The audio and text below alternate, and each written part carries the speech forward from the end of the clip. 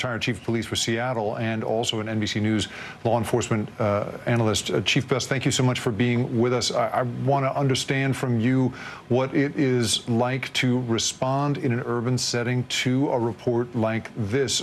These incidents, of course, are far too common here in the United States, and I'm wondering what you can tell us a little bit about the choreography that goes into responding to this and what the experience is like for officers like the ones you commanded on the ground when they're responding to a mass shooter situation. Yeah, absolutely. These situations are, highly intense for the officers responding. As any chief will tell you, it's one of the worst things that you can have to go to in terms of the number of casualties that may be in place. There's a lot of unknown information to start, and you'll want to start finding out as much as you can about the suspect or potential suspects in this circumstance. They'll take a look at any video, anybody who has any information that's called into 911, any descriptions from that as they deploy in the area and attempt to locate the suspect wherever they are. So it's going to be all hands on deck, as you heard earlier, with everyone responding. There'll be multiple jurisdictions that will come out and support one another. They'll set up communications and communications teams so that they can adequately search for the suspect and gather any information they can from news reports and anything else that's available. And Chief Best, Central Maine Medical Center is reporting at this point, confirming that there is a mass casualty event that it is responding to. That suggests, of course, that there are multiple victims here. Given what you know of the potential damage done by the sort of long rifle that this shooter seems to be holding in the photographs we've been showing on screen as we've been speaking, what kinds of injuries do you think we are looking at? How dangerous and deadly could this man have been? Needless to say, with the capacity of these long rifles, we're looking at catastrophic injuries and most likely some fatalities. The likelihood of survival is very low when struck by one of these types of weapons. So I don't know the number. Obviously, information is still coming in, and we're early on. It's very preliminary. But, clearly there are going to be some very significant injuries, and I would not doubt that there'll be some casualties and some death in this situation. Extremely dangerous, that is, for the officers responding as well as the community. Since this person is at large, we don't know their mental state or what they have in mind. So it's a very volatile situation at this point. And Chief Best, thank you so much for being here. We're going to now turn to our local affiliate in Maine that has been covering this and bring you a little bit of their coverage as they work to get on top of what is happening across Lewiston. Again, a mass casualty event is taking place in Lewiston right now. Here's what they have to say. Also pulling into the scene right there. As we pulled in there, like I said, law enforcement told us that this is an active situation. That's one of the scenes that they are looking at right now, in addition to the Walmart distribution center in Lewiston, and along with that bar called Shemengen. Now, the lockdown means stay inside, do not drive around, lock your doors, and be on the lookout. Now, we do know that there is a staging area shelter where people are linking up who don't have anywhere else to go right now. And I believe we have had Alex at that scene now for a while. But for now, we're here live outside across the street from the Spare Time Recreational Center, which is one of the scenes where police tell us that they are looking for this active shooter. Jack Molman live in Lewiston for us tonight. And Jack, you mentioned still an active scene happening behind you. Are you seeing kind of people who were bowling there, or is it just police? Has everyone kind of been evacuated from that scene? No, Amanda, it appears everybody there has been evacuated. We did not see one single car there that was not a law enforcement vehicle. It seems that it's pretty much on lockdown right now with several dozen law enforcement vehicles there. And again, like I said earlier, it's obviously a very tense scene right there, as when we pulled in, they asked us to leave as that it's an active situation. All right, Jack Molman, we'll check back in with you in a minute. Right, and one of our colleagues here at News Center Maine shared with us that there was a personal connection to one of our colleagues here who had a family member at Spare Time this evening. And they are currently in surgery, from what we're hearing. And again, I think this is something that's going to impact a lot of people. We're hearing a number of people are injured out of this situation. Again, police are not confirming any deaths at this point. They're not giving us a number on how many people are injured, because I'm sure they're also still trying to figure all of that out. It's a very, very active situation. Of course, and they continue to look for this man. Please take a look at your screens there. I know it is hard to look at, seeing a man with a gun walking into that spare time recreation facility. If you know him, if you even think that you know him, police do ask that you give them a call. If you see him in public, you should also call police, but do not approach him. Police are still looking for that shooter, and they say even possibly shooters this evening. We're hearing from several people weighing in, including our politicians. Governor Mills weighed in earlier. We just got a statement in from Senator Angus King's office. Do we have that to pull up for you?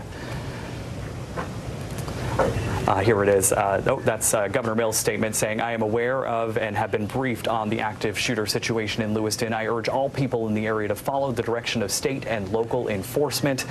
Going on to say, I will continue to monitor the situation and remain in close contact with public safety officials. Senator King saying he is deeply sad for the city of Lewiston and all those worried about their family, friends, and neighbors. He is receiving regular updates and awaits further information, and will be headed directly home to Maine once the Senate's final vote is held tomorrow afternoon. Given the shelter in place currently underway, he asks all in Androscoggin County to allow first responders to address the threat, stay indoors, and report any suspicious behavior to the local authorities. Again, that's Senator Angus King there sharing that statement tonight. And of course, the local authorities agreeing with that sentiment. Lewiston police, we're hearing from state police, we're hearing from Androscoggin County, all saying, please stay off the roads, stay where you are, just lock everything up, because they are trying to find this active shooter or shooters. Yeah, and it sounds like that mission is even more complicated because of just the sheer number of scenes. Right now we have 2 scenes, the spare time facility as well as Schmeggy's Bar and Grill, but it seems like there could be even more that they're dealing with, that senior living facility, as well as several other places in the Lewiston area tonight. So again, reports of an active shooter in Lewiston tonight, multiple people injured. We still don't know specific numbers, but police are working to share that information as soon as we know more. And like you said, that does complicate things to have multiple scenes. We heard from Mary Ellen Davis, who was at the Seniors Plus Center, kind of across from Spare Time Recreation there on Mollison Way, and she said that police showed up, told them all to stay inside, but then when they realized that there was another door somewhere else that was unlocked or open, then they made everybody evacuate so that they could clear the building. So obviously it's a complicated situation for law enforcement who are involved in this investigation, but we have seen just a sheer number of law enforcement agencies responding to this. That we have, and I want to pull up that photo again. I know, again, that this is hard to look at, but this is who police are looking for right now, and it is critical that if you know who this man is entering the Spare Time Recreation facility there with a gun, you contact police. I believe we have an email address yes. for dispatch. Dispatch at androscoggincountymaine.gov. Again, dispatch at androscoggincountymaine.gov. They also say you can respond to them right there on Facebook. They are actively monitoring that as well. Now, we talked about the hospitals. We called St. Mary's Hospital, and obviously they were very, very busy. They said, we are in an emergency meeting right now. We can't speak about what's going on. We did also hear from Central Maine Medical Center. That's a trauma hospital in Lewiston, and they said that they are reacting to a mass casualty, mass shooter event. At this time, there are no specifics to share on the number of casualties. Central Maine Healthcare is coordinating with area hospitals to take in patients. So again, this is an active shooting situation in Lewiston.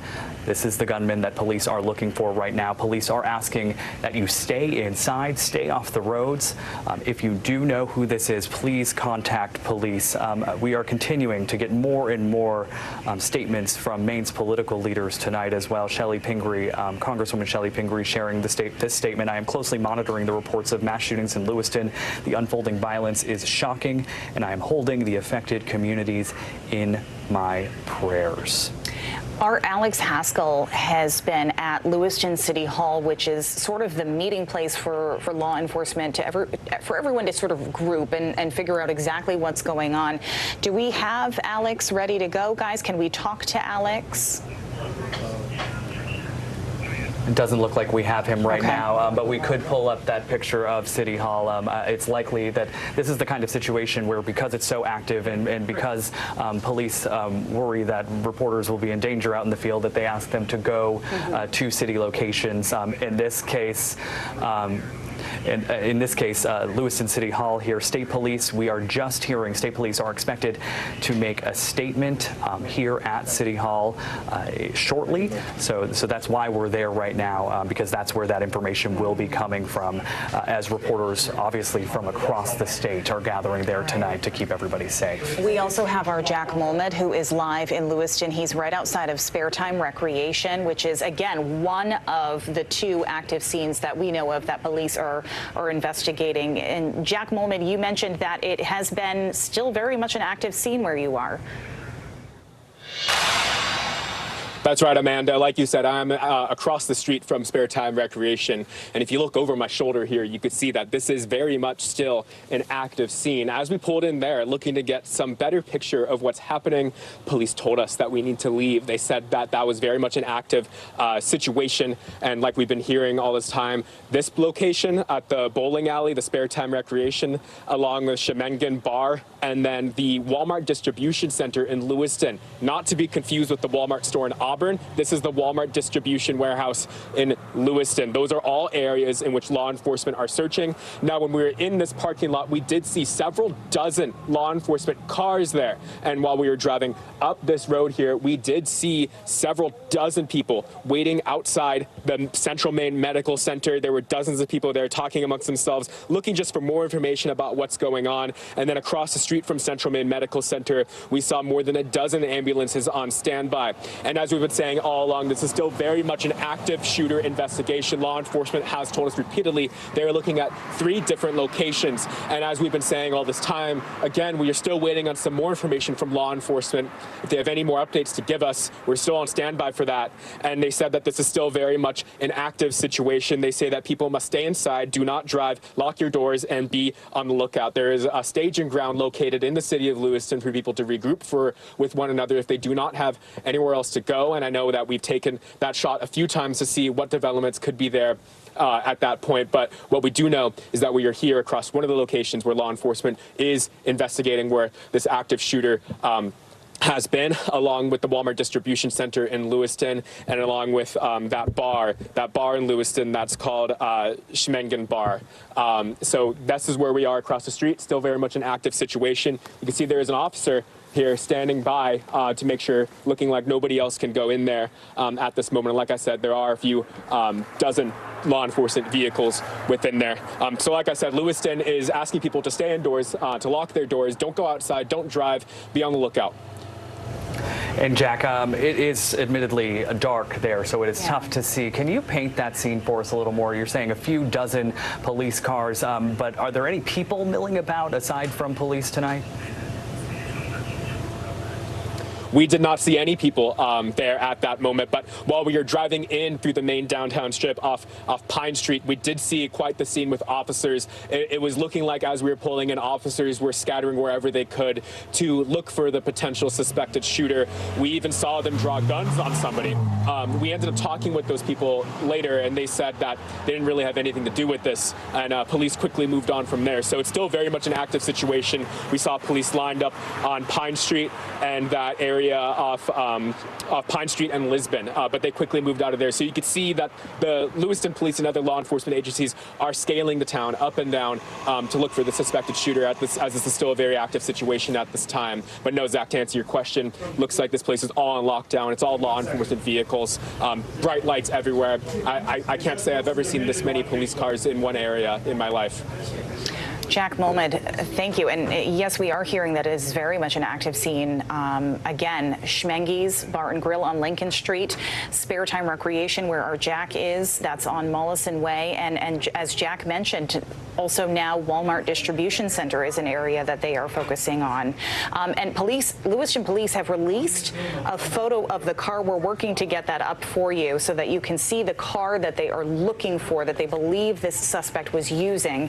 Again, Again, they are asking everyone to stay where you are, lock the doors. Do we have the photo? We have the photo. There we go. All right, there you can see on your screen.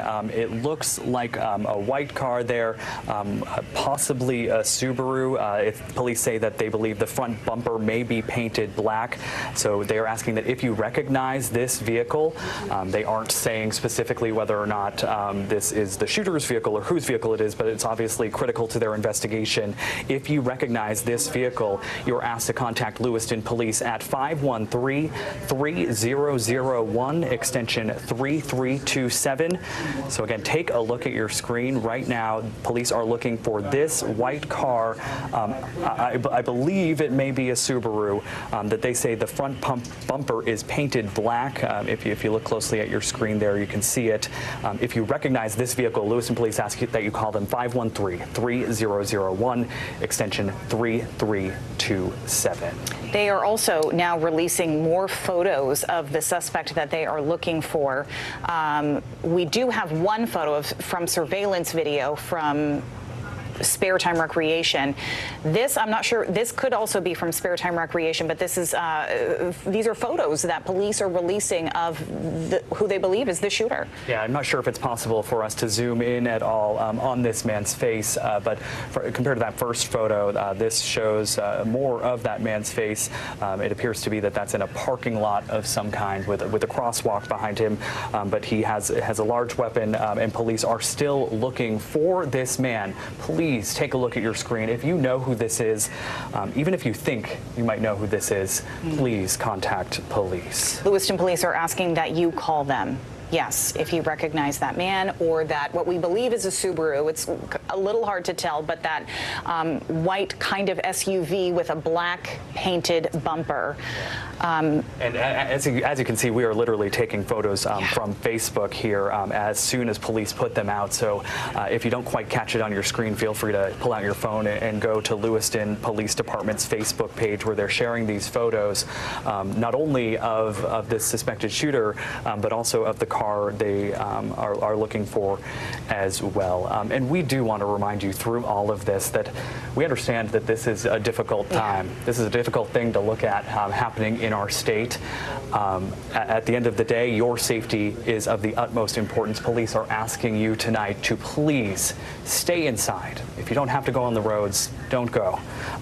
Keep your family safe and your loved ones safe tonight. Certainly something that has affected a lot of people. We know that there was a bowling league that was happening at Spare Time Recreation tonight.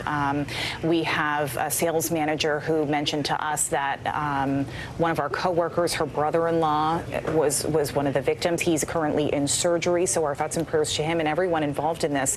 Now, there are some news stations that are reporting numbers, but at this point, we do not have anything confirmed in terms of how many people are injured or whether anyone has been killed here. But we do know from Lewiston Police that a number of people have been injured out of these active scenes. Again, we know Spare Time Recreation on Mollison Way. We know Schmenge's Bar and Grill on Lincoln Street, and we know of Walmart Distribution Center in Lewiston. Right, and you know that area perhaps better than I do. It's a busy area. There's all sorts of different places like that to go. And a bowling alley, a place folks go after work at the end of the day to meet up with friends and enjoy themselves. And we know, right down the street from there are a couple of restaurants. You've got Legends and Marco's, and you've got Subway, and right across the street there was Seniors Plus, where a number of seniors were meeting. We talked to one woman, Mary Ellen Davis. She spoke to Chris Costa on the phone a little bit earlier tonight. That was very much an active situation while he was on the phone with her. She was at Seniors Plus. Can we take some sound from Mary Ellen? Yeah, everybody's here is fine. We're cold. We're worried. There's one very elderly woman who is doing the best she can. We're being told to leave right now. We're going to the armory in Lewiston. Okay. Are they telling you why? Just to find a safer place? I have to listen to the police. Okay. Okay. You can call me back in 15 minutes if you want. Okay. Thanks, Mary Ellen. Be safe. I've dealt with one of these for 27 years, so please be patient. I know you want to get out of here. We're going to do what we can to get you out of here, but I got to protect everyone. Okay? Wow, that is some really tough sound to listen to. Obviously an intense moment, not only for those folks who were at that Senior Plus facility. Mary Ellen telling us that they were in there for a knitting group that was coming together. Not just folks that live there, people from the community coming in just to spend the night together, forced to shelter in place. Yeah. And then police, apparently, according to Mary Ellen, realized a door was left open. So then they were concerned that there could be a danger, and they had to sweep the building, requiring them to move them out. And that's when she was on the phone with us there, and police trying to handle that situation. And of course, they're trying to handle situations like that in multiple parts of the city tonight. We are expecting an update from state police at Lewiston City Hall shortly. But I also want to share, we are just learning on Twitter that Boston ATF agents are responding to Lewiston. So this is having far-reaching effects, not only for the city of Lewiston, but for agencies all across the state, the local sheriff's office, as well as state police. And now Boston ATF is also on the way to the scene. Multiple agencies responding. Again, this is from surveillance video from Spare Time in Lewiston. This is who police are looking for right now. If you recognize this person or this vehicle here, which has a black bumper, it looks like a white or a silver crossover vehicle with a black bumper, police are looking for that person and for this vehicle. If you know anything, you can call Lewiston Police. You can also reach out to Androscoggin County Sheriffs. They say they are responding on Facebook. They're also responding you can email dispatch@androscoggincountymaine.gov. Again, dispatch@androscoggincountymaine.gov. And as Zach mentioned, this is something that has affected a lot of people in that area. We know multiple bars, restaurants actually closed down. Some of them locked their doors, locked everyone in until they could figure out what exactly was going on. And this remains an active situation. Yeah, so at this point, there still could be those people that are locked in places. But of course, we haven't received an update from police just yet to say specifically what's going on there. And I want to ask our control room to perhaps pull up that close-up shot we have of the shooter, because I think it's really important that we look at who he is tonight. Police are still searching for this man, clearly caught on surveillance camera here in a parking lot. You can see a closer shot of his face here compared to that photo we were sharing earlier. Appears to have a large gun in his hands. If you know him, please give police a call. Yeah. News Center Maine's Alex Haskell is standing by for us at Lewiston City Hall, where, Alex, I hear we're supposed to get more information from state police in just a few moments. Yeah, hey, Zach, we are waiting for a spokesperson to come over here and share a few more details with us. Last I heard, the spokesperson was at the Lewiston Police Department on their way here, so we should hear from them, see them anytime. I do want to share with you kind of what the scene was like as we approached Lewiston.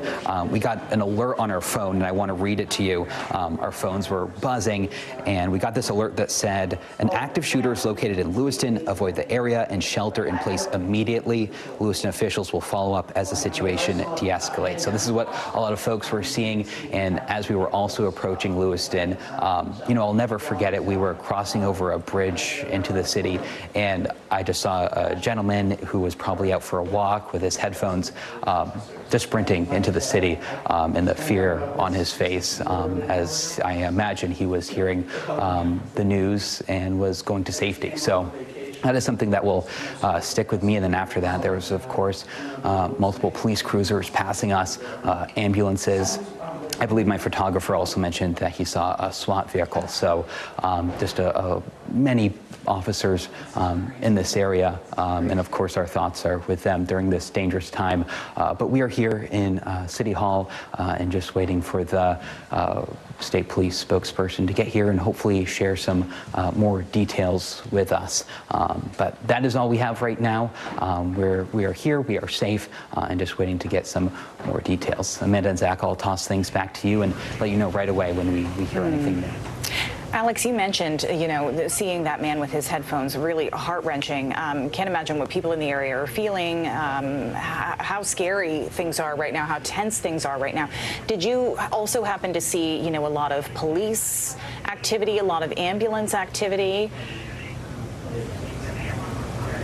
So we saw a lot of police cruisers, a lot of ambulance pass us, I think about 10 as we were here in Lewiston. You know, we were told to get to City Hall as quick as we can. So that was our main mission, but we had to pull over many times to allow police officers pass us. And, you know, we do stories here in Lewiston at nighttime. It's fairly active city, and you know it was quiet on the sidewalks, and that was a new experience. So very active with police, but you know, many people are staying indoors and listening to the advice given to them. Absolutely. Of course, a tough, when we talk about these kinds of things, we talk about them in other parts of the country. Right. And we always say that line, it could never happen here.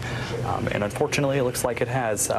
That alert going out on cell phones across the greater Lewiston area tonight. Right. Must have been tough. And I'm from the area. Brian Yukono's from the area. We have family and friends, a lot of family and friends out in that area. Obviously, our hearts go out to everybody out there. But it's something, again, that affects so many people. Obviously, it affects the entire state of Maine because we haven't seen anything of this magnitude before. But also, it affects, you know, they had a bowling league happening at Spare Time Recreation in Lewiston. That was one of the scenes. You know, there are restaurants right there where families with their children are out to dinner. You had kids who were playing hockey at the rink in Auburn who had to stop playing hockey, who had to go home. You have people in restaurants that were just completely locked down in the area. So glad to hear that the streets are clear, that people are taking heed, that they are listening to police and staying where they are. Meantime, this is all, of course, because this is an active situation. They are looking for this man right there on your screen. If you know who he is, please give police a call. It really doesn't matter how you get a hold of them. You can call them on the phone. You can reach out to them on their Facebook page. I believe we also have a photo of the car police say they are looking for. We are, as you can see, just pulling up this information right on Lewiston Police Department's Facebook page. So if you don't catch it here on air, feel free to pull out your phone and go there. But this is that car they're looking for, a white vehicle. It appears to be a Subaru of some kind of wagon SUV crossover type. Police say the front bumper is spray painted black, as you can kind of see there in that photo. So if you know whose car this is, please, or if you see it, please give Lewiston Police a call at 513-3001, extension 3327. Again, that's 513-3001, extension 3327.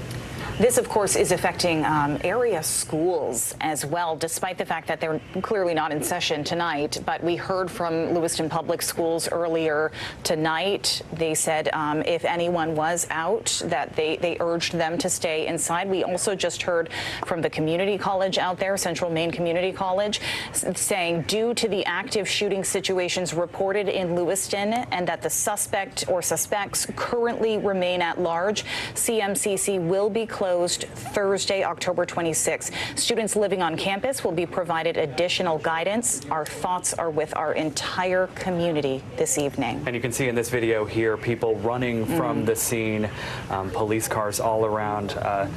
We are working to get some more information for you. State police are expected to give an update at Lewiston City Hall any moment now. And of course, as soon as they speak to the media, we will have that live here on air and online. And as Amanda said, this has far-reaching impacts.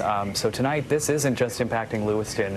When something like this happens in Maine, it affects the entire state and communities surrounding Lewiston. We're also hearing agents from as far away as Boston. ATF agents are headed to Maine. State Police, Androscoggin County, Lewiston Police, other local police departments all train for this. We have covered those stories where they train for every situation and how to respond to this situation, and they all jumped into action tonight, and they are at several scenes in the city of Lewiston tonight just trying to make sense of what happened. This video, you can just see the sheer number of people. Yeah. And what's been most helpful to them through this investigation is having people people stay where they are. Shelter in place is what they're calling it. They are calling this a manhunt. They're asking people to lock the doors, stay inside, stay off the roads, keep things clear for them to move around and do what they need to do. They obviously have leads that they're following, and I'm sure they'll update us on that when we hear from them when they step into Lewiston City Hall to brief us. Now, you mentioned this affects the entire state. We heard from Governor Janet Mills a little bit earlier. She had released a statement, and she said in part that she is aware of and has been briefed on the active shooter situation in Lewiston. She said, I urge all people in the area to follow the direction of state and local enforcement. I will continue to monitor the situation and remain in close contact with public safety officials. And we also have something else just in from a senior White House reporter for Bloomberg, the news agency Bloomberg, tweeting out the president has been briefed on what's known so far about the mass shooting in Lewiston, Maine, and will continue to receive updates. Again, we're working to confirm that independently, but a reputable news source, Bloomberg, a White House reporter saying that even the president has been notified of this incident in Maine tonight. Again, just to reiterate where this area is, the active scenes, we know Spare Time Recreation on Mollison Way in Lewiston, and then about 4 miles from there, Schmeggy's Bar and Grill on Lincoln Street. And as our reporter Jack Mulmid told us earlier tonight, they are at Walmart Distribution Center in Lewiston as well, all active scenes. And we do believe that Jack has moved locations. I don't know if he's prepared to speak with us at all, or it looks like he's in the midst of talking with somebody now, so we'll give him a moment before we go back to him. But these are... In the meantime, we really should, I know it's hard to look at, but pull up that photo of the shooter again for folks, because if you know who he is, police need you to give them a call tonight. They're looking for any information on this man who, as you can see here in this surveillance image, walked into Spare Time with a large gun and injured numerous people, and we're still working to learn those numbers. You may have seen on other national news outlets, numbers have been put out, but we have not independently received numbers. We want to make sure we get those numbers right for you, so we are waiting to hear from state police on specifics any moment now. And again, it's about getting it right in a situation like this for you, so please stay with us. We will give you the most accurate information as soon as you can. This image here, a closer, better shot of that gunman's face so that you can see him. Please give police a call. And certainly, as Zach mentioned, we know these are difficult images to look at. It's hard for us to look at these images, but it's important that if you do recognize this person, that you reach out. Lewiston police are asking you to call them. Again, they are also looking for a car that is, we can't tell, it's either white or silver with a black bumper. We do have an image of it. There it is, right there on your screen. Police are looking for that vehicle as well. So again, if you know anything about this, and that vehicle has a black front bumper. Yeah, I believe Jack Mulmid moved to a new location. He was outside of Spare Time earlier, and if he can hear us, he's talking to someone. He's busy right now. Yeah, he's in the midst, but he looks like he's right outside of Central Maine Medical Center. Looks like the emergency department that he's at. So we'll let him. He's in the middle of an interview right now. We'll let him finish that up, and then we'll certainly hope to get more information from him while he's there. But we saw images from Central Maine Medical Center earlier tonight, and just the number of ambulances lined up there. Yeah. Just difficult to see. We also heard from Central Maine Medical Center. They said they are reacting to a mass casualty, mass shooter event at this time.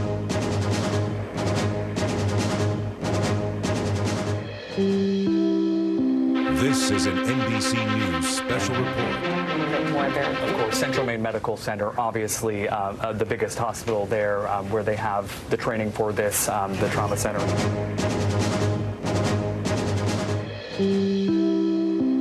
This is an NBC News special report. Here's Lester Holt. Good evening, everyone. We're coming on the air with breaking news out of Maine, where at least 15 people were killed and dozens more injured in multiple shootings in the city of Lewiston.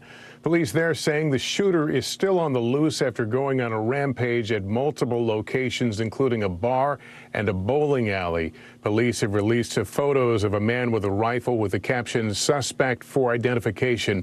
A local medical center said it was responding to a mass casualty event. A shelter-in-place order is now in effect, with police asking people there to stay inside and off the roads while they search in what they're calling a manhunt for the shooter. That concludes this NBC News special report. We'll have much more ahead in our streaming network, NBC News Now, online at NBCnews.com. I'm Lester Holt. Thank you for watching, and good evening.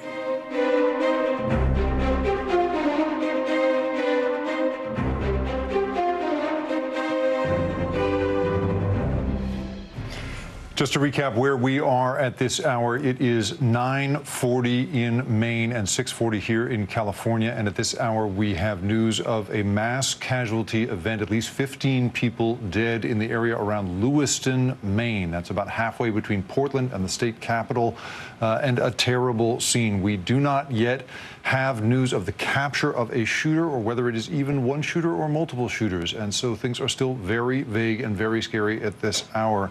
One colleague of ours at NBC in Maine says that this is almost an entire year's worth of homicides for the entire state of Maine in a single night. There were 18 murders in 2021, 10 of which were domestic per state statistics. So the idea that this could have been as awful as the early reports suggest makes it especially awful and traumatizing in the context of Maine. This is also, we would point out, we have had more than 500 mass shootings in the United States at this point in the year, and the idea that we are coming up on yet another one is just absolutely heartbreaking.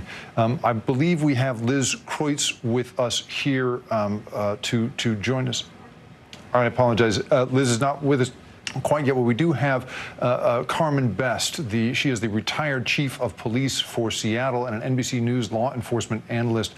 Carmen, obviously things are moving very quickly here, and the details are still sketchy, but Lewiston, Maine Police Department said, quote, "We are currently dealing with an active shooter incident. We believe that there are at least 2 locations involved. By my read of the map, they're about 10 minutes apart. Police are also saying, please stay off the roads to allow emergency responders access to hospitals." Schmengi seems to be a restaurant, and I wonder, knowing that there may have been many people there, how serious is this situation in your estimation? This is Carmen Best from the former Seattle Police Chief, and just weighing in on what is an ongoing and evolving situation there in Maine. As you can imagine, multiple resources are responding from all over Maine and elsewhere, including federal agencies, for this shooting. The information, as with all of these cases, is when it's preliminary and ongoing, can be, somewhat changing as the situation evolves. But we are hearing multiple locations, multiple casualties, most likely due to the picture that I'm seeing with the weaponry that suspect has. Some fatalities, obviously I don't know that, but I would surmise that is most likely, and that the medical personnel and law enforcement personnel is on all hands on deck at this point, trying to, 1, save the victims, and 2, locate this at least one person we know of at large, and potentially more. And Carmen, I have to assume that police would, of course, be telling people to stay inside and clear the area as much as possible, no matter what firearm a suspect was armed with. But we're seeing photos, of course, we now have it from 3 different angles, that this is a man carrying a long rifle, one that seems to be equipped with a scope, possibly with a military-style underbarrel attachment, a flashlight of some sort attached there. Considering what he seems to be carrying, how much does that raise the stakes, and how important is it that everybody stay inside at this hour? It's critically important, and it raises stakes very, very high, even for the responding personnel, because they're going to have to make sure that they have the type of weaponry that is to match what they're up against in this situation. clearly is very dangerous. With the scope and other things that we're seeing, people should, not only lock down indoors, but, stay away from windows and any place where they can be seen from a distance for their own protection and safety.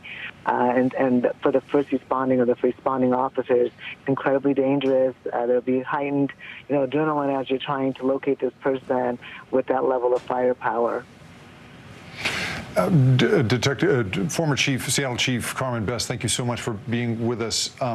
Just to reiterate, at this hour, at least 15 people are dead and as many as 50 to possibly 60 are injured after a man fired in several locations, including at a bowling alley in Lewiston, Maine, according to 4 law enforcement officials who were briefed on the matter so far, and it is very early in the investigation here. And so, of course, we have to be careful with this, but there are no initial signs of terrorism. There is no signs that this was targeted against any particular population. We think that this may have simply been, and it is a terrible phrase to say, but a random act of violence, as far as we can tell right now. Joining us now is Frank Friedluzzi. He's NBC's national security analyst. Frank, given what you are seeing here as the numbers of dead come out, and it's clear that at least 15 were killed, as many as 50 or 60 may have been injured, what is your assessment of this situation at this hour? Yeah, the numbers are approaching, unfortunately, record numbers. I mean, there are some NBC News reports that we're at least 22 dead now, 50 to 60 injured.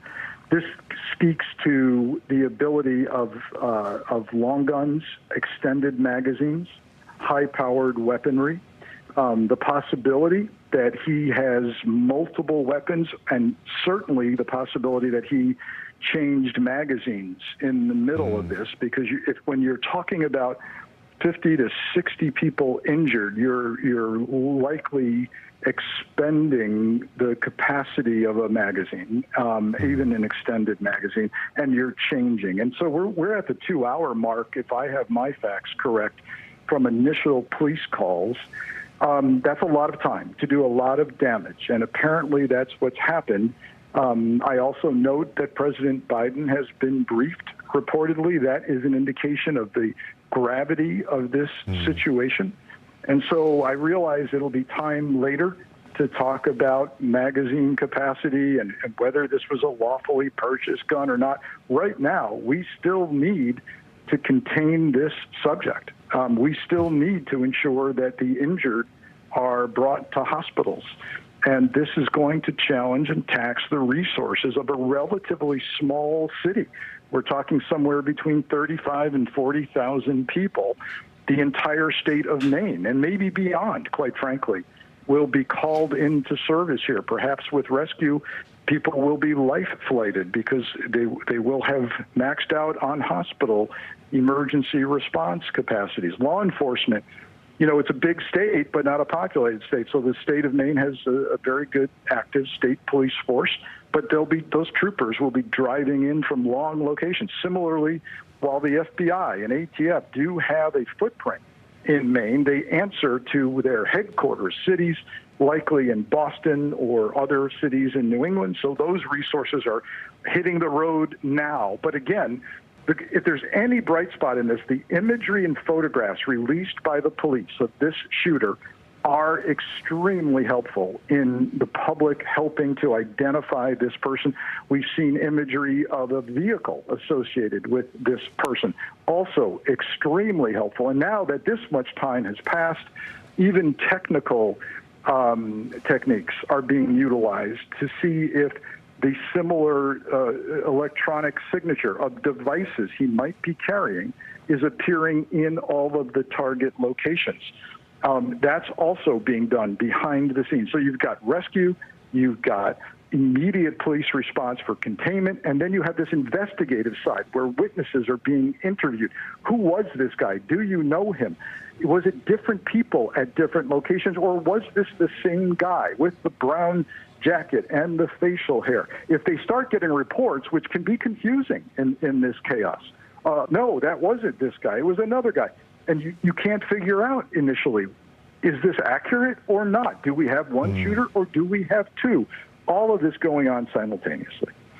Frank, is there any help to the fact that this is such a small town when it comes to the law enforcement response? The idea that a population of only, let's say, 35,000, does that in some way, do you think, assist the police in more quickly identifying someone like this? I can't help but notice that in the footage we've been seeing over the course of the last half hour or so, people are, for instance, coming out of one building with their hands up until they are identified by police and then let on, passed on. I have to assume that a city this size perhaps knows this man and the identification might happen a little more quickly. Do you think the fact that this is a relatively small city might help in his identification in any way?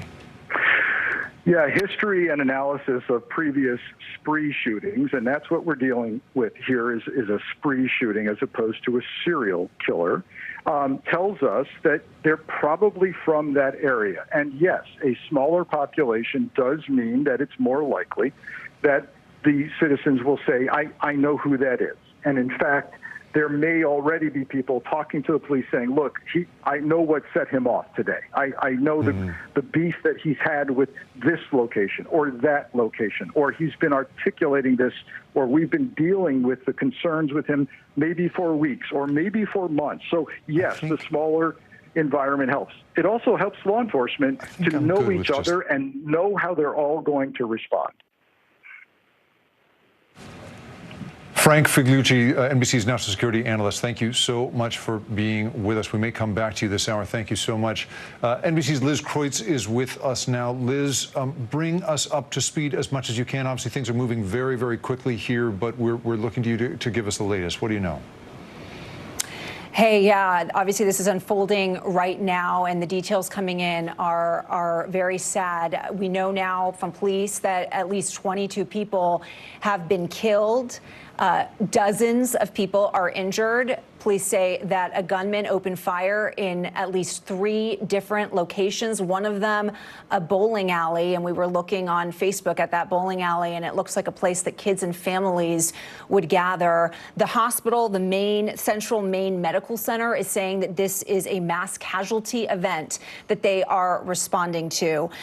Law enforcement, again, saying that the shooter went to 3 different locations, and that gunman is still on the loose. They did release a picture of a suspect, a pretty scary picture of a man there holding a rifle, and that man, the gunman, is still on the loose right now. This has prompted a shelter-in-place order in Lewiston and the surrounding areas. Residents there have been told to shelter in place, to lock their doors, to not leave their homes as this manhunt gets underway. We know that the ATF Boston is now responding. A White House official says that President Biden has been briefed. The governor of Maine has also been briefed and is monitoring and telling people to heed the warnings, heed that shelter-in-place order, and stay inside. So again, this is in Lewiston, Maine, about 45 minutes north of Portland, Maine. For some reference, it's an evolving situation right now, but police are saying that at least 22 people have been killed, dozens more injured, and yet another mass shooting here in the U.S., Jake. And Liz, as we flash through the photographs that police have released of this suspect, the man you see pictured there holding a long rifle, wearing a hooded sweatshirt, dressed in what appear to be dark pants and perhaps boots of some sort. We also, of course, have this photograph of his vehicle, and police are urging people in the relatively small town of Lewiston, population around 35,000 people, to report it to authorities if they know the man or they know anything about the vehicle he is driving. The numbers are, of course, changing as we speak. The number of dead has risen to 22, as many as 50 to 60 people injured at this point. And again, more than 500 mass shootings in the United States so far this year. This is yet another one. Liz, you've obviously been in this business a long time. You have covered these sorts of events in the past. As this unfolds, there's this just terrible choreography of trying to sort out the suspect from all of these people who we see here in the footage running here, running from the scene, coming out to present themselves to police with their hands up. I mean, the confusion and the disarray at the beginning of a moment like this is in many ways the worst part of it. And given what you have reported on in the past, what do you think police are doing at this time to try to sort victims and witnesses from the possible shooter on the loose now? I mean, yeah, that's one of the hardest things right now. It's dark there, as you can see. It's late at night right now. And so that is going to be a very challenging part of this, which, of course, is why law enforcement is telling people to stay inside, to heed those warnings. And I think that this is just one of these nightmares that people continue to think won't happen to them. And far too often it is. It's happening, yet again, here we are, you and I, Jake, in this situation, reporting on another mass shooting. And there is a lot of sort of unknowns as these things begin to unfold. But it's only been a few hours since these first initial reports came in, and already law enforcement has been able to give that report that at least 22 dead, 50 to 60 injured. I mean, this is really, truly devastating, Jake. And, obviously, Liz, we're seeing at this hour the ongoing tally here rising and rising. We've seen that the president has been briefed on this. Presumably, that suggests that this event, which took place, it's just been shared with me. The latest FBI data shows that Maine had the lowest rate of violent crime in the country. We heard our colleagues at the affiliate WCHS saying that they really just considered it unimaginable that this would happen in their corner of the world. And now suddenly you have the president being briefed on this situation. What does that suggest to you about how big an event this is, how notable it is nationally, such that the president, it's been brought to his desk? Yeah, I think it clearly, I mean, obviously in situations like this, we often hear that the president's been briefed, but I think just the fact these sheer numbers, at least 22 dead and 50 to 60 injured, it's very clear that President Biden is going to be briefed. And, I think, again, you talk about states with low gun violence and states with high gun violence. Nobody is immune from this kind of violence right now, big towns, small towns, and we're seeing that unfold tonight, Jake. We have been learning a little bit more about the places involved here. It was a bowling alley, as I understand it, and a restaurant, Schmengi's, which are about a 10 to 11-minute drive apart from one another. Schmengi's was hosting an industry night for bar and restaurant workers. We heard earlier from Frank Felucci that one of the most haunting and horrible aspects of this is that because this seems to have unfolded over a certain period of time, that the weapon the suspect was holding probably had to be reloaded in the midst of it. And there's just something I think particularly haunting about that idea that in the midst of this is a man who in some way paused and then rearmed himself to do more damage. And I think, again, for you and I who have covered these sorts of events in the past, the destructive force that a long weapon like that affords a single person who makes the decision to do something like this is just so particularly horrible. And I just think there is something haunting. I'm at a loss for words here, just because it is so haunting to think that a single person could make a decision that affects so many people. And I know that you have encountered that dynamic as well in your career. Absolutely, and also covering a lot of politics. We know that this is what's going to lead to more political debate, certainly, about whether people should be able to have those types of firearms, like the firearms we see in that picture that's been released by law enforcement. And so this is going to be a story that I think we have reporters on the way. We are going to be covering very, very closely. And again, it's so sad. I remember covering the Las Vegas massacre and interviewing some of the people there, and I still kept in touch with some of them, and it's not something that goes away. And these people describe it as this sad club that they join when they become part of this mass shooting club, and it's a very sad one to be part of, Jake.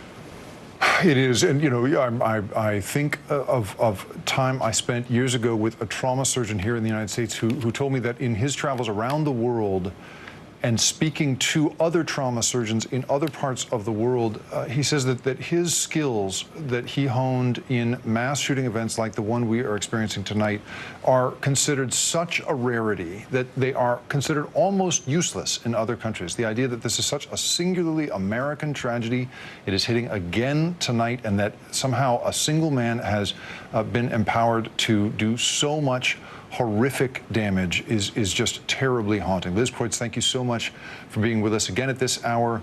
22 dead and dozens more injured in this Maine shooting. 2 locations at least. They are roughly 10 minutes drive from one another. Details are still being unfolded. But again, we are coming on air. We're coming on here with the details as we get them. And the idea, you know, that a single person, again, could be in the position of doing this damage is so terrifying. You are watching breaking news coverage of a mass casualty shooting out of Lewiston, Maine. Police sources tell NBC News at least 22 people have been killed. It could be as many as 60 injured. We're going to pause here for an NBC News special report with Lester Holt.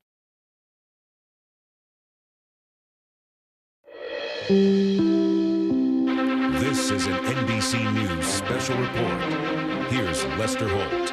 Good evening, everyone. We're coming on the air with breaking news out of Maine, where 22 people were killed, 50 to 60 more injured in multiple shootings in the city of Lewiston, which is north of Portland. Police there releasing this photo of the suspect holding a rifle, saying the shooter is still on the loose after going on a rampage at multiple locations, including a bar and a bowling alley. Again, the suspect is not in custody, and police told people in the area to stay inside and off the roads. Let's go straight to NBC News correspondent Liz Kreutz now with more. Liz, what else do we know?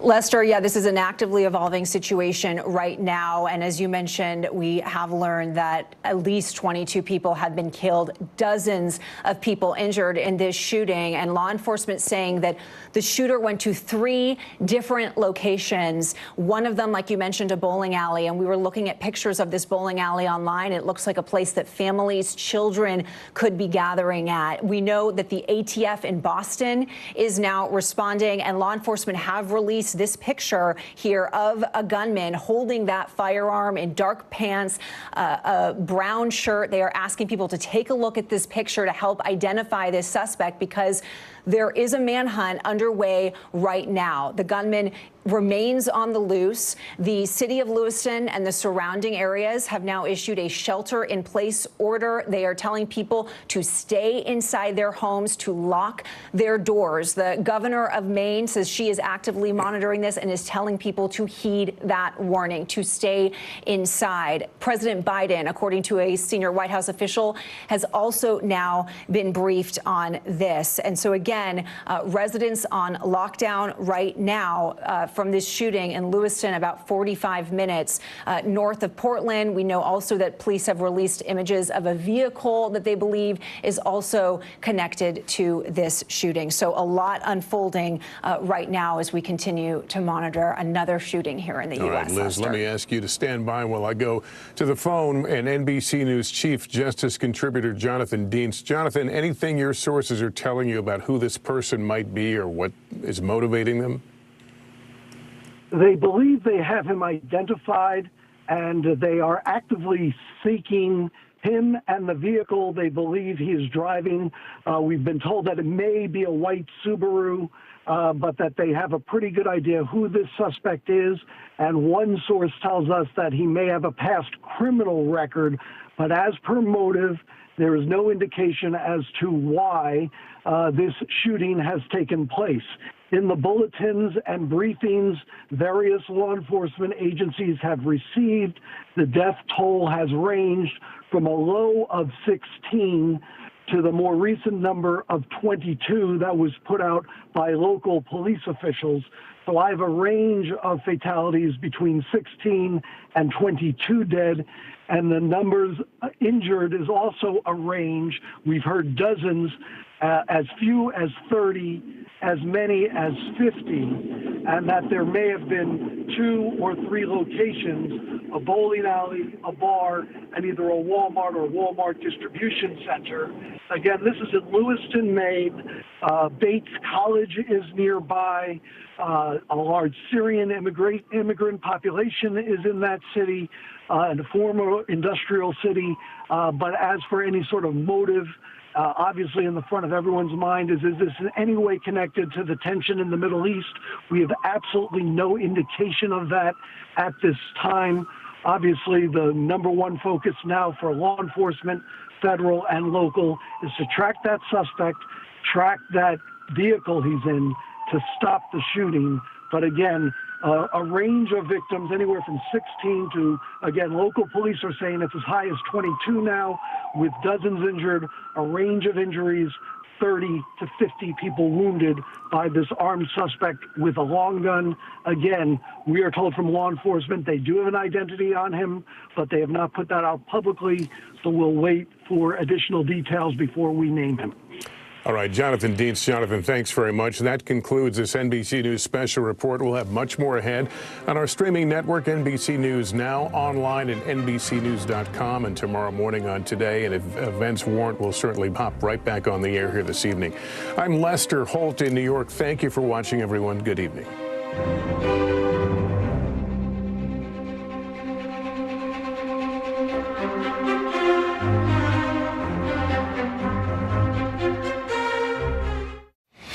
Just to recap, breaking news out of Maine, where 22 people have been killed and dozens injured in multiple shootings in the city of Lewiston, north of Portland, Maine. It took place at a bar, restaurant, and a bowling alley. Police have released this photo, one of several, of a man with something that looks like a long rifle. A local medical center said it was responding to a mass casualty event. Lewiston and Auburn, Maine, have a shelter-in-place order in effect. They are asking people to stay inside and lock the doors as the manhunt continues. We're joined now over the phone by live here with Jim Kavanaugh, who has been our expert voice on the police response here. Jim, if we have you, I'd like to ask you a little bit about what you think the response is like at this point. Have the details sharpened for you at all? And do you think the police response will shift at all now that we know that 22 people are dead, as many as 50 to 60 injured? What does that suggest to you about the danger posed by this one individual? Well, I think the danger, Jake, has gone on a larger radius, with this killer, this active killer, spree killer. They say he's in a vehicle, maybe. They're giving a vehicle description out. Look, we just got to look at his past behavior. Look, he's gone to multiple scenes, it looks like. They're not reporting multiple shooters. They're only reporting this one guy, and he's in a vehicle. Well, look, we all know the territory in New England. Those states are very close. We're 2 hours, an hour and a half, 2 hours into this thing. I mean, he could be in another state. He could be driving in Massachusetts. He could still be in the local area too, but don't rule out that he's not mobile going somewhere else. From the pictures we looked at and Jake and talked about earlier, his BDUs look like, to me, they're chock full of stuff. He might have multiple magazines. Clearly, by the number of victims, 60 wounded, maybe 22 dead.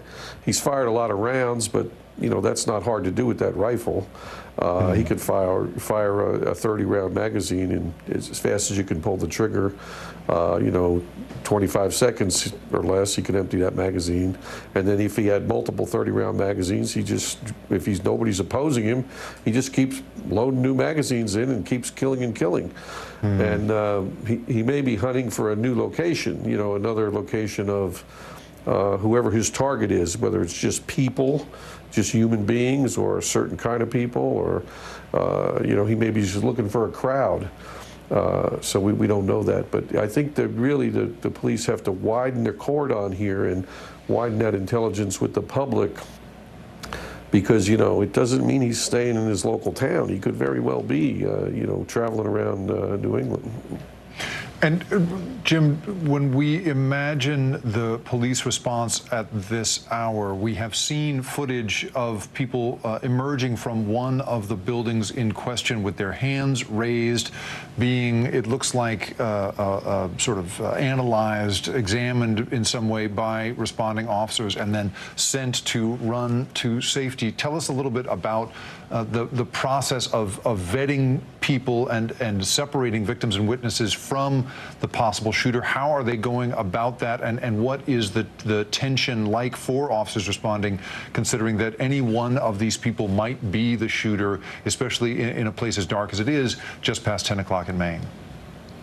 Yeah, that's right, Jake. So what they have to do, they have to, give verbal commands to citizens who are in the area. And if the people are responding to the officers' verbal commands, the officers can be in some cover initially and get them to move, and they can observe, if they have their hands out or up, that they're not holding a rifle or a handgun, and they can move them to a safer place. And what they want to do is get between a place they think the shooter may be and the innocent civilians, and move them back behind the police lines. Police now will be setting up a family center because, as reported by NBC here, the number of deaths and wounded. So they'll set up a family center. It could be in a public building, could be in a local church, but they'll ask where anyone who is related to the victims or is searching for a victim to go to the family center. And you'll have law enforcement there, fire department personnel, usually clergy, psychologists. People are going to help family members, because this is going to be a shock to any community, and certainly to the small community in Lewiston, Maine, when you have this number of people killed and wounded. I mean, this is an awful case. And now we have the active spree killer still on the loose. And if we go by past behavior, look at the number of magazines he's had to use already, we know, to do all this killing, certainly a few, and he may have many more. It looked like to me he was loaded for bear. He wasn't trying to hide his identity. And he's easily identifiable in those photographs. So once the police put that out, I'm sure they got multiple calls of who he was. And officers might have recognized him as well. Officers know who's around, and they know people. If he's ever had contact with the police and his picture's put out like that, patrol officers right away will say, I know who that guy is, that's so-and-so. So, now they're saying they have his identity, and they have a vehicle out, so, now's the chance to stop him. But he's moving, or he's hunkered down, we don't know. He could have killed himself, but he looks like a guy who's really bent on a lot of destruction here, and he may not be through yet. Certainly that destruction evident in some of the new images we are getting from Lewiston at this hour of emergency workers loading what seems to be a victim into an ambulance, obviously moving with great urgency, and presumably getting that that person to the trauma center. We, I believe, have the Auburn Mayor, Jason Levesque, joining me now on the phone. Mayor Levesque, I am so sorry to be speaking to you under these circumstances, and I wonder what more you can tell us tonight. We have heard from our colleagues at NBC, at the local affiliate there, that this is a very unfamiliar thing, they say. We know that the murder rate in your part of the world is extremely low, and I wonder what more you can tell us about what you know at this hour and how unusual this event is where you are. No, I'm not sure how much more I can shed on this event, other than, I want to make sure I can get the word out to everybody in Auburn, Lewiston, and the surrounding area to shelter in place. Be very observant and be very cautious until we get the situation settled, and have faith that we will get the situation settled. We have everybody on board right now, from state, local, and federal officials working on this. This is something that's completely unusual. This is not to be expected in Maine. Maine is an extremely safe state. Auburn, Lewiston, Androscoggin County absolutely sets a standard in safety. This is an absolutely disturbed individual, and I hope it's just one. And we're going to find that out as the investigation moves forward. Mayor Levesque, for those of us, I'm speaking to you from California. That's where I'm sitting. People are watching this all over the country and all over the world. They may not know your city at all. Give us some sense of Auburn and Lewiston. What is that community like? What is it like to be on the ground there? Just so we have some sense of just how unusual, as you say, this is in where you are mayor. The city of Auburn and Lewiston are two separate cities, but they're connected by a river. And Auburn has 26,000 people. Lewiston has 35,000 people. I can't go to the grocery store without running into someone who's complaining about a pothole. It may seem insignificant, at this point in time when we're talking about this situation, but that's how close this community is.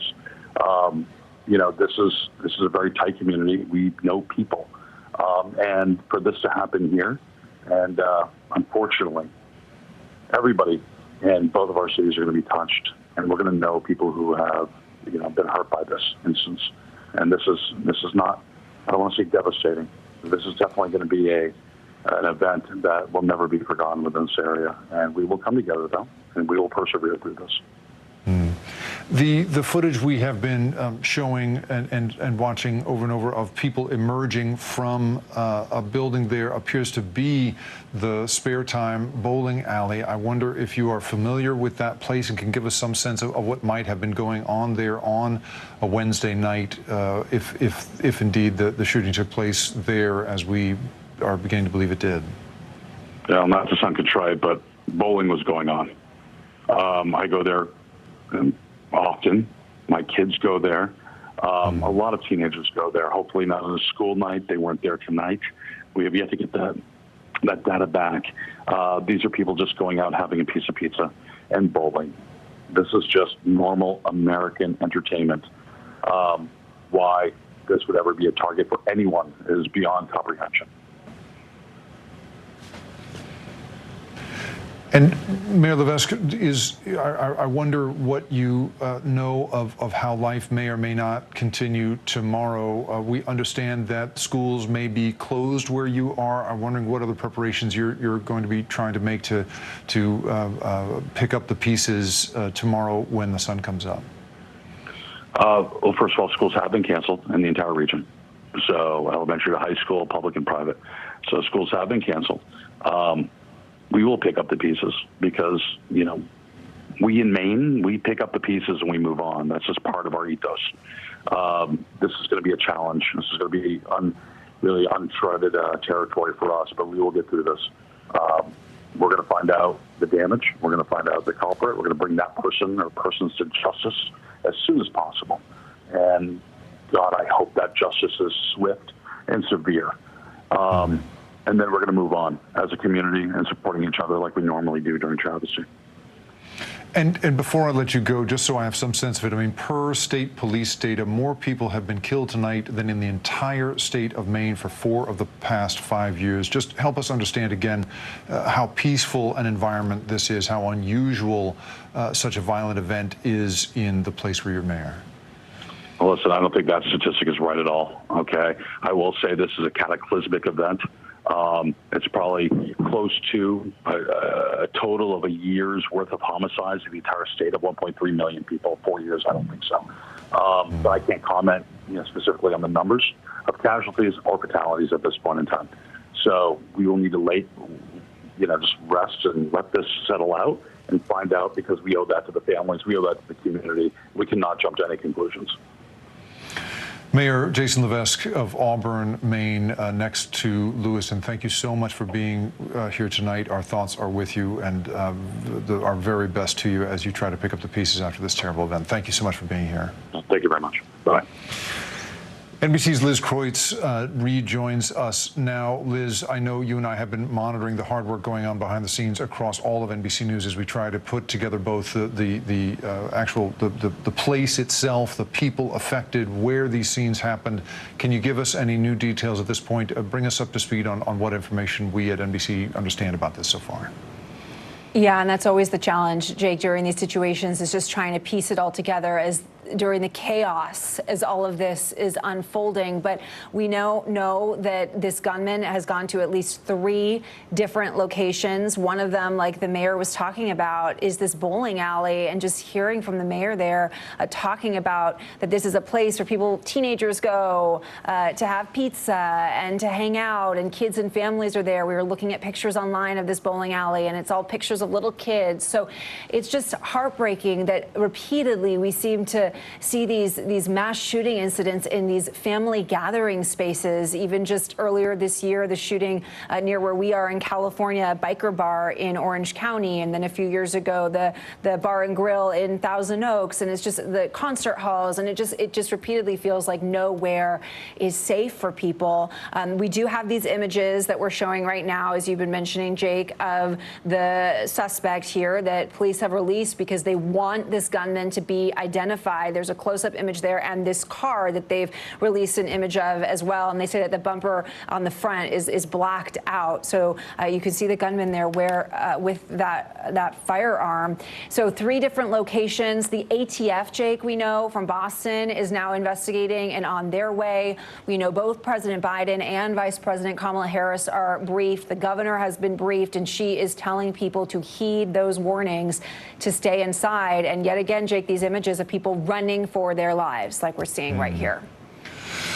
At this hour, we've just learned that the Justice Department has weighed in and has given us some sense of how they are watching this. A spokesperson says that the Attorney General has been briefed and will continue to closely monitor the situation. Federal law enforcement agencies are assisting our state and local law enforcement partners in Lewiston, Maine. As you mentioned, Boston's ATF is en route to Lewiston at this hour, as we understand it, and the president has been briefed. I wonder, Liz, if you're able to give us some sense of the scale of this as compared. You may have heard me speaking to the mayor a moment ago of Auburn, next to Lewiston, who, the murder rate in that city is in the teens or low 20s. From year to year, and the idea that this could have all happened in one night, that kind of number may have been exceeded. I wonder if you can contextualize for us a little bit how you imagine this plays in the attention of the Justice Department, the attention of the president, in the gruesome calculus that we deal in when we think about mass shootings. Why this one, do you think, is going to perhaps stay in the minds of law enforcement officials for some time as they think about this? Yeah, as you're saying that, it's reminding me of a San Francisco mass shooting that happened in the early 90s. I don't remember the exact number of casualties, but I believe it was less than 10, that prompted then Senator Dianne Feinstein to put forward a bill that led to the only ban on semi-automatic assault weapons in this country's history. And that was from a mass shooting on California Street in San Francisco, where you are, Jake, that had less than 10 casualties. And here we are now at a place with 22 casualties. And we, as a country, repeatedly see this. And I think as we look at the mass shootings over the past several years, this is going to be clearly one of those that has some of the highest casualties and injuries. I mean, hearing that potentially 50 people are injured, I mean, it's truly shocking to hear. And we do know that the president has been briefed and the vice president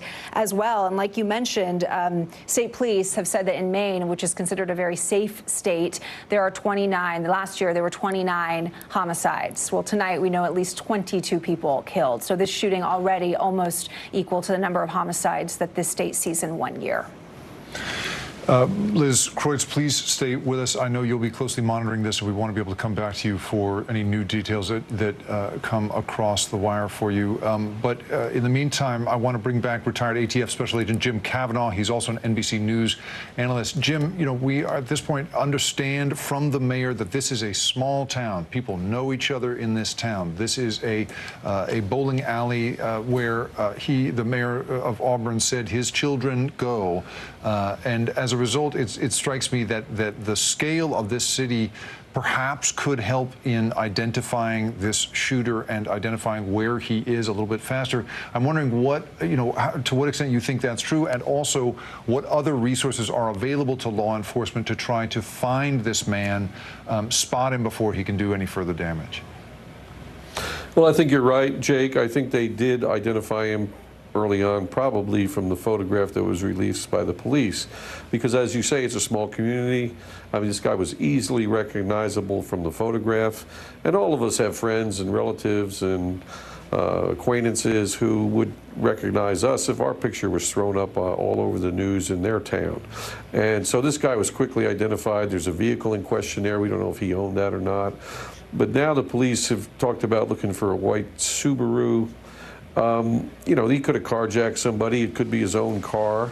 But he appears to be traveling in it maybe. So he could be anywhere. I think New England is in danger tonight, not just this section of Maine, because this happened a couple hours ago, and he could travel to any location.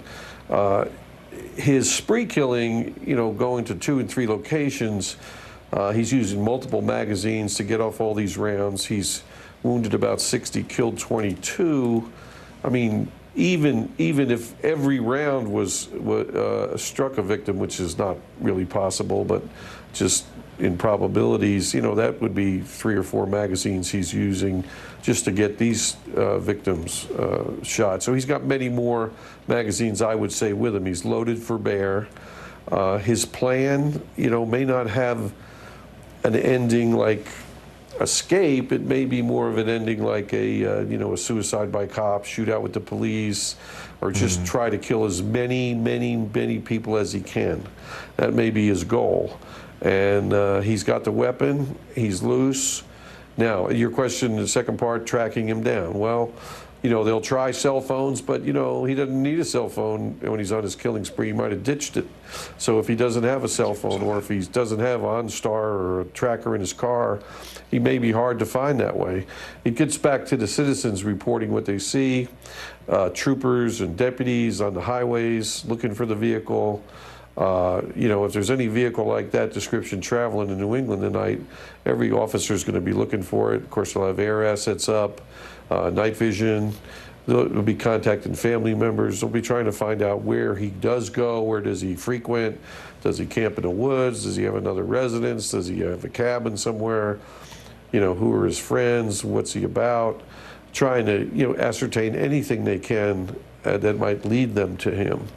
Unfortunately, we may find his location when we hear reports of more shots fired somewhere, and then police are going to have to rush there, and that could even be in a neighboring community or even a neighboring state. So I think New England just needs to be on alert now. There's an active killer loose, and nobody knows where he is, so they can't say he's still in that local community. He could be anywhere up there. Fortunately, at this hour, Jim, Bates College, which is less than 3 miles away from Schmenges, one of the 2 locations that we know about so far, says that no shots have been reported or heard on campus.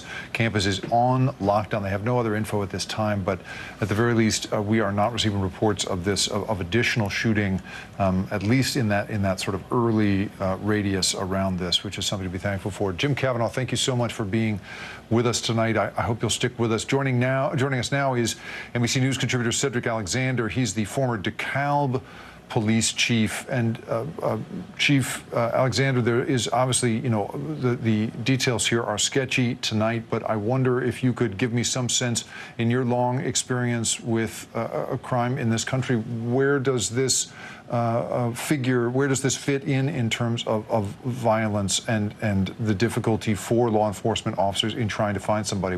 How difficult, how alarming a situation is this in your experience? Well, it's very alarming. It's very alarming to that community. It's very alarming to this country. We've been here too many times before, but the death count here is of a really significant number of people that have been killed and injured, and a subject that is still on the loose somewhere in and around that community. So this is a major alarm, and I'm quite sure every available resource in that community, and resources that will be coming in from the state and our federal agencies are going to play a very significant part tonight, all the way up until the time that this subject is apprehended. This is tragic. It's very difficult to find words to describe the type of pain, of course, that community must be suffering tonight, and people across this country are suffering too as well, because 22 deaths, 55 to 60 people injured. That's what we know of this at this moment. That impacts a lot of lives, a lot of people, and that is going to be that pain is going to be shared across the country. Well, Cedric, I mean, speaking of that pain, the affliction of this, we have heard here from a woman who says her family was affected. She was in the midst of it. I'd like to play a little bit of that right now. My ex-husband and my son were playing pool, and next thing I know, I saw on Facebook that there was a shooting at Schmeggy's where they were playing, and then nobody would tell us anything. Just go to CMMC. His wife, his son, my ex-husband are here. Friends are here. We're all waiting, and we've heard nothing. They won't tell us if he's alive, if he's in critical condition, if he's passed. They won't tell us anything. So, Cedric, as you heard there, this is one of the local citizens who feels entirely mystified by what has happened. As she was speaking to our affiliate there, WCSH, seems to be very much in the dark about what is happening. I mean, give us some sense of what the response, what it's like inside the response right now. If you are the top law enforcement official in charge of that scene, what are your priorities at that moment? What are you trying to make happen? And why is there, as a result, perhaps so much fog and confusion for the people caught up in it? And certainly there is a lot of fog going on at this particular moment. There probably is a lot of confusion. We have to recognize and acknowledge that is a lot of deaths across that city, and probably in close proximity and in different locations. Those that have died tragically and those that have been severely wounded. The hospitals in that community, I'm quite sure, are overwhelmed with victims, along with family and friends who are trying to make some determination as to whether their loved ones were caught up in this mayhem tonight. And I think the lady that was talking, who was very calm about this, but imagine internally what she must be experiencing, not knowing if her loved ones are alive or injured or dead.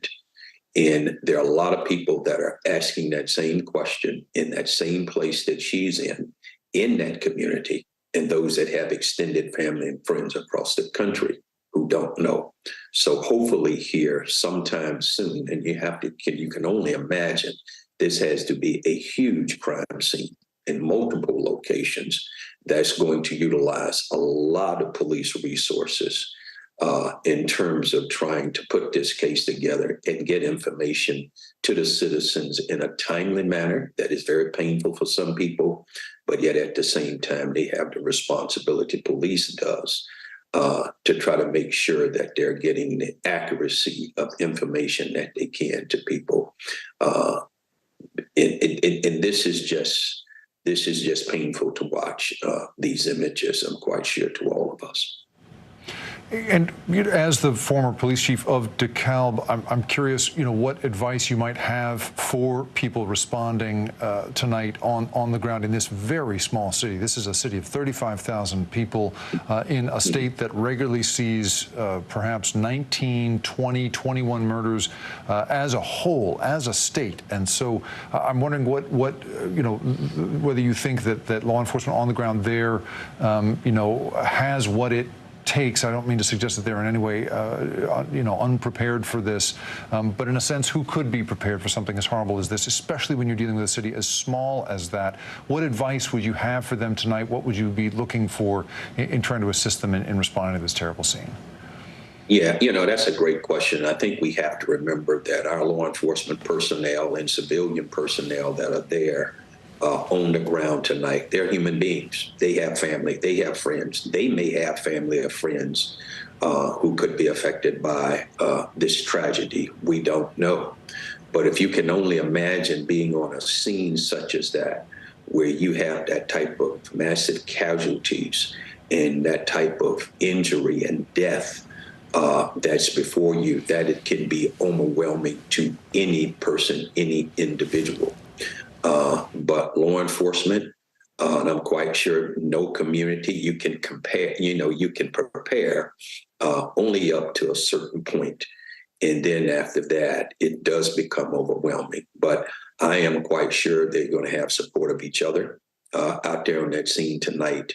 And I would imagine they will very smartly bring in mental health counselors to be available as well, too, because this is a very, very traumatic scene without question. And it's going to have impact on the workers, and people that live in that community are going to be hugely impacted as well. These are the things we don't see when these type of events occur. And after these bodies have been taken away, it's the after the impact. That's why it's called post-traumatic, because the trauma oftentimes can take effect that night, or there can be a number of variables, and every individual is very different, that people can begin to relive, unfortunately, some of these horrible images that are going to be with them for the rest of their life. We oftentimes, as civilians, and we hear about this kind of level of tragedy in a war somewhere on the globe. But for it to happen right here in our own backyard, right here in this country, right here in any city, USA, and tonight it happens to be Lewiston, Maine, it strikes us in a very powerful way. And we all are impacted by the numbers. And here again, we don't know what the final body count is going to be when the dust settles in all of this. Cedric Alexander, former police chief of DeKalb, Illinois, thank you so much for being with us. As he mentioned there, the trauma is, of course, long-lasting, and law enforcement officers responding to this scene will be traumatized. Of course, the victims and their families traumatized as well. The pain will go on here. We know at this hour that, according to Auburn Mayor Jason Levesque, we spoke to a few moments ago, he said that schools will be shut down in the region tomorrow, suggesting that life will not continue as normal, or at least not right away. There will be some healing, some time that people on the ground will have to put into repairing the damage, healing wounds, and trying to get past all of this. I want to bring NBC's Liz Croyce back again. She has been has been tracking this for us tonight, alongside dozens of our colleagues across NBC, and I'd love to hear from her now. Liz, give us some sense. Are there any new details to share? Recap for us where we're at tonight. Yeah, Jake, you mentioned that the Lewiston public schools are going to be closed tomorrow. We also have learned that Bates College nearby is on lockdown right now as well, and that shelter-in-place order has been extended now to the entire county. So a much wider area of people now have been told to stay inside. Law enforcement says make sure your homes and your vehicles are secured as this manhunt unfolds and continues. You have to imagine it is a terrifying night for so many people sheltering in their homes right now. In fact, I saw on Twitter a journalist on the ground there saying that they were at the Maine hospital there that's responding to this mass casualty event, and that people told them to duck down behind a cement barrier because nobody really knew maybe that the shooter could be in that area. So there's a lot of fear for people out there right now. I also have been looking into the locations. We've talked a lot about the bowling alley, also this bar, I'm maybe saying it wrong, but Shemengi's, looking at their website. It also, like the bowling alley, is a place that seems to promote itself as a gathering hole. They say host your big events here. They have pool tables you can rent, and they even said that tonight was going to be industry night tonight. They say you work in the bar restaurant industry, you get 25% off your bill. So it makes you think that this gunman was specifically targeting these areas where maybe he knows people gather. And Jake, one more thing. I wanted to circle back to something you had asked me about before, which was sort of putting into context this shooting compared to so many of the other mass shootings that we have covered now over the years. And our team pulled together a list of the deadliest mass shootings in U.S. history. The Las Vegas massacre at the Country Music Festival remains the top one, with 60 fatalities and 544 people injured. When you look at this list, right now these numbers are very preliminary. At least 22 people dead, 50 to 60 people injured. It makes it about tied with about the 6th, 7th deadliest mass shooting in the U.S. So this is going up there as one of the deadliest mass shootings. The Walmart shooting in El Paso, Texas, 23 people were killed. Uvalde, 21 people killed. So to give some context there with this shooting, Jake. That is such important context. At least 22 dead so far this evening. That number, of course, could rise, considering that 50, perhaps 60 people have been injured in addition. You're right. This could, Liz, rise to the level of some of the other most terrible mass shootings in U.S. history. This also explains, of course, or helps to explain why it is that President Biden was directly briefed about this event. He received an initial briefing earlier this evening ahead of a state dinner he had to attend with the Australian Prime Minister. One can imagine the scene in which he is, pulled out of his preparations for that dinner and told the terrible news. And we know, of course, again, that so many people have been brought together across law enforcement agencies to respond to this. ATF agents coming up from Boston, and a federal response overall. We know that the Justice Department says that they are monitoring this. Governors the governor has responded. And of course, we spoke to Mayor Jason Levesque of Auburn about 15-20 minutes ago, in which he described, again, this is a very small community, about 35,000 people in this town. And so the people that you see in that image there of a victim being loaded into an ambulance, the web of connections between the people we're looking at in each of these scenes, whether it's the law enforcement officers responding to the scene, the way that they review the people coming out of the bowling alley in this footage, and then the people running through. These are people who know each other. As the mayor told us earlier, they know each other at the bowling alley. His own children, he says, spend time at that bowling alley on a regular basis. This is a small community, one that sees very little violence. The state of Maine as a whole seeing very little violence. And so to see so much of this violence happen on one night is of course shocking under absolutely any circumstance, but it's particularly shocking here. Liz, I wonder if you have any thoughts here also about the weaponry that he seems to be using. It creates, of course, the capacity for tremendous violence. And in the photographs that have been circulated of this man, he is carrying a long rifle, that he may very well have had to reload. It just seems like the capacity for violence that afforded him may have been part of why we are seeing what could wind up being one of the greatest losses of life in a community this size in American history. Right, and it's often weapons like this that we've seen used in mass shootings, and also men have also been largely the gunmen in these mass shootings, which we're seeing again tonight. So certainly, Jake, it's likely immediately going to prompt more political debate and political discussion. We know President Biden and Vice Kamala Harris have launched new efforts to combat gun violence, something led by the vice president. So certainly, I'm sure that we will now see this taking over much of the political discussion, as there is debate over whether or not people should be able to obtain firearms that can cause this level of damage. But of course, at the same time, as things unfold right now, the focus for law enforcement is to figure out where this gunman even is, and how much more loads does he even have? How much more damage could he do tonight, Jake? And that's the big scary question that we don't know. Liz Kreutz, thank you for being on top of this with us. Please stay with us. Jim Cavanaugh, I want to bring you back here. Jim Cavanaugh, again, everyone, is NBC's law enforcement analyst and has been helping us understand the law enforcement response to this tonight. You've been speaking to us tonight about the destructive capacity of this person.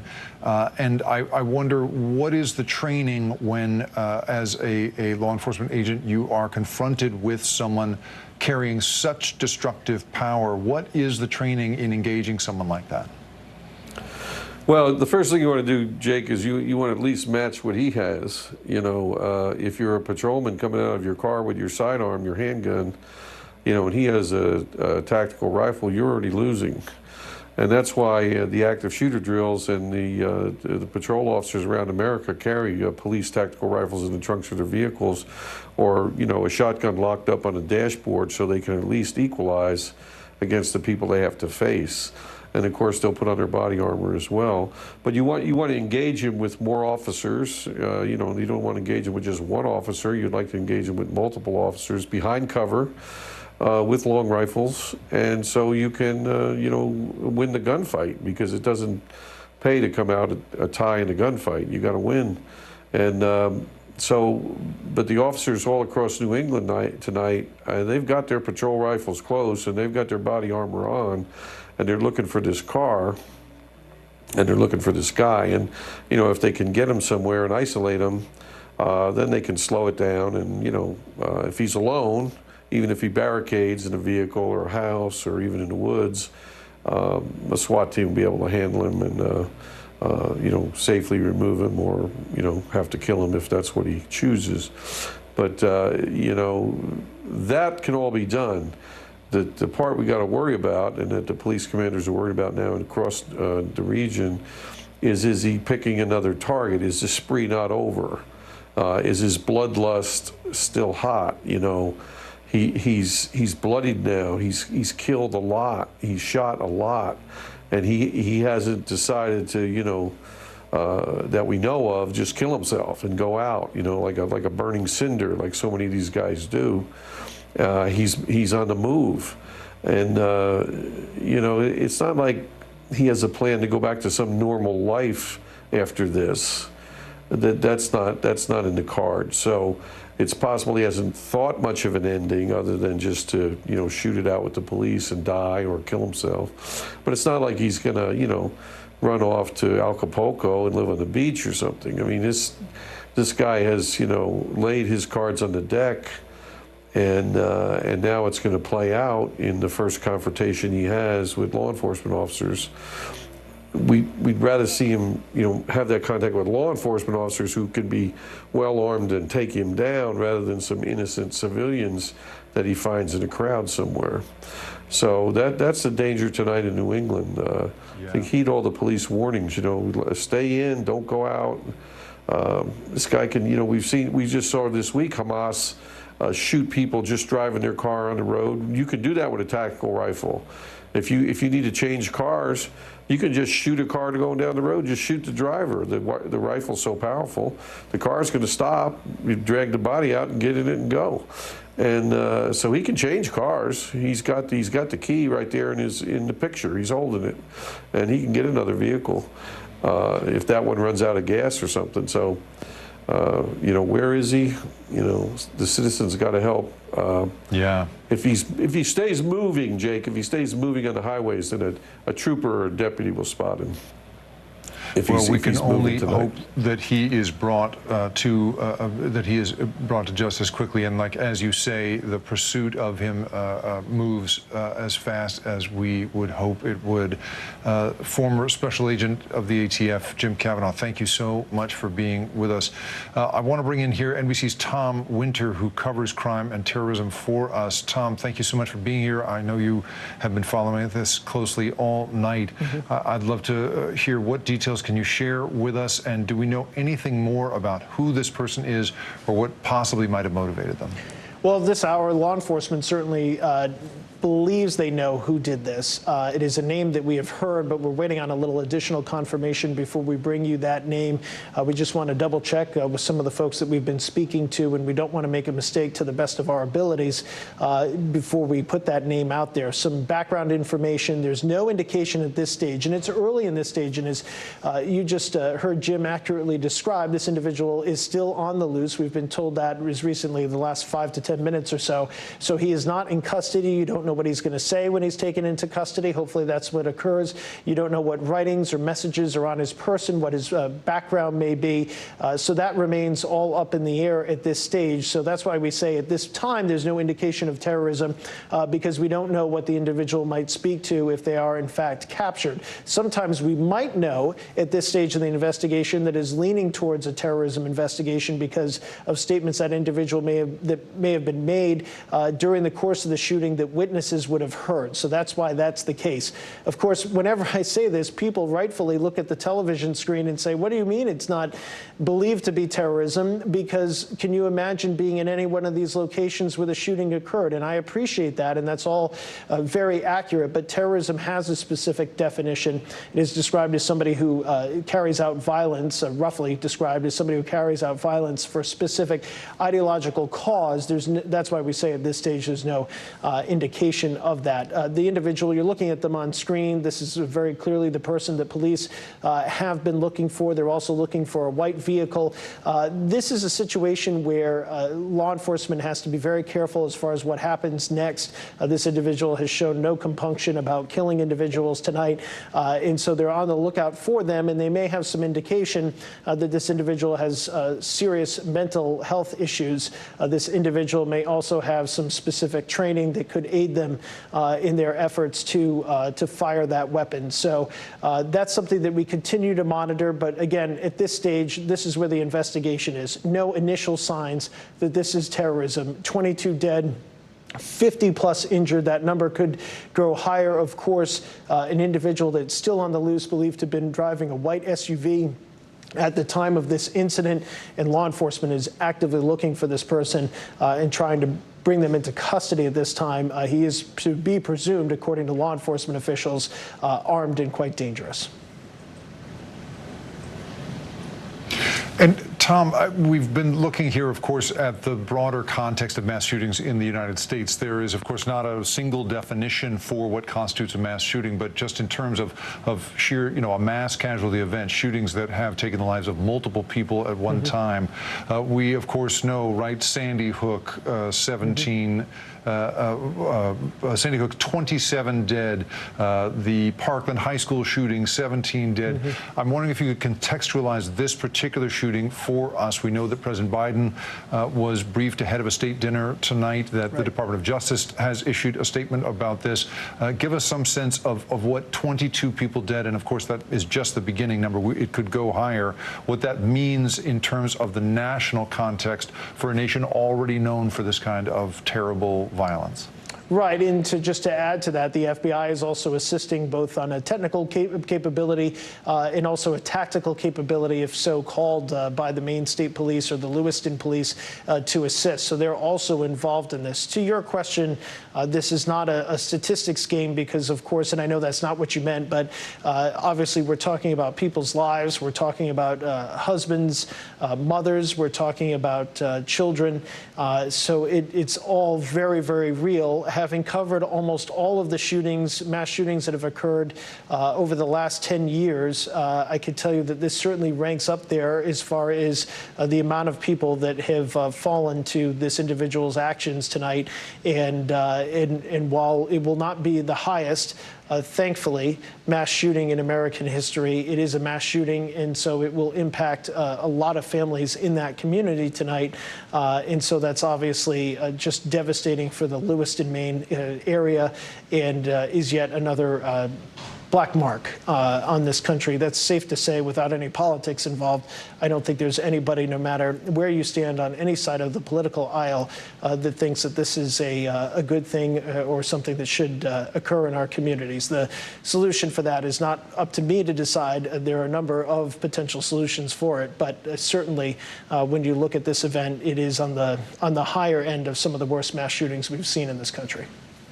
And Tom, because I know you cover law enforcement and so many different agencies will be responding now. We know that Boston's ATF is responding, for instance. This is a small community, just 35,000 people, law enforcement there.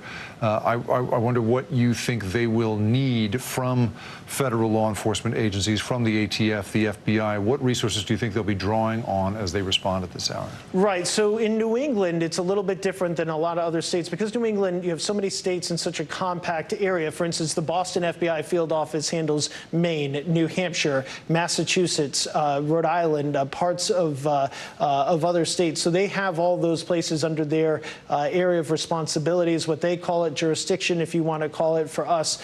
So that's what they handle. So the FBI Boston, the FBI, the ATF in Boston, Maine is their area, and so they will have to respond to that. There are obviously state prosecutors in Maine, U.S. attorneys' offices in Maine. One of the things that the ATF can certainly do when it comes to this particular weapon is trace its sale. Was it legally purchased? Were there any components on this that were illegal? If so, who may have sold those? So there's all sorts of work that the ATF will do as specific to the gun. Those can sometimes be federal charges. We've seen that in the past, and so they're valuable when it comes to that, and also to trace back just this individual's movements over the past several days. So that's the ATF component. From the FBI's component, it's assist until there's a violation of a federal crime outside of what I just described that the ATF would look at. So for the FBI's purposes, if for some reason we hear about statements or this investigation changes to a terrorism investigation, they would be involved. But where the FBI is particularly helpful here, and this Boston field office has an awful lot of experience with this, are their technical capabilities as far as trying to determine where a wanted individual is. You remember this, the field office that handled the Boston Marathon bombing. They learned, they brought a lot to that investigation, but they also learned a lot as a result of it and how to kind of try to find folks. So they have a lot of technical capabilities, none of which I will describe here in case this individual is listening to us or anybody else has any horrible ideas along these lines. They also have a tactical capability. They maintain a SWAT unit that would be available to help local law enforcement officials up there. So that's something that they can do. And of course, they have investigative capabilities that are really second to none in databases and the ability to find out information that might be quite helpful here in this manhunt. So that's what the Boston FBI will kind of bring forward. And for the law enforcement agencies in Maine, they can use that information to try to attempt and find this individual, make sure they don't hurt anybody else here tonight. NBC's Tom Winter with us tonight covering law enforcement's response to this terrible event. Tom, thank you so much for being here with us. As Jim Kavanaugh, former special agent of the ATF, was talking about earlier, the concern, of course, in a moment like this is that people, that the shooter would move from the initial area and go elsewhere. We know that the locations he was in were really only a few miles apart, about a 10-minute drive from one another. But as I understand it, there is some new police activity elsewhere in the region. NBC's Liz Croyce is back with us now to give us the latest on what she knows. Liz, can you give us some sense? Do we have any sense of where he might be or where police response has moved to at this hour? Yeah, so police, Jake, have not said anything about where they believe he might be, but we are starting to see these images coming in from our affiliate WCSH there in the Lewiston area of a large police presence in a town just outside of Lewiston called Lisbon, and there appears to be a large police presence there. It believes that helicopter choppers are flying overhead. This is about a 10 to 13-minute drive from the bar that's one of the locations where one of the incidents occurred, one of the shootings happened. It's outside the town of Lewiston, and as we look at this area where apparently some police activity is happening right now, and we're showing you these images here from our affiliate of this police activity, it does seem like it's not too far from some elementary schools in the area, a post office, so it seems a little bit more rural and remote of an area than Lewiston. Lewiston proper, but about 10 minutes outside of Lewiston in the area of Lisbon is where there seems to be police presence right now. And again, as you've been saying and we're talking about, there is this active search for this gunman. He is on the loose, and that is one of the scariest things on top of what has been an already nightmare of a night for people, is that people are hunkering down in their homes, keeping their doors locked, their vehicles locked, trying to keep safe as this gunman is on the loose. And Jake, as you keep saying, it's unclear, what kind of damage he could continue to do with that firearm he seems to have obtained. And at this hour, we have a statement from Maine Medical Center in Portland. This is the only level 1 trauma facility in the state, according to their website. And there are, of course, trauma centers elsewhere in the region. The Central Maine Medical Facility in Lewiston can respond. But Maine Medical Center says that it can confirm it will receive at least 1 patient transport from Central Maine Medical Center. So already we know that at a very high level, the top trauma physicians who deal in this terrible business are talking with one another and moving people where they need to go. Liz, before I let you go briefly, I wonder what you'll be watching for in the coming days when the identification comes across from this person. What do you think law enforcement will want to know about him, and what will they be looking for first, do we think? Well, certainly, I think how he obtained this weapon. Did he obtain this legally? What were the processes in place to obtain this weapon? And then also probably this person's, their record, what their occupation is, whether there was any motive, what the motive potentially was. We do know from the locations that we know so far of these shootings, the bar and this bowling alley, that it seems like this gunman was specifically targeting places where families and people and friends gather and get together. So what was this person's motive is going to be huge. And then, of course, just the stories of the victims. I mean, that's always the most important thing. We focus a lot on the gunman, of course, because the gunman is on the loose, but the stories of the people who sadly have lost their lives, and their lives have been shattered and changed tonight. Jake. Yeah.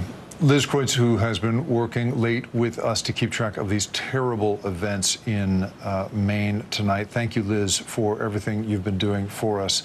Just moments ago, a reporter with our affiliate in Maine, that's WSCSH, spoke to witnesses who say they saw a man run by with a gun. Have a listen. Good, I'm Jordan Starter Francis. I'm with News Center Maine. What just happened? Somebody was running with a gun. That's all we know, and then the cops came and had us all lay down. So the cops had you all lay down? Oh, yeah, down right here, yeah. Guns drawn at you all? Yes. And they saw somebody in this area?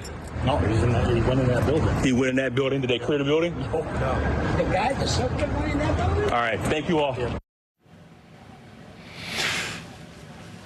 Reporters, of course, across the region doing what they can to stay on top of that. Civilians there ordered to lie on the ground to make way for the law enforcement response.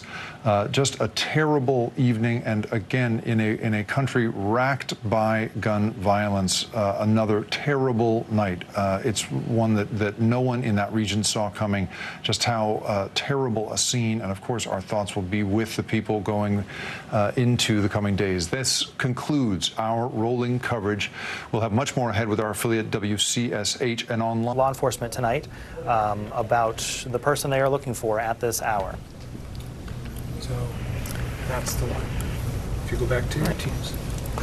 Working to pull up that information again, Okay. the specific details police described. Yep, so Lewiston Police Department released it. So the picture that we just showed you, law enforcement attempting to locate Robert Card. They've got a birth date here of April 4th, 1983. As a person of interest regarding the mass shooting at Schmenge's Bar and Spare Time Rack tonight, Card should be considered armed and dangerous, and please contact law enforcement if you happen to be aware of his whereabouts. This is from the Lewiston Police Department. That's the picture, that's the description. Again, April 4th, 1983 birth date. Robert Card is who they're looking for. So that puts him at 40. And this is the suspect they, as far as we know, are still looking for tonight. And again, with that description of the vehicle he is believed to have been in, that's on your screen right now. That's the photo of the car they say he was driving tonight. That white Subaru Outback, again with the black bumper. You can see just the edge of it on the left side of your screen right there. So again, that info just came in from Lewiston Police, describing and identifying for the first time by more than just a photograph who they are searching for right now. And again, because of that search, that shelter in place has expanded from, first it was Lewiston, Auburn, and now it is all of Androscoggin County at this hour. All right, let's go to Jack Mulmud, who I believe is still outside the hospital, Central Maine Medical Center in Lewiston. Hey, Jack. That's right. Hey, Lee and Brian. You know, standing outside here out of Central Maine Medical Center, this is the hospital, the closest location to where that shooting took place, taking on the bulk of the victims here in this shooting that claimed the lives of 22 people here in Lewiston this evening. And as we've been talking throughout this night, much more of a tragedy than Lewiston. It involves Maine and the nation here as we reel in the loss of these 22 people. But standing outside here of Central Maine Medical Center earlier, as I said, we saw dozens of people waiting outside to find out any details on their loved ones, people giving their names of their loved ones, people working here to see if their loved one is in there or if their loved one survived or not from that shooting that took place, with the suspect still on the run there, with the entire Androscoggin County under a lockdown. And as you guys have said, that man that is on the loose, police are saying to look out for the man named Robert Card. You guys saw his photo there. And we've seen those photos. He's believed to be driving a white Subaru with a black bumper. He's around 40 years old. He should be considered armed and dangerous. Again, just a quick reminder for that. But to my left here, you could see the main entrance of the hospital. You see armed security guards there. They have been standing there now for the last 2 hours, making sure people can enter and leave safely. You can only imagine, just imagine the sensitivity and the shock that parents and families are facing as they approach this hospital to understand more about the situation and how it may have impacted their loved one.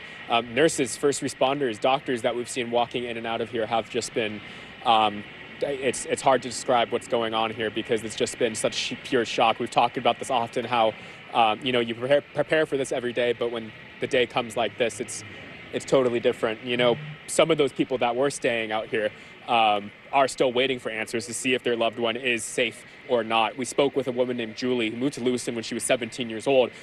Last we spoke to her, she still does not know if her son is alive or dead. And she said he was in that shooting at Schmenge's bar here in Lewiston. And she said she showed up here when she heard her son was shot, and she's still waiting to hear more. Let's go in and hear a little bit of what she has to say.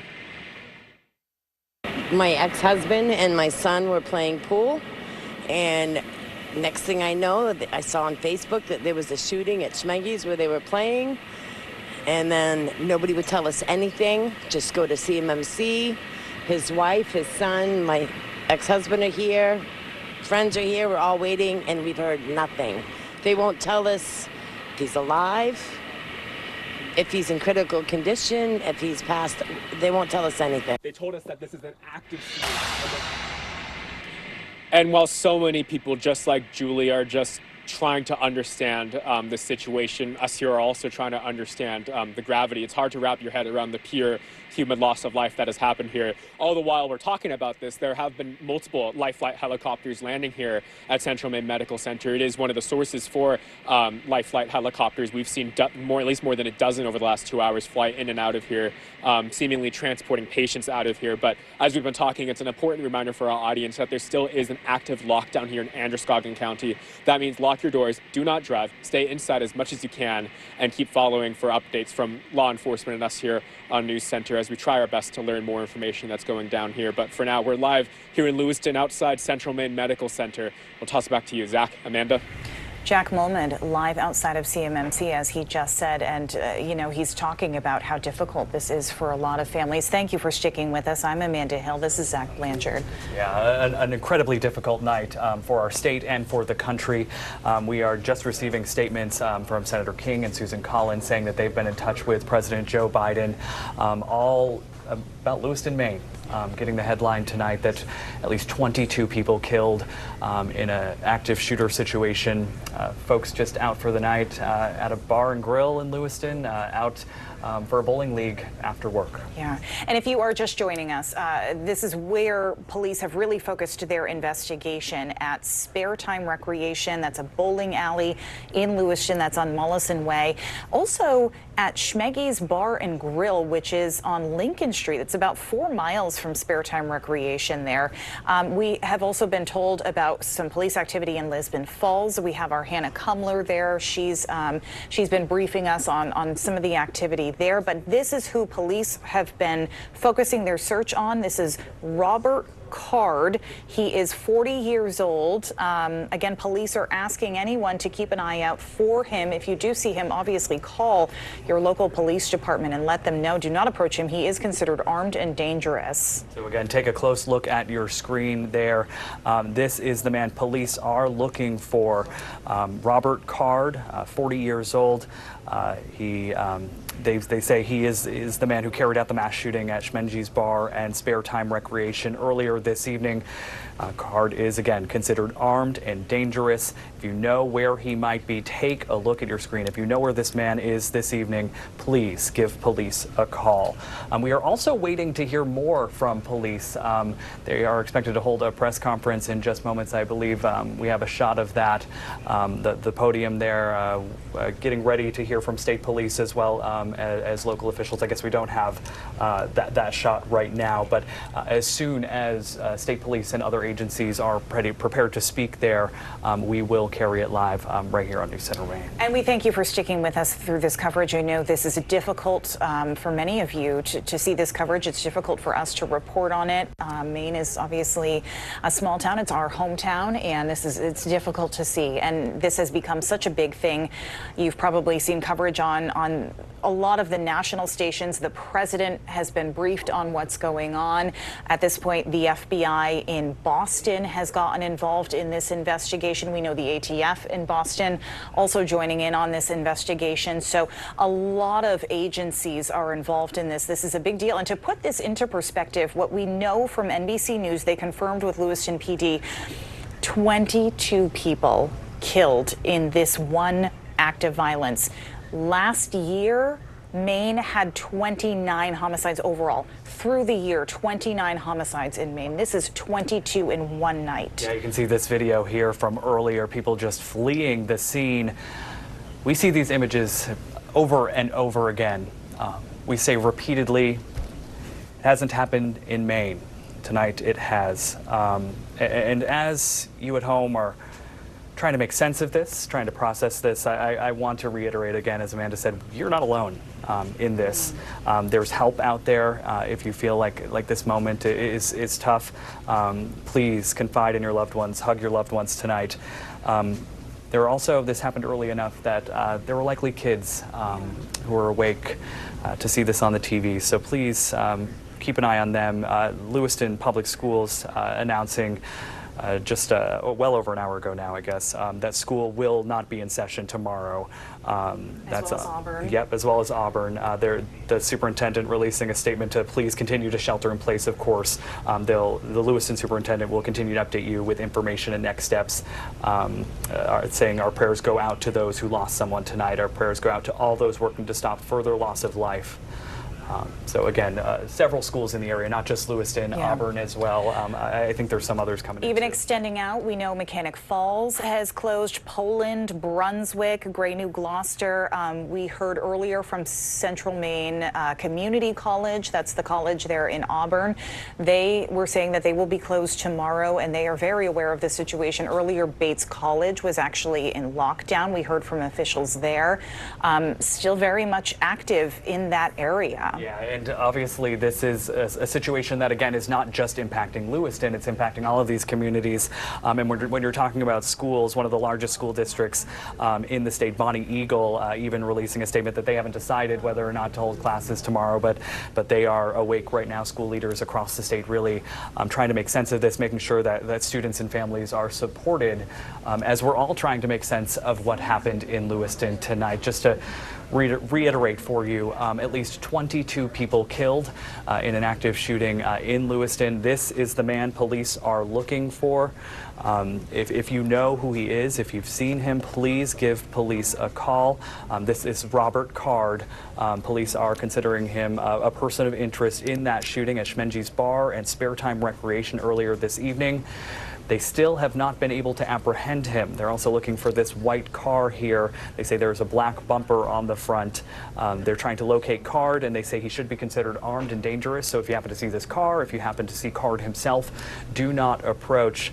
This image believed to be Card earlier this evening walking in to Spare Time Recreation. Definitely a hard security footage to watch there. Very disturbing to see, but very important to see as well. And we know our Jack Molmid has been live outside of Central Maine Medical Center. We also have someone outside of Maine Medical Center in Portland, where they're expecting at least one patient, they told us, is going there. And just to put into perspective how much this is affecting our hospitals here, that they even said, out of an abundance of caution and due to the dynamic nature of the situation, Maine Medical Center and other Maine health hospitals have closed their campuses to non-hospital personnel and non-patients until further notice. So, you know, people can't even go to visit loved ones who are in the hospital right now. This is very much affecting our, you know, and we know our hospitals prepare for these things. Absolutely. We know our police prepare for these things, but this is such a widespread event that I don't think anyone can really be ready for this. Absolutely, and I think we have that shot now of the podium in Lewiston City Hall. Our reporters and several other reporters from across the state have been kind of stationed there, awaiting a press conference from state police. I imagine other local officials, likely the mayors of Lewiston and Auburn, are there. Perhaps even the governor likely to speak. You can see microphones there from news organizations across the state. There at Lewiston City Hall, and as soon as that press conference gets underway, we will be sure to bring it to you. Alex Haskell standing by there. And just to reiterate what's going on here, active shooter in Lewiston, and the areas of focus have been Schmenge's Bar and Grill on Lincoln Street and Spare Time Recreation on Mollison Way. They're about 4 miles apart, and at this point we know that at least 22 people have been killed. That's what NBC News is telling us. You can bet a lot more people have been injured. We know the hospitals are dealing with all of that, and we have reporters in various locations. There was police activity happening in Lisbon Falls. Our Hannah Kumler was there. Our Sam Olson is around Birch Street in Lewiston. She said about 50 or so police are at a staging area there. So we're certainly keeping an eye on what's going on. But again, this all remains very active. Right, as police from multiple agencies, state and federal, it even seems now, are trying to track down this man. Take a look at your screen. Robert Card, he's 40 years old. He is the person police say opened fire at Spare Time and Schmenge's earlier this evening. And this is really having an effect on all across the state. Congressman Jared Golden, who is from Lewiston, represents District 2, sharing a statement saying, like all Mainers, I'm horrified by the events in Lewiston tonight. This is my hometown. Right now, all of us are looking to local law enforcement as they gain control of the situation and gather information. Our hearts break for those who are affected, and we encourage everyone to follow the directions of the authorities as they conduct their work. Also, Congresswoman Shelley Pingree saying, I am aware of and have been briefed on the active shooter situation in Lewiston. I urge all people in the area to follow the direction of state and local enforcement, which they have been saying, please shelter in place, lock your doors, stay off the roads, let them. Clearly, they've been very active in Lewiston and in Lisbon Falls, so just let them have reign of the roads and where they need to be, but definitely lock your doors. Yeah, I want to actually see if we can pull up some video, because I want to focus on the human element of this. Jack Molmid was at Central Maine Medical Center. I believe we have some video there. There were families kind of gathered outside the door. You can see even inside the hospital, it looks like they're staging hospital beds in what appear to be hallways, just because this is such a large situation for them to respond to. Family members there just waiting to hear the news, communicating with what appears to be maybe hospital staff, going through perhaps names of victims. These families just absolutely likely heartbroken, anxious. Jack even said some he spoke to were angry about what happened tonight. And to see that many people just swarm around a hospital in the state of Maine is not something we've ever seen before. Never, never. And do we have the sound queued up, guys? I know Jack had spoken with a woman who was just waiting to hear word on her son.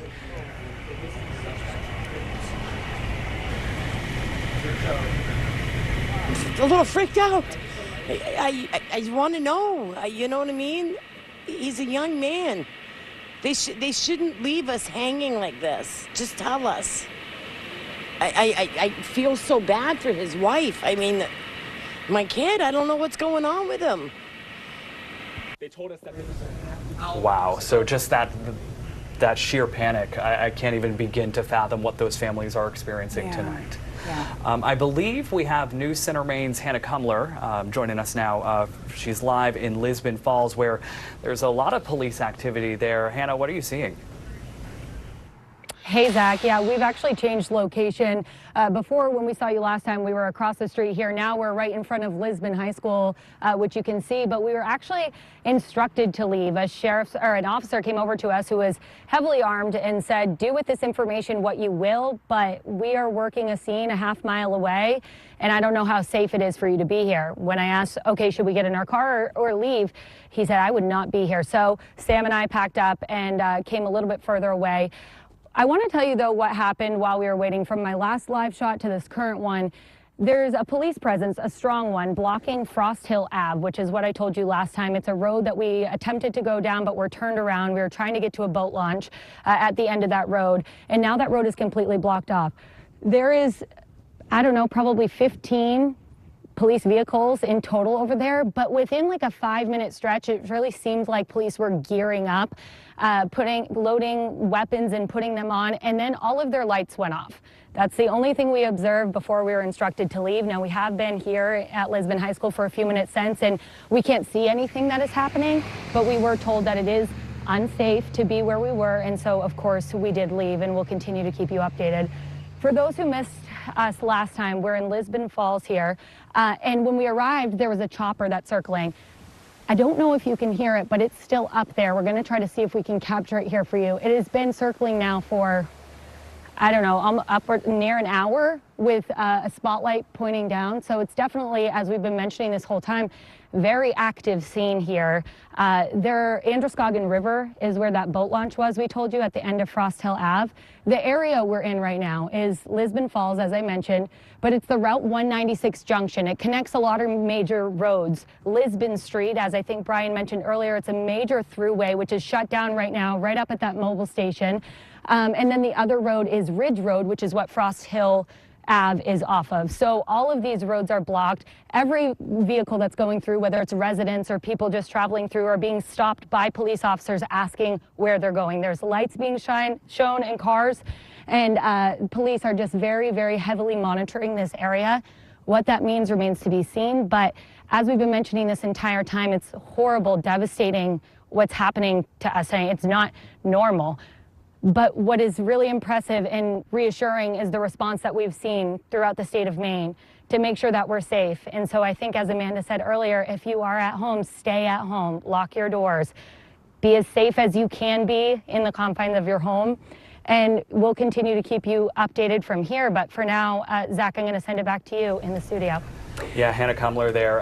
We want to kind of give perspective about how far she is from the original scene. We're talking about 10 miles, about a 20-minute drive from Lewiston Center. And if Hannah Kumler's still with us, we'd love to talk to her some more about what she's seeing there. Hannah, when you first got there, I think you were pushed back from the scene. Have you been pushed back even further?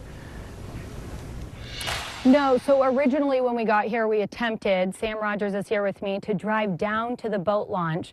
And there was some police set up down there who instructed us to come back up towards the end of the road. So we went down Frost Hill Ave and we had to come back up to this junction area. We were up kind of staged in when I first talked to you guys up by that gas station. And we've just been instructed to leave. And it was kind of like, you know, we were told, do with the information what you will, but it is not safe. And so we have crossed the street down the road a little bit to Lisbon High, and that's where we're situated for now until we hear anything else. Hannah, you mentioned Lisbon Street, major throughway, that's closed off right now. We're seeing some cars move behind you. Are cars being let through now, or is this mostly just police presence? I should say, yeah, that's a great distinction, Amanda, that it is closed down. If Sam, can you pan over next to the gas station there? You can see where there's a sheriff's vehicle parked. That's where it stops. So vehicles are allowed to travel up to that point, and then it's kind of, do you live around here? Are you traveling through? And there's kind of almost like a checkpoint situation that's happening. So it's really only roads that are accessible to the Androscoggin River, which is in that direction. So kind of strategic blocks for the police, I'd say. Anna Kumler live in Lisbon Falls tonight. Thanks so much. We'll check back in with you in a bit. Of course, the activity there is all related to police trying to track down the suspect. We want to pull that picture up for you again, if possible. This is Robert Card. Take a look at your screen. 40 years old. He's the person police say opened fire at those two locations in Lewiston earlier this evening. If you see him, police say he is considered armed and dangerous, so do not approach him, but call police right away. I want to read this statement, too, from Senator Susan Collins. We mentioned that all of Maine's delegation has been completely keyed in on this, but she mentioned that as our state mourns this horrific mass shooting, we appreciate the support we've received from all across the country, including the call I received from President Biden offering assistance. So the president clearly clued in on this. We know, again, that the FBI in Boston has offered their assistance in this investigation. A lot of agencies involved in this tonight. Absolutely, and the president also in touch with other members of Maine's congressional delegation, including Senator Angus King. So this is having an effect not just here in Maine, but across the country this evening. I also want to point out that Bates College in the Lewiston Auburn area is in lockdown right now as well. We're hearing about some police activity there too. We'll, of course, as soon as we get more information about exactly what's happening there, we'll keep you updated as well. Thank you to everyone, too, who has been sending us updates and video from what they see from their homes. Obviously, very, very active throughout Lewiston this evening. We're seeing police cars in multiple areas, and we know there's definitely a heavy police presence outside of Central Maine Medical Center, where a lot of these victims have been taken. We know that at least one patient was being taken to Maine Medical Center in Portland, which is where they can handle a little bit higher levels of trauma. Obviously, Central Maine Medical Center obviously set up for trauma as well, but I'm sure they're overloaded with the number of people. We saw the crowds standing out there waiting to hear anything. Yeah. Tough night indeed. I want to see if we have that video from outside of Central Maine Medical Center, but I also want to bring us back to where this all started. I don't know if we have that video ready. This happened again on a Wednesday night, when folks were just gathered after work for some bowling leagues out at a restaurant, when police say this man, Robert Card, who was captured on surveillance video there, entered the bowling alley and then apparently the restaurant at some point. We don't know the exact timeline. They're also looking for that white Subaru Outback you just saw. You can see people just running from the scene. This is spare time right now, yeah, or it was a few hours ago. That was, yeah, that area was certainly cleared out. We definitely heard from Mary Ellen Davis as well, who happened to be at the senior center across the way. She was with a knitting group. They were evacuated by police. We know that in that area of Molliston Way, there in Lewiston, there are a few restaurants, and like you said, Zach, Wednesday night you have families that are out. You had a bowling league that was at Spare Time Recreation. A lot of people affected by this, and we even heard even in Auburn, across the bridge, there were restaurants and bars that were going into lockdown. There were kids who were playing hockey at the rink in Auburn who had to stop playing, and parents had to come pick them up. I mean, a very scary situation in both communities this evening. Yeah. All right, so we're going to actually hear from Mary Ellen. Chris Costa spoke to her earlier. Take a listen to that. The police stormed the building when we alerted them to the fact that one of the back doors had been left ajar. So we were told quite sternly to get out of the building there were about as many police officers in the building as there were knitters. Oh, wow. Is this a big building? Seniors Plus? Yes. No, it's just a one-story building. Fortunately, almost all the lights are motion censored. So if anybody had come down any of the hallways or something like that, we would have seen them coming long before we would have heard them. Okay. So they evacuated you from the building to make sure that. Right now, because we're outside standing in the cold. Sorry, can you say that again? We're outside standing in the cold. We're about as safe as we can be right now. Because so they took you out of the building because they needed to search the building in case someone was hiding in there. Is that your understanding? Yes. Okay, and they didn't find anybody. To the best of my knowledge, the shooter is still loose. Has anybody told you officially how many shooters there are? No. Okay. Again, that was Mary Ellen Davis. She was at the senior center across the way from Spare Time Recreation, just recapping her ordeal there, where police came to their building and made them evacuate. Yeah, and of course that was the scene across a number of buildings in that area. There are other restaurants, other venues. You mentioned earlier kids at the hockey rink. So many people had to do just what she did, shelter in place, not knowing what was going on outside the doors. Hopefully many of them have now gotten to safety if they could, as police search for that gunman. We're thinking here, some people have asked, what about blood donations at a time like this? With all these folks flooding to the hospitals, they desperately need blood when they're treating these patients. So we did reach out to the Red Cross, and they tell us they've been working to overcome a blood shortage since mid-September through its national inventory. I'm just reading right off the email here. The Red Cross can provide much-needed blood wherever and whenever the need arises, thanks to volunteer blood donations who step up every day to save lives. So they are grateful for donors. They did mention that their center in Auburn is currently on lockdown, but they are planning to adjust if there are any people who are willing to donate blood at a time like this. Certainly worth checking in with them, I would say, tomorrow. Yes. Let things sort of calm down a little bit, but sure, the shortage, the need is definitely going to be great tomorrow. Also worth reminding people that police are looking for 40-year-old Robert Card. I know we've been sharing his photo, but he is the man believed to be, he is the person of interest in this shooting. We do know that 22 people have been killed. That's from NBC, who got that information from Lewiston Police. And again, we're still waiting to hear from police tonight. Our Alex Haskell is live at the Lewiston City Hall, where Lewiston Police, Androscoggin County Sheriffs, and Maine State Police have all gathered.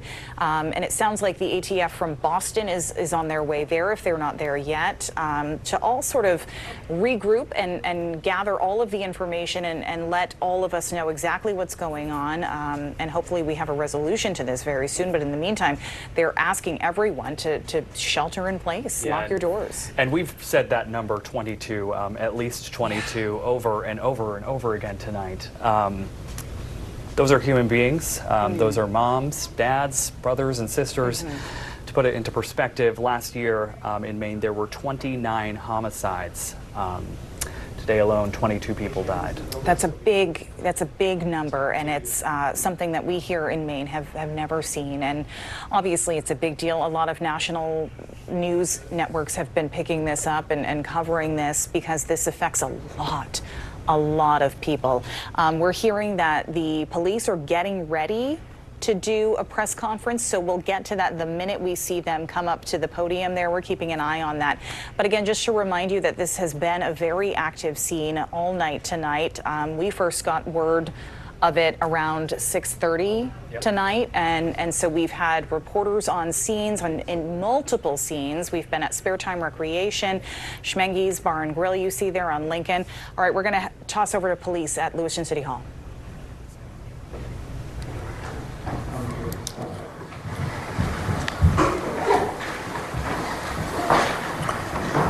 Thank you for joining us here this evening. My name is Mike Soschuk. I'm the Commissioner for the Department of Public Safety here in Maine. We truly do appreciate your patience and your partnership as we work with all of our partners across the law enforcement spectrum at all levels, local, state, county, and federal, to address and investigate these violent crimes that occurred in the city of Lewiston this evening. As you know, this is an experienced group. We won't have a lot of Q&A here this evening. This still is very fresh. It's new. It's new for all of us. And our focus is on the investigation and getting this right the first time. And we're doing that with our partners. And we do appreciate you putting out information from time to time. Moving forward, we would appreciate it if you got that information from us so that we knew that it was accurate. And that is incredibly important for all of us from an investigative standpoint and from a public safety standpoint, that we have a unified front with this information as we release it. The delay in coming here with you now is simply because we want to confirm information from our end. We want to make sure the information we're giving you and the information that goes out to the general public is accurate. So we do have some information here that we will release. It is here on the podium. And this is a general caution to the public. That approximately 6:56 this evening, a couple of shooting incidents occurred here with multiple casualties in the city of Lewiston. And police are currently searching for a Robert R. Card, 4/4 of 1983 of Bowdoin. Card is considered armed and dangerous. He is a person of interest, however, and that's what we'll label him at moving forward until that changes. If people see him, they should not approach Card or make contact with him in any way. The shelter-in-place order that currently stands in Lewiston remains. A vehicle, which was a vehicle of interest in this incident, was located in Lisbon, and we are now also asking residents in Lisbon to shelter in place. So please share that information with communities as well. If anybody sees Mr. Card or has any additional information reference to these two shootings in the city of Lewiston, please contact 911. If they see anything suspicious, please feel free to call their local authorities. We have literally hundreds of police officers working around the state of Maine to investigate this case, to locate Mr. Card, who again is a person of interest and a person of interest only. And we'll continue to gather information so that we can bring the suspect to justice and ultimately seek prosecution down the road. This release also includes a photo, which I believe I have seen from various sources. I would also let you know that we have created a reunification location, and that would be at the Auburn Middle School, so in the neighboring community of Auburn, at 38 Falcon Drive. Again, that's the Auburn Middle School. And when I say reunification center or location, what that means is that if somebody has a question or they have a concern, they can't find a loved one, they believe that a friend or a family member may be involved in what occurred here tonight, in Lewiston, that they could respond to that location. We will have some of our behavioral health liaisons, counselors on site, and we'll also be providing information as it becomes available to us. As you can imagine, and as you know, there are multiple scenes in the city to include multiple hospitals, multiple follow-ups, a lot of witnesses we're speaking with, and a lot of leads. The general public has been very cooperative and very forthcoming with information. So I would expect if we have additional information, we'll be happy to come back and share it with you. I know that from the city of Lewiston standpoint, probably going to close City Hall after this briefing and probably move everybody out. But again, we appreciate your partnership and your patience. I would offer to take questions just so you know that I probably won't have answers. And as long as you know that going in, there's no disrespect intended in that. Feel free to ask a couple, and if I think we can get there, then I'm happy to answer those. If not, we do have work to do on behalf of our communities, and that's our primary focus this evening. There are many specific figures about casualties are out there. The Sheriff Sampson told me up as many as 20. I just wanted to give you those opportunities to set the record straight on that. Yeah, I do appreciate that, and I know that there's been a lot of numbers out there. This is a very fluid situation, so the last thing I want to come up is give you a number and then 3 hours from now change that in one direction or another. So I don't have firm numbers on that, and when I do, we'll be happy to share those with you, because it's an important piece of healing and it's an important piece of information for all of us to be aware of, but I don't have a firm number on that. But at least 16, right? I think I just answered that question to say that I'm not going to give you any specific numbers. And there's been a lot of numbers all over the map all evening, and I don't think that that's helpful because it doesn't help family members. It certainly doesn't help the community to see, well, they just said this and they said that. So if you want accurate information, I'm prepared to give that to you when I have it.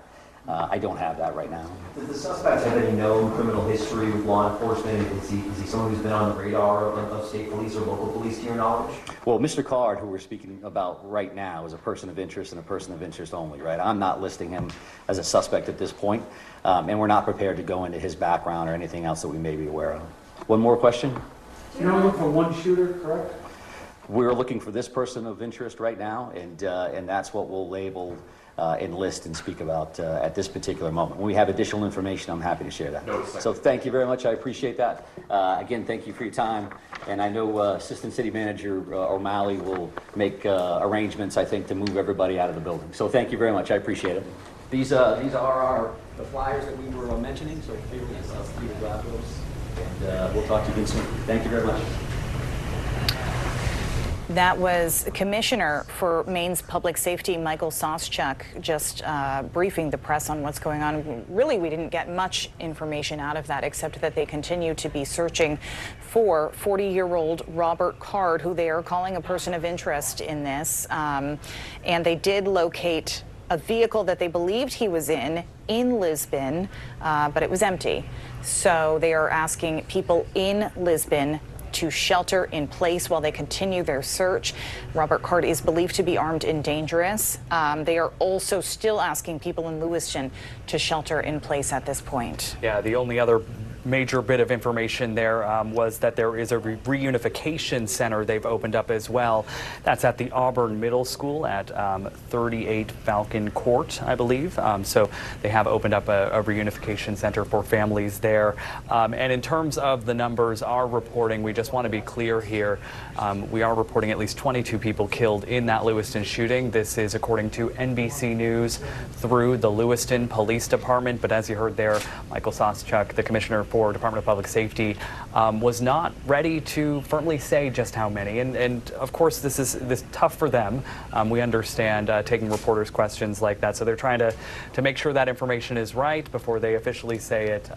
But we just want to be transparent about where that number is coming from on our end. And of course, we certainly recognize this is very difficult for families to be watching and unsure of whether their loved ones, whether their friends were at Schmenge's or whether they were at spare time or somehow caught up in the midst of any of this, or maybe they have people in Lisbon Falls who are being asked to shelter in place, or in Lewiston being asked to shelter in place. But again, as Zach just mentioned, that reunification center at Auburn Middle School, 38 Falcon Drive, that's going to be a very important place tonight for a lot of these families and friends who don't have any answers. They haven't heard from, their father they tried to call, or their son they tried to call.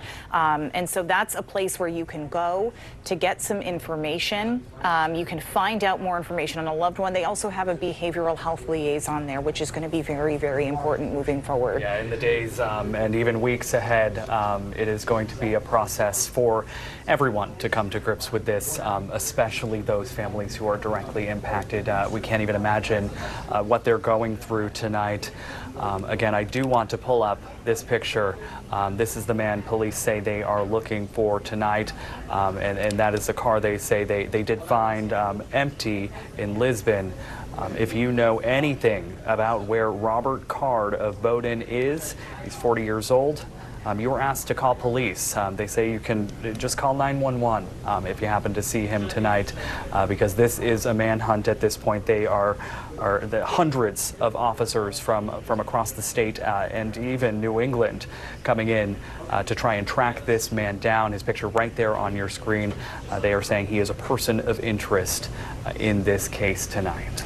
And again, if you don't have to go to this reunification center in Auburn Middle School, please stay home. Stay where you are. Shelter in place is the message to everyone right now. But if you are very concerned about your loved ones, if you're maybe waiting outside of Central Maine Medical Center, again, the reunification center they're sending people to is at the Auburn Middle School on Falcon Drive. But again, if you don't have to be out, that's the big message from police is stay at home. Where even Bates College in Lewiston is on lockdown right now. They're telling their students to stay put. Right, and we're getting a number of schools announcing that they're canceling classes tomorrow. So we will try to get an updated list, but they seem to just be coming in more and more of schools in the greater Lewiston area saying, no, we're not going to bring kids in. It's just not the time for that. So families obviously check with your local school district. You probably received the text message or email tonight, but there are other schools that we have received messages from. If you haven't heard from your school, like Bonnie Eagle, the superintendent's acknowledging that they are weighing the decision and will make a final announcement in the morning, but of course understanding the gravity of the situation tonight. This is video from earlier tonight outside of Spare Time Recreation, and yeah, speaking on that school subject, we keep talking about how much this impacts people all over the state. There are schools in Poland, Mechanic Falls, Bowdoin, Brunswick, that have closed. And the reason I said Bowdoin is because that's where Robert Card is from. That's what police are telling us. But we know Poland, Mechanic Falls, Brunswick, Gray, New Gloucester, they're not directly close to Lewiston, but they're closing tomorrow. So definitely keep in touch with your school. If you have not gotten the text, keep an eye out on any decisions made. And again, at Auburn Middle School, there will be a behavioral health liaison there tonight. We just heard Commissioner Michael Soschuk with Maine's Public Safety Department talk about how this is still a very fluid situation. Still very active scenes all over Lewiston that we're hearing from our reporters, and still a very active scene in Lisbon Falls where our reporter Hannah Kumler is. Right now you're looking at video from Central Maine Medical Center where crowds have just gathered outside waiting for any sort of information on their people who were either at Schmenge's Bar and Grill tonight or at Spare Time Recreation. Yeah, just seeing the number of people gather around that hospital tonight waiting for the news about their loved ones is quite unimaginable. I imagine they're trying to get some folks away from that hospital and get them to this center in Auburn, and just trying to kind of make sure things are set up for them so that they can get them the information they need. We are still getting some photos and videos in from our reporters who were out on the scene, but they have been out there since we first heard of this situation. And we just heard from Michael Soschuk, who said the situation first happened around 6:56 tonight. You can imagine 6:56 on a Wednesday night. A lot of people out. Are out of work. Yeah. At the bar, at the restaurant, at the bowling alley, just off of work, trying to relax with friends, probably family, and then the unimaginable happened. And I don't want to overstate that it wasn't just those people necessarily. It was also the entire Lewiston area that got that alert on their phone, right? Yeah. And was sheltered in place wherever they were, whether it was a grocery store or a hockey rink, getting that message on their phone and not knowing what was happening. Obviously, just a really terrifying situation tonight. And we spoke with our reporter Alex Haskell a little bit earlier tonight, and it was just, this is all very new for all of us. This is something that we have not seen here in Maine before, but just he was so shocked by the fact that while they were driving into Lewiston, just to get to the scene, they drove by a man who was walking, because the streets were fairly empty by that point. People were getting the message, stay home.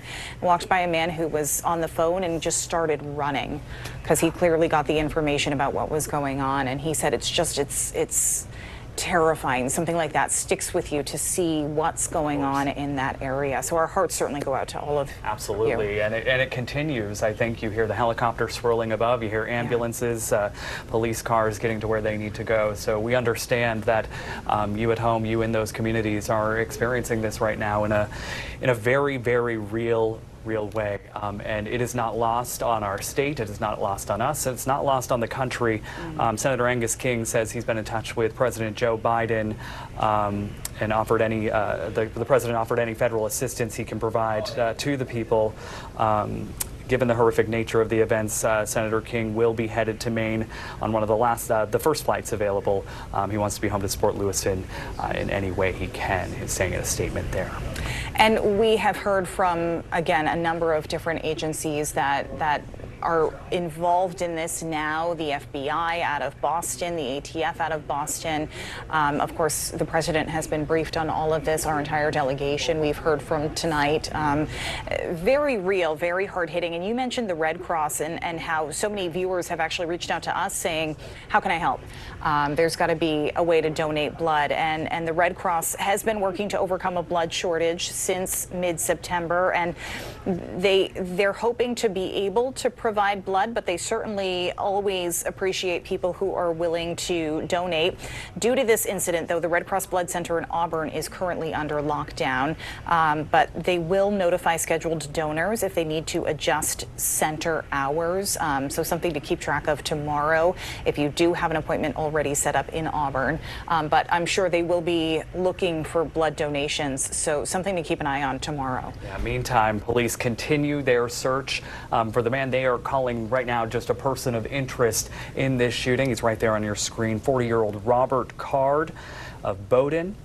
They say he is a person of interest in the mass shooting at Spare Time Recreation and Schmenge's Bar earlier this evening. So if you see Robert Card, you are asked to call police. Police saying you can just call 911. Especially if you feel like there's an unsafe situation. He is considered armed and dangerous, so you should not approach him. But if you see him or know where he might be, please give police a call. And just a reminder that there is a reunification center that is being set up right now at the Auburn Middle School. That's 38 Falcon Drive. If you're worried about your loved ones, your people, that's the place they're telling people to go right now to get a little bit more information about where that person may be, whether they are affected. Police are certainly working around the clock along with, all of the staff at the hospitals there in Lewiston, plus the hospital Maine Med in Portland. We've heard from them. In fact, Maine Med ready to take any of the patients that they can't handle there in Lewiston, and they have even closed their campus to any outsiders tonight. It's open obviously to their patients, but at this point they're preparing for the worst, and so they're asking anyone else to stay away from their campus tonight. I want to talk to our folks in the control room right now. Do we have anyone, any of our reporters available? Not yet. Okay, so we are continuing to work to get more information. We have reporters out in the field. This is some surveillance video from earlier in the night. The car, police say they did find, but empty, and they're looking for Andrew Card of Bowdoin. Robert Card. Robert Card, excuse me, of Bowdoin. And this image we have shared a lot tonight. Tough to look at, of a gunman entering Spare Time there with a large weapon and inflicting horror on many, many people there tonight.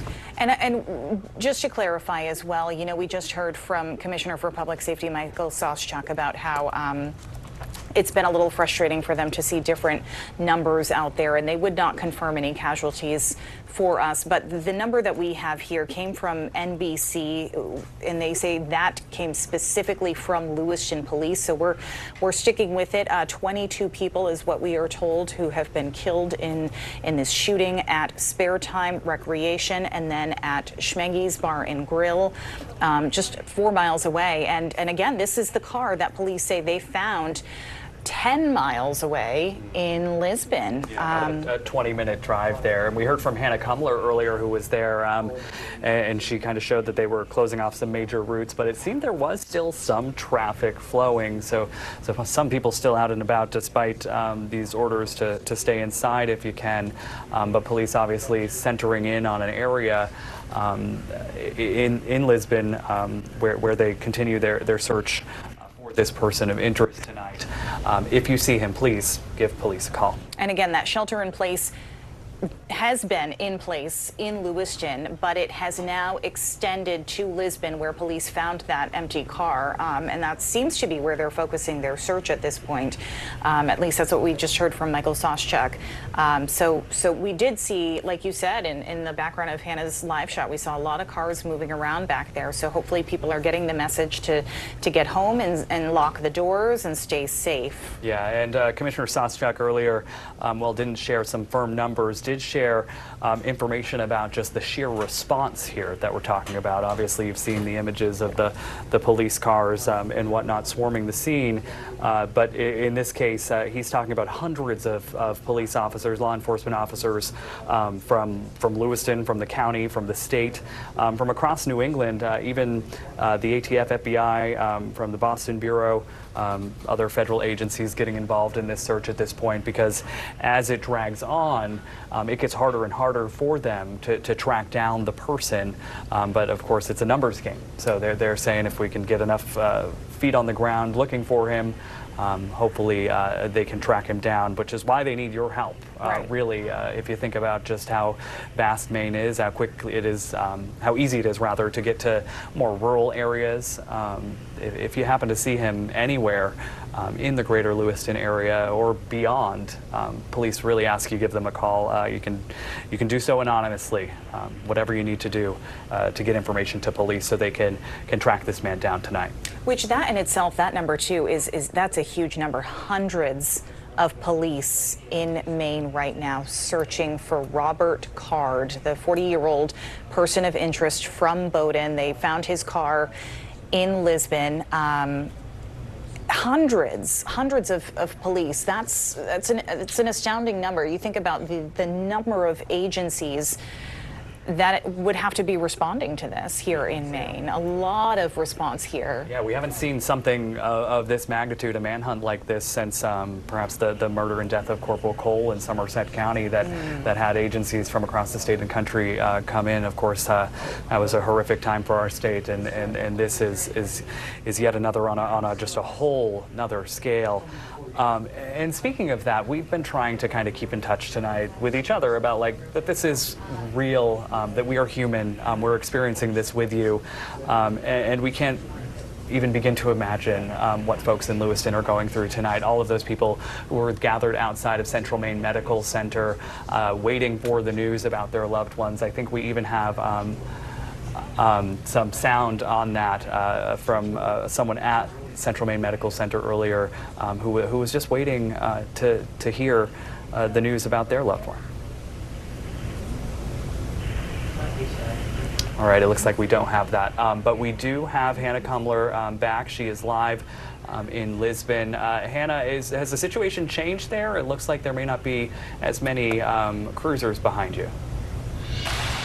Actually, there's probably the same amount. It's kind of a little bit deceiving because it's so dark behind me, but that's because their headlights and their lights on top of their vehicles are off right now. So there is still a very strong presence. We've had cars moving around us this entire time, kind of patrolling the area. We're still in front of Lisbon High School. Once again, we moved from across the street. Here's a cruiser coming by right now.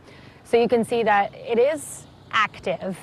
The chopper is still in the sky. If we do happen to get a shot of it, we'll of course show you.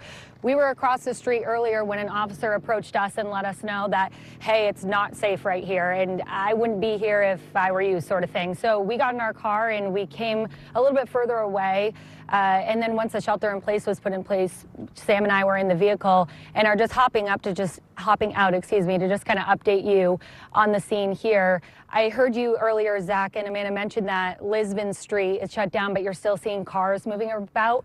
It is just blocked off right here. So this is like like if you were to be going from Lisbon Falls into Lisbon Center, cars are not being let through here. We've seen several cars either turn around, or if they live past this block where that cruiser is sitting, then they're allowed to go through. But police are checking every car that goes that way, and some are turning around in the gas station and heading back. So for those familiar with this area, we're at Lisbon High School, which has announced that they are closed tomorrow, as so many other schools are in the state of Maine because of this horrible incident.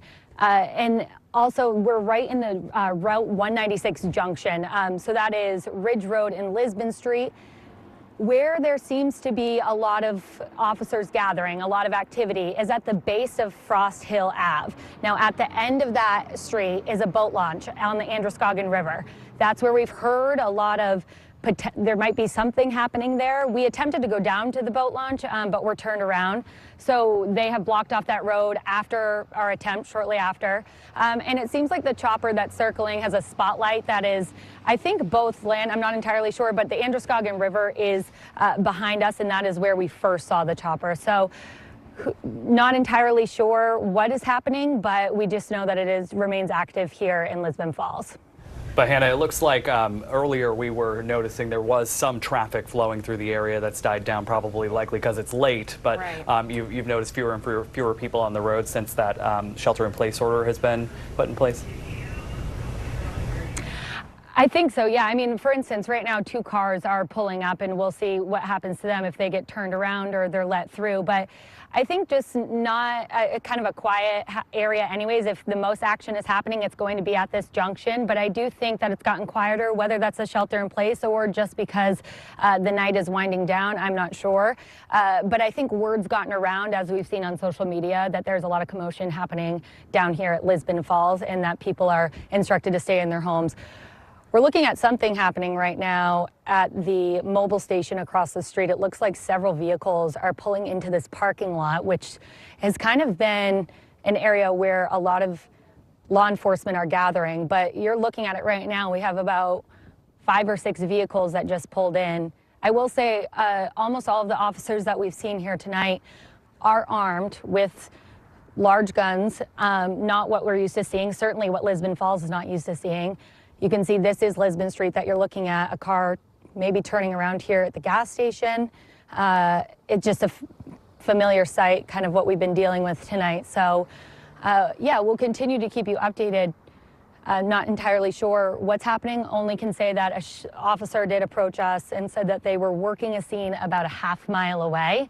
And that's when they instructed us to get some distance from where they were at, just for safety reasons. So.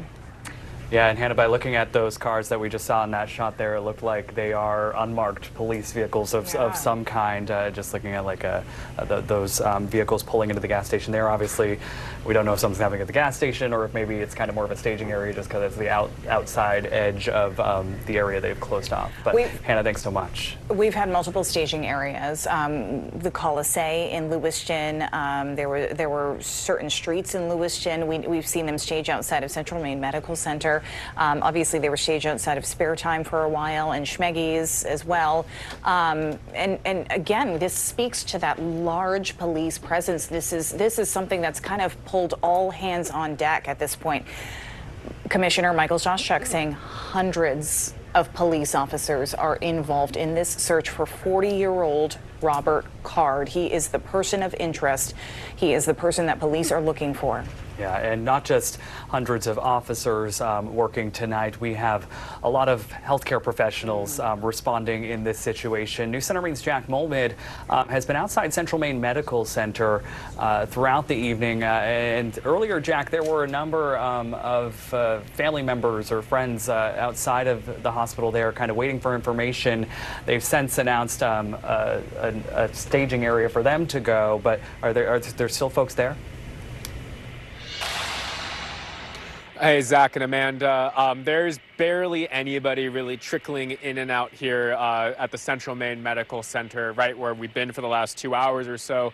But like you said earlier, about 2 hours ago, there were dozens of family members, parents, people lining up to give their information to people working here at the hospital about their loved one, to see if their loved one was involved or hurt or injured or died in any of these shootings. You know, we spoke with people who were just confused and frustrated over what was happening here too. But over the past 2 hours, it's really just been a slow trickle of people in and out of here. Obviously, people walking inside were affected by this in some capacity. Either they have a loved one who is being treated here at the Central Maine Medical Center, or they have a loved one, unfortunately, who passed away. Again, it was 22 people killed here in Lewiston this evening. 22 people in Lewiston. And like we've been saying, it's not just a Lewiston event that's happened. This is a Maine issue. This is a nationwide issue, that a tragedy that we've seen here. 22 lives taken. And there's been armed guards, armed law enforcement members here as well, most of the time, keeping watch. We were actually on the main street here and had those armed guards tell us to get down to the rampway here so that we could stay away from the main road while they continue to search for that suspect that we've been talking about for so long. And if we could pan a little bit to my left here, we could see that's where the main entrance is of the center. And I don't know where the camera is right now, but you could, if you look carefully, you could see some of those armed guards walking around, kind of making sure that people who have had family, who have been impacted, can come and go safely, so that they can come and go safely, because we still have somebody at large here in our community in Maine, who police believe shot and killed 22 people here.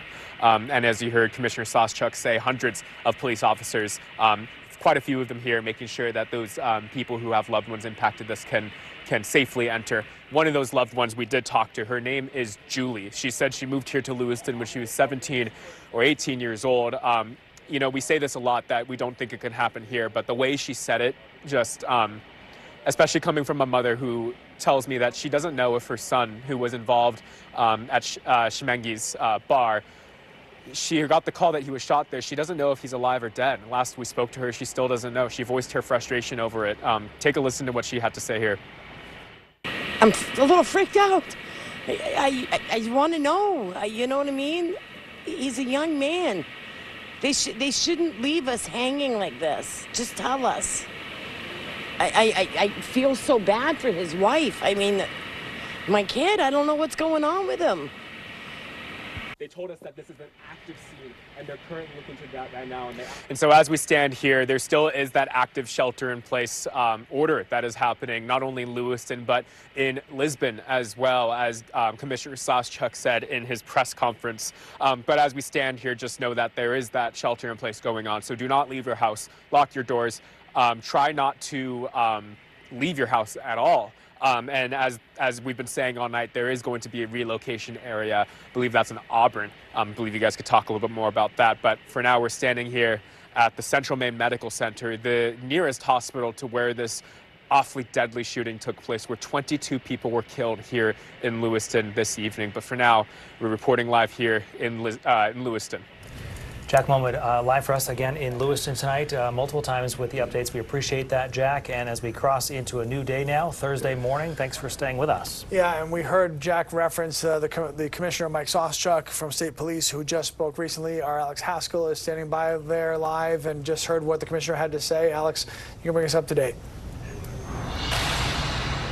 Hi guys, yeah, well, just want to let you know right now we are in Auburn. We are at the middle school. I want to give you the address. It is 38 Falcon Drive, and we heard the commissioner talk about this location. This is where they have set up a reunification center. This is where anyone can come if you have questions, if you have concerns, if you can't find a loved one, or believed if a loved one, if a friend, family member was involved in tonight's shooting, yesterday's shooting.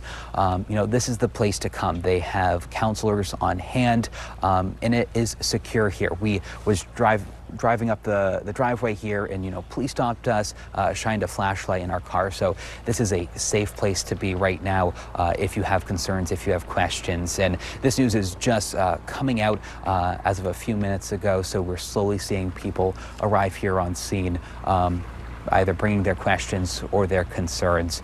And we also want to mention, as I'm sure you have been hearing tonight, you know, Lewiston isn't the only place to, you know, stay inside, be safe. Also Lisbon. Both stay inside in those locations. And again, this location in Auburn is safe with the police officers here. Now, I want to toss to some sound that we heard from the commissioner, just talking about, you know, all the police that have been involved in this effort to keep everyone safe and find the suspect. we have literally hundreds of police officers working around the state of Maine to investigate this case, to locate Mr. Card, who again is a person of interest and a person of interest only. And we'll continue to gather information so that we can bring the suspect to justice and ultimately seek prosecution down the road. And again, some of those police officers here tonight. I will give you that address again, 38 Falcon Drive, Auburn Middle School. This is a reunification center. If you have questions, concerns, looking for a loved one, this is the place to be. Brian and Lee, I'll toss things back to you. All right, Alex, thank you very much. And Alex, standing by what he probably described as that reunification center, and for the woman that Jack spoke with and that we just saw, this kind of streamlines the process, if you will, to get the information to the people who are missing their loved ones, don't know if they're okay, have questions about getting status updates on them, and instead of trying to find all of the people, picking a central location, getting them there, and then there's one place for everybody to get the information that they need and they so desperately obviously deserve. And certainly you imagine also helps the law enforcement side of getting the names of the people who need to be contacted and coordinated and all of that. We're talking about a lot of people tonight. 22 people is what NBC is reporting through Lewiston Police. But as we heard in the briefing that we were so anxiously waiting for a while from the Commissioner of Public Safety, not committing to a number at this point. And certainly can appreciate that perspective and can appreciate your perspective of wanting a number, needing some information to hold on to. And at the same time, as a mayor, as somebody watching, I wanted to hear him say 22, right? Because I was hoping to hear something more definite, clearly understanding why the commissioner can't do that. So many things going on. First and foremost, they still don't have Robert Card.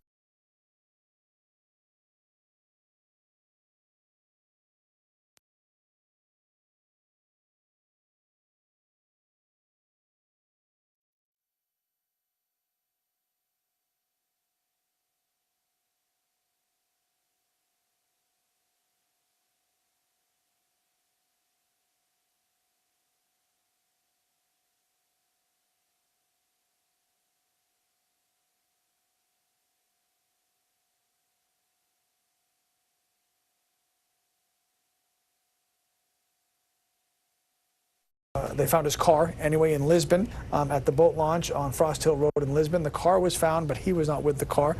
So, and it's been relatively quiet, if you will, the chatter about where they're seemingly looking for him next. So that's obviously a point of concern because right now they don't have him, and until they have him, we don't know where he is. So.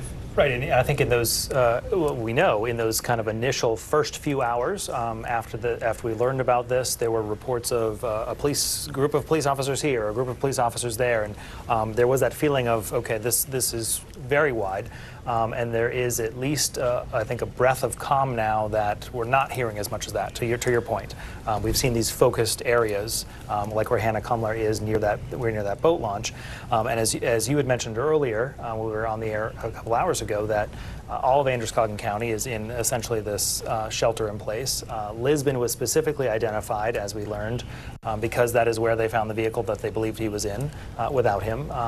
So there is that warning tonight. And not just that, because if you didn't hear this earlier, Maine Medical Center, out of an abundance of caution, also on lockdown. If you're not a nurse or a doctor or a worker or a patient, you're not getting in. So the hospital has locked down as well to be safe because we do not know where Robert Card is. He hasn't been caught yet, and therefore safety has to be paramount here. And the question was asked during the briefing with Public Safety Commissioner, are there other shooters? Are there other people you're looking for? Wouldn't necessarily answer that question either, simply saying that this person on your screen right now is their person of interest. These are the photos police released, however, of who they are now saying is Robert Card. That is the entryway of Spare Time Recreation, which is in Lewiston off Mollison Way, just off Main Street. Multiple angles of him. You can see his face pretty clearly there, and then also sharing this would be the vehicle that we have to believe is the vehicle they found in Lisbon, because that's the one they told us they were looking for, that Subaru. As we sit here at 12:09, the aftermath if you will, of what tomorrow/today was going to look like. A lot of school cancellations, certainly in Androscoggin County. A lot of schools, whether they were directly affected or not, just out of respect, I guess, and safety, just they're not going to open. Even outside of Androscoggin County, schools are not. Some schools are not opening tomorrow. That's already been announced, and I know there have been notifications from other schools as far away as South Portland, where they're keeping an eye on it, and they haven't decided yet if they're going to be open tomorrow. So a lot, I think, will certainly depend on, if and when Robert Card is caught, where his last known whereabouts might be. If he migrates to a different part of the state, then obviously that part of the state would be on high alert. So there's just a lot of unknowns, unfortunately. We like to speak in knowns here. This is our job is to speak in knowns, and we're being very careful to tell you what we actually know, and not what we've heard, and not what we've seen, and not what we've read, and not what our buddy's third cousin told us. I mean, this is, the information superhighway can be super useful and very helpful and very important in situations like this. It could also be very detrimental. So I will caution you for the probably 10th time at this point to just be very careful. Everybody's interested in what's going on here. Everybody wants to know. Everybody cares. It all comes from a place of love. Nobody's trying to do, misspread information that's not correct, but be very careful with what you think you've seen or heard or know, and make sure that it is verified information, as Commissioner Soschuk touched on earlier. That will make everybody's life a lot easier in keeping everybody as calm as possible in this very chaotic situation, tragic situation. The news is not good. There's nothing good to talk about here. And it's just, we need to keep as many people safe as we can, and we need to find Robert Card as soon as possible. Another note on the school closings, and as you said, as those will likely increase as the morning wanes on here, our team is working diligently right now to compile all of the information we are getting to get it to you, and that includes the school closings, because that'll impact your world in the morning. So they are compiling a list of those closings. You can find them on the News Center Maine app if you've lost track of who is and who's just looking at it, and as we get that confirmed, we'll have that there as well. Well, especially because we're reading to you in real time. So as soon as we hear it, we're just literally going in one and out the other. And it's not just schools. The Lewiston DMV will be closed tomorrow. They announced that a little over an hour ago. So that's not a school. That's that's a business. I'm assuming there'll be other businesses, certainly in the immediate Lewiston and Auburn areas that will follow suit in that regard. So there's just a lot to keep track of, a lot of things you need to know. And as soon as we know them to be true, we'll certainly pass them along and try to streamline it as well as possible so that you have an easy way to disseminate all the information that we're throwing at you in real time here. Our reporters are scattered all over the place, giving us their information in real time as well. So we are we're doing our jobs, and which is to keep you informed and hopefully in turn keep you safe, and hopefully in turn help the police find Robert Card. On the note of changing information and impacts to what would have been normal life tomorrow, St. Mary's Health System saying all elective procedures and surgeries scheduled for the morning have now been canceled. All their practices are closed, and they will be reaching out if you had something scheduled to reschedule that. So again, an emphasis on their resources and their energy needs to be on these things and caring for these patients. You and I talked about this, and Commissioner Soschuk touched on it as well. We keep showing you pictures of Robert Card, the person of interest here. We've been, these are from surveillance cameras that they're in the area, either of Schmenges or of Spare Time. I'm not sure exactly where. That's the bowling alley. So from there, so we're showing you these pictures so you can be aware. But the commissioner was very clear. We're not looking for anybody to go find him. We're not looking for people to be on the lookout for him, because you're not supposed to be anywhere. This is just in case you happen to find yourself in a position where you do come across him or see something, or even the commissioner was very clear, if you see something that might be, you don't have to be definite about it. If you think might be, then you would share that, and that way that might help close the gap here on where he is and how to find him. But again, do not approach. He is considered, in the commissioner's words, to be armed and dangerous, and stay away if you do see him, but certainly pass it along to somebody who might be able to help. Our Chris Costa has also been very busy with us in the newsroom tonight. He just spoke with a professor from Bates College, which obviously is located in that community of Lewiston, who specializes in mass shootings and studying them. So we want to hear part of that conversation. Sorry, I was wanting to ask as a human being. Are you? So do you want to tell me? Were you on campus when any of these events happened? No, I was off campus when I heard about the first reports that there was an active shooter in the Lewiston area, and have been just monitoring the situation since. How are you feeling right now? I am feeling all of the things that people feel when their community has been attacked. I am somewhat in shock, even though we've been saying that these things can happen anywhere, and they often happen in smaller communities.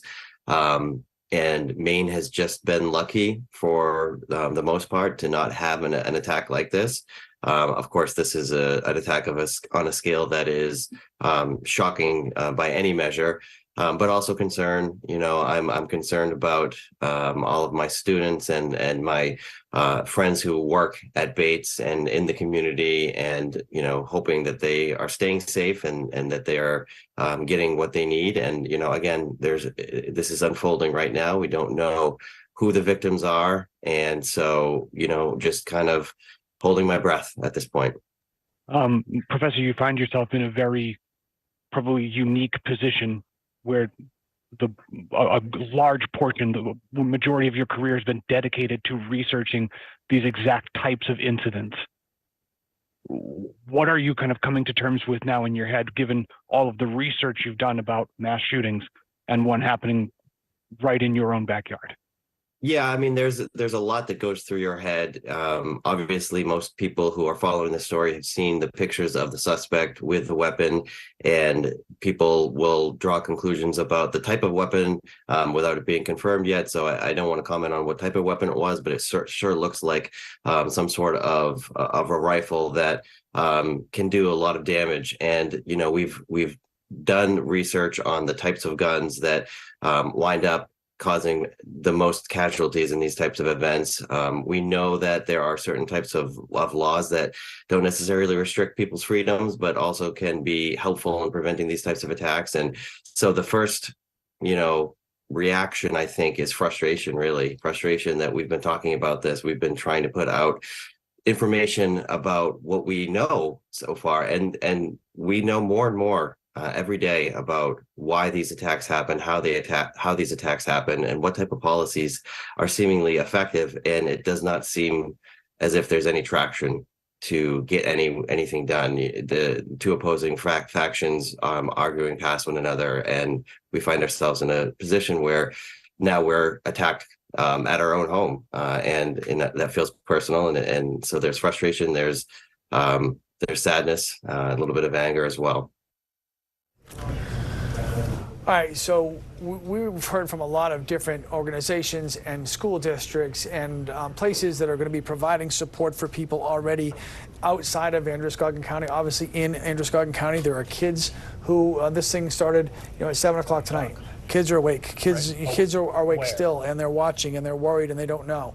And it's stuff that we talked about earlier that they've practiced just in case, and the just in case is now. So there are resources available. So if you're watching, and whether you're directly or indirectly or not at all affected, other than being a Mainer, by what happened, there will be resources likely available to anybody who needs them. So please find them for yourself, for your children, for your loved ones, for anybody who might need one, okay? Sam Rogers is live in Lisbon. We're going to go check in with him. Hey, Sam. If there's something crazy, you just be like, turn on.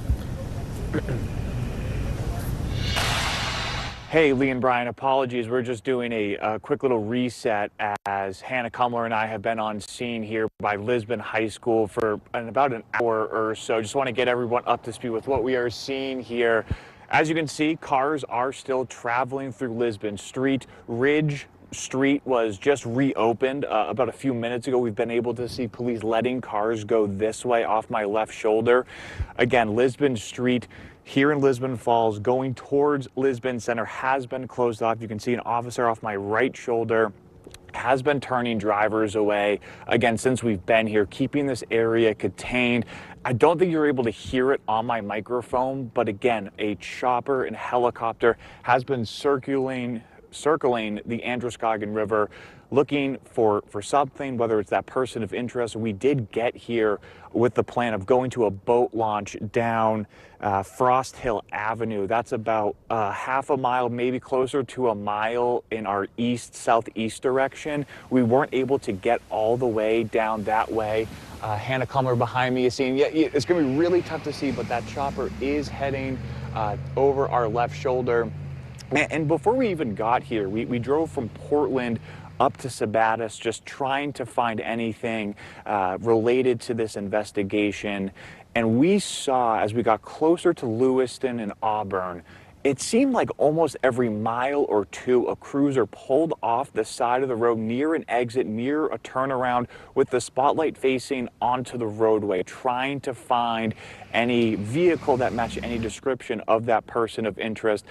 Now, a few minutes ago, or longer than that, it seems, when the public safety commissioner was addressing the people of Maine, he said that this area where we are in has just been ordered as a shelter in place. And you know, it's well after midnight at this point. Lisbon Falls, not exactly that busy, but we have seen a slight decrease in activity.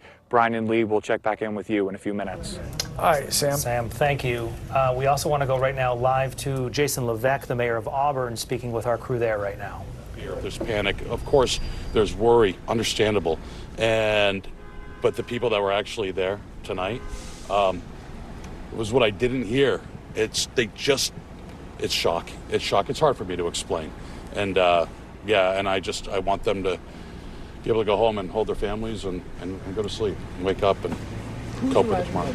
By bus? Say again? Who is it that's arriving by bus? So what we did is we took the witnesses of the two locations. We actually brought them to a holding area so we can interview them, clear them, and then we wanted to bring them all over here so they can have what we call a reunification process with their loved ones, which is the proper way to do it. We wanted to make sure that evidence could be gathered and the proper protocol could be followed. Can you talk to us about the different ages of the witnesses? Were there kids that witnessed this? Yes. It's all ages. It was all ages. I just talked to some teenagers, and it was all ages. And what can you say about the law enforcement officers working this very serious situation? It's unbelievable. It's literally unbelievable. We have our entire force out here right now for the city of Auburn, plus Lewiston, county, state, everybody's here. That's one thing about Maine. And if you're not from Maine, you won't understand it. But when someone's in need, everybody comes, and everybody has come to this. I've got Poland Volunteer Rescue in the back helping people in case they need it. I mean, this is an all-hands-on-deck situation. So, yeah, you could train for this, but you can never be completely prepared. But I've been talking to a lot of our officers tonight, and we all should be proud of them. And that support from just beyond the region, beyond Maine, really. Yeah, I mean, I've gotten a lot of phone calls from around the country, text messages out from folks, and everybody knows about this. Obviously, it made national news. But at this point, we're going to really focus inside of our community. We're going to heal our community. We're going to persevere. We're going to get through this, and it's no time not to. So it will take a while. Something like this doesn't just get solved overnight. Nobody can expect it to. But we got a really strong community. We've overcome a lot, and we'll overcome this. Jason, what's the scene like in there right now? There? Yeah. Relief. It's really relief. If you think about it, I mean, this is a happier place right now in the entire area. This is a reunification center where people, witnesses saw traumatic events are coming together with their family and loved ones who were worried to death about them, and they're coming together. So it is happy. But on the flip side of the happiness, what you're seeing is the turmoil and the trauma that they're going through, especially the witnesses. And that, unless you've been there, you can't really understand. You can't really describe, frankly, other than you can feel empathy for them. And that's what we're going to try to do here. Where were the witnesses between the events and now? They were at an undisclosed location, centralized, safe location. We brought them there, and obviously police did too as we're clearing the scene. It's going to be a long process to clear the scenes. But then, we brought them. Once everything was settled, we can bring them back here safely. And obviously, all the statements were taken and so forth. That needs to happen. So, I mean, investigation is investigation, and that's a paramount importance at this time. Mayor, forgive me for asking. In other mass shooting incidents in other parts of the country, the reunification point has sometimes been a moment where a loved one comes to the tragic realization that their relative didn't make it. Yes. Have any of those interactions taken place here tonight? Yes. I'll just leave it at that. What sort of a process have the hospital workers been working to connect more and more people to this one? I haven't talked with the hospital directors, our emergency room staff. They're extremely busy, and we all need to respect that. They are working with known victims right now, whether it be casualties or fatalities, and they're going to work through that process with the appropriate guidance, mental health support networks that we have. We actually have trained professionals here from the state police as well as local churches that are trained in crisis response that are actually helping people through this. How long can we expect the center to be open? Until it's done. Anything else? Okay. No. Thanks very much. All right, that's the mayor of Auburn, Jason Levesque, standing by at the Reunification Center, which is at Auburn Middle School. As the mayor talked about, some of those reunifications good, family members not knowing where their loved ones were, getting to see them. And the mayor also really open and honest about the fact that not every one of those situations ended well, and sometimes people went there hoping for good news and they didn't get it. So it's just a tragic situation that the mayor of Auburn was just speaking about. We want to bring in Greg Marley from NAMI, Maine. Thank you, first of all, for coming to our studio in the middle of the night. I'm sure you have been pretty plugged into everything that's been going on. Not nearly enough, but trying to catch up as everyone is in this shocking news. We all are. Yeah. You know, at this point, we are, as Lee said, 5 or so hours into this at this point. This is raw. This is fresh. There are people who are just discovering what has happened here. What is step one for walking into this day?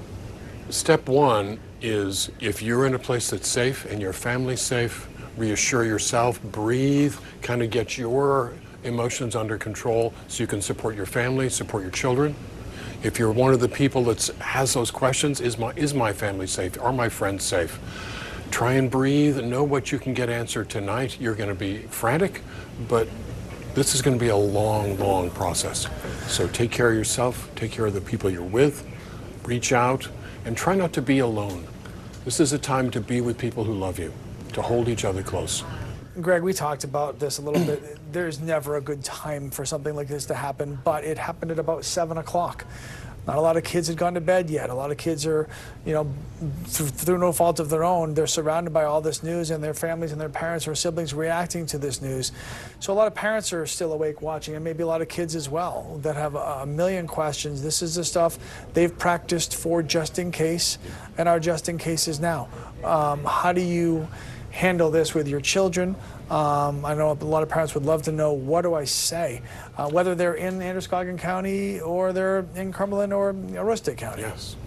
I think the big piece is, if you're a parent, if you've got the news, try not to get that news repeated every 5 minutes so you're not re-triggering your children. So let them know, then speak simply and directly about what happened. Reassure them that they're safe, that your family's safe, and then slowly allow them to ask questions, answer what you can.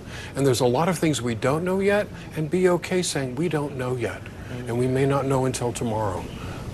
So that they can begin to settle into a routine and maybe get some sleep tonight. And maybe you can get some sleep tonight as well. Mom, Dad, yeah. Yes, because we will all need it, yes, to process the rest. You know, a few minutes ago, Chris Costa spoke with a professor who studies mass shootings and kind of the data that we've learned over the years from those. His words were, there's a frustration tonight for certainly people in his world that study that data. My word is, I feel like our state was violated tonight because there is such a feeling of it hasn't happened here, we haven't had to deal with this. Yeah. How do we square that reality from it's always been somewhere else, now this is my neighborhood? Well, I think in a lot of situations, people have been waiting for this shoe to drop because we see the headlines from across the country, and Maine has been somewhat insulated. And tragically, that ended tonight. And it's that acceptance, that reality that this is a state where violent crime happens as well, a mass shooting, and it's going to retool our whole perception for a while. We do a follow-up question to our students and our children. You and I have had conversations in the past, actually about a year ago, of a hoax situation. And part of that conversation was, you know, gauge your child, maybe allow them to lead the conversation if they're showing interest. Is this different though, because it's here? Should you as a parent be initiating the conversation? I think you need to let your children know in a really basic language what happened, so that they're not hearing it from someone else, outside of your control. Choose a time, get them settled. If you can wait and do it tomorrow morning and after they've gotten sleep, definitely do that. But then be ready for questions. Be ready for their questions depending upon their age. Younger kids are going to want to know, are we safe? Am I safe?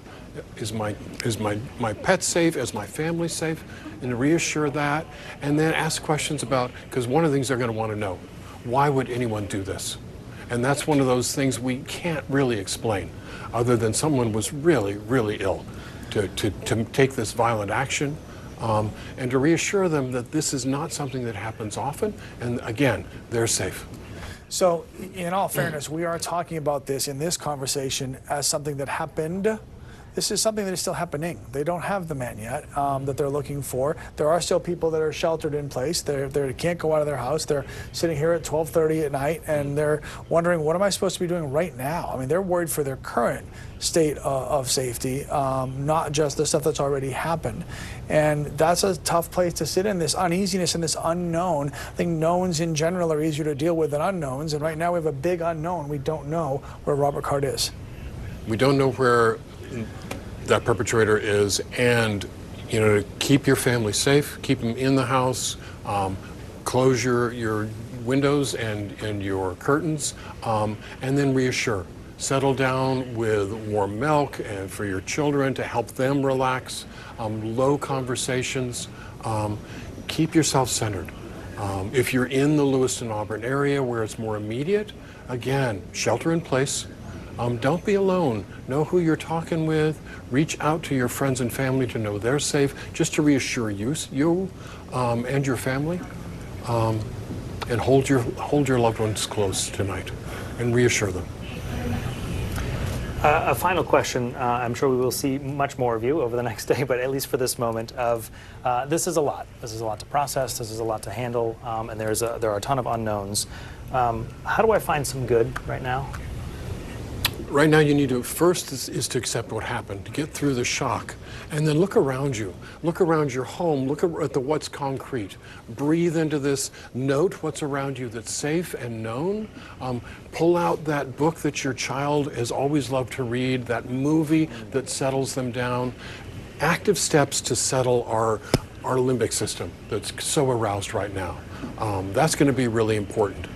Reassure that we have gone a long time without this type of crime in the state of Maine, and it's really unusual. We live in a state that most of the time is really safe. It doesn't feel safe tonight, and it's not safe for a lot of people, but we're going to get back to that. But first we have to deal with this and to support that sense of safety around us. If you're a parent, also monitor how escalated you get, how fearful you are, and so you don't overwhelm your children with that. Don't push those necessarily onto them. Greg Marley from Maine, we appreciate it for joining us, and I'm sure we will have many more conversations. Thank you. I'm afraid so. All right, we want to update you guys on this. This is important and maybe speaks directly to why Commissioner of the Maine State Police, Michael Soschek, would not give a solid, firm number on how many people have been killed, because that is a question everybody wants to know. It's an important number. He was hesitant to answer that. So we have been telling you, and you see at the bottom of your screen, NBC has been reporting that 22 people had been killed. That number has been adjusted. NBC is now adjusting that number to somewhere between 15 to 20 people. As many as 50 injured. Not all, though, from gunshots. Some injured while they were just trying to escape wherever they were at the time. So not direct results of gunfire, but certainly of the situation. So, so to the Commissioner's point, this is a fluid situation. It's ongoing gathering of information. And we want to make sure that when we learned it was 22, we wanted you to know that. We're learning it is now seemingly somewhere between 15 and 20, literally on a piece of paper. Wanted you to know that. So. And that's really what the last 5 hours have been, of getting information coming in, doing our best to confirm it, and who is confirming it, and getting that information to you. And that's what we will continue to do. And I think we are doing our best to be as transparent with you about what we know and what we don't know. When you ask the question about what is good, right? What is good? And I was listening to Mayor Levesque from Auburn talk about not just everybody in Lewiston, they're going to show up. It's their community, and then Auburn shows up, and then Poland shows up, and then Sanford shows up, and the state shows up, and everybody. What do you need? We'll be here. We'll be there. And this is what we do. We would love to not have to do it on a night like this. But as I mentioned, a few hours ago, whether it was the ice storm of '98 or other tragedies that our state has gone through in different relative factors, our state will do this too. We had each other's back. Our state will do this too. So there will be the support for the people as we find out what people need. There will be plenty of people to offer it to those people. So there is some solace in that. There is still no solace until we get official word at some point that Robert Card, the man of interest that they're looking for, has been found, and he hasn't been yet. So we did hear from Commissioner Soschuk of the Maine State Police a little bit earlier, and here's some of what he had to say. And this is a general caution to the public that approximately 6:56 this evening, a couple of shooting incidents occurred here with multiple casualties in the city of Lewiston. And police are currently searching for a Robert R. Card, 4/4 of 1983 of Bowdoin. Card is considered armed and dangerous. He is a person of interest, however, and that's what we'll label him at moving forward until that changes. If people see him, they should not approach Card or make contact with him in any way. The shelter-in-place order that currently stands in Lewiston remains. A vehicle, which was a vehicle of interest in this incident, was located in Lisbon, and we are now also asking residents in Lisbon to shelter in place. So please share that information with communities as well. So again, the Commissioner of Public Safety speaking a short time ago. He was at Lewiston City Hall, which was a meeting point for the members of the media and obviously law enforcement coming there. They have since closed City Hall and kind of relocated crews. Again, the big takeaway from that was the reunification center at Auburn Middle School across the river, which is where we heard from the mayor speaking a short time ago of that is a point to go. If you had, or you think you had a family or friend there and you need that point of communication to be reunified, that is where to be. This is video from Auburn Middle School where that reunification center is happening right now. This is such an important piece of the puzzle here, Brian. There are so many people with questions right now. Where are they? How are they? I can't get in touch with them for whatever reason. Maybe somebody's running out of there and a cell phone falls and you haven't even get in touch with them and you're fearing the worst. And so this is such a necessary part of this process for people to get the answers they're so desperately in search of. So again, it's at the Auburn Middle School. If you don't already know this and you needed to know, you're looking for this information, if you go to the Auburn Middle School, that's where you can get whatever questions are answerable, whatever they can tell you, that is the place to go to find out a very important piece of everybody's night here with direct connections to what has happened. This tragic, tragic night for the state of Maine. And the mayor was asked, how long will you stay open as a reunification center? And he said, as long as needed. This is what our job is there now. And that was his focus. Lee and I were talking when we were on with you a few hours ago. With a number like this of, the readjusted number from NBC is 15 to 20, possibly 50 people injured, most of us are going to know someone who was there or connected somehow to someone. And we recognize that, and we know how difficult that is. We learned tonight that a member of our News Center Maine family lost a family member tonight. So this is going to touch a lot of families, and we're aware of that. So we are being cautious with the information coming in. Yeah, and it makes it, this job is hard enough. We talk about the news every day, and we're talking about generally sometimes, places that aren't here or that aren't in Maine or they're not directly connected to us. And this one hits home for everybody. This is what we were always hoping would never happen here. And we had been blessed with being able to say that, and now we can no longer say that. And And it's just there aren't enough words, and we talk for a living, and there aren't enough words to properly put this in perspective of just how awful this night is going to go down in history, and these next days and months and years, and all the healing that's going to have to happen for all of us, directly or indirectly affected. Jack Momed's been on the scene since pretty much this whole thing started about 5-6 hours ago, and he's going to join us now live. Hey, Jack.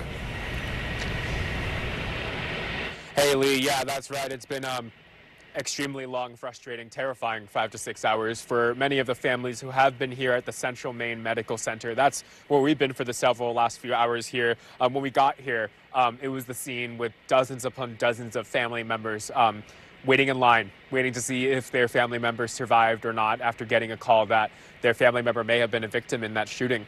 So they made their way here to give the name of their loved one who may have been involved in that shooting that we've been talking about for so long here, that tragic shooting that NBC is reporting took the lives of 15 to 20 people and ultimately injured around 50 people. And we saw people line up at Central Maine Medical Center here to give the names of their loved ones. Many of them stuck around to listen to it. Others kind of just went about their evening to really just kind of digest what happened here. I think a lot of us here in Maine and in the state, even in this region, are just really working to digest really what happened here. But if you want to take a look now at the front of the hospital here, if you look to my left here, you could see that front entrance to the main Central Maine Hospital. Since all those people entered the names of their loved ones, many of them have left, but armed security guards, armed reserve patrol, Maine State police officers have been there, making sure people can enter, come and go as they please. Obviously, the people who are walking through, many of them family members of those who may have lost their lives or may have been injured in this shooting that, with the suspect still at large. A little bit of info about that suspect. We are hearing that his name is Robert Card. AP, Associated Press, is reporting that he was trained as a firearms instructor, trained by the military. He was recently committed to a mental health facility, according to a state police bulletin.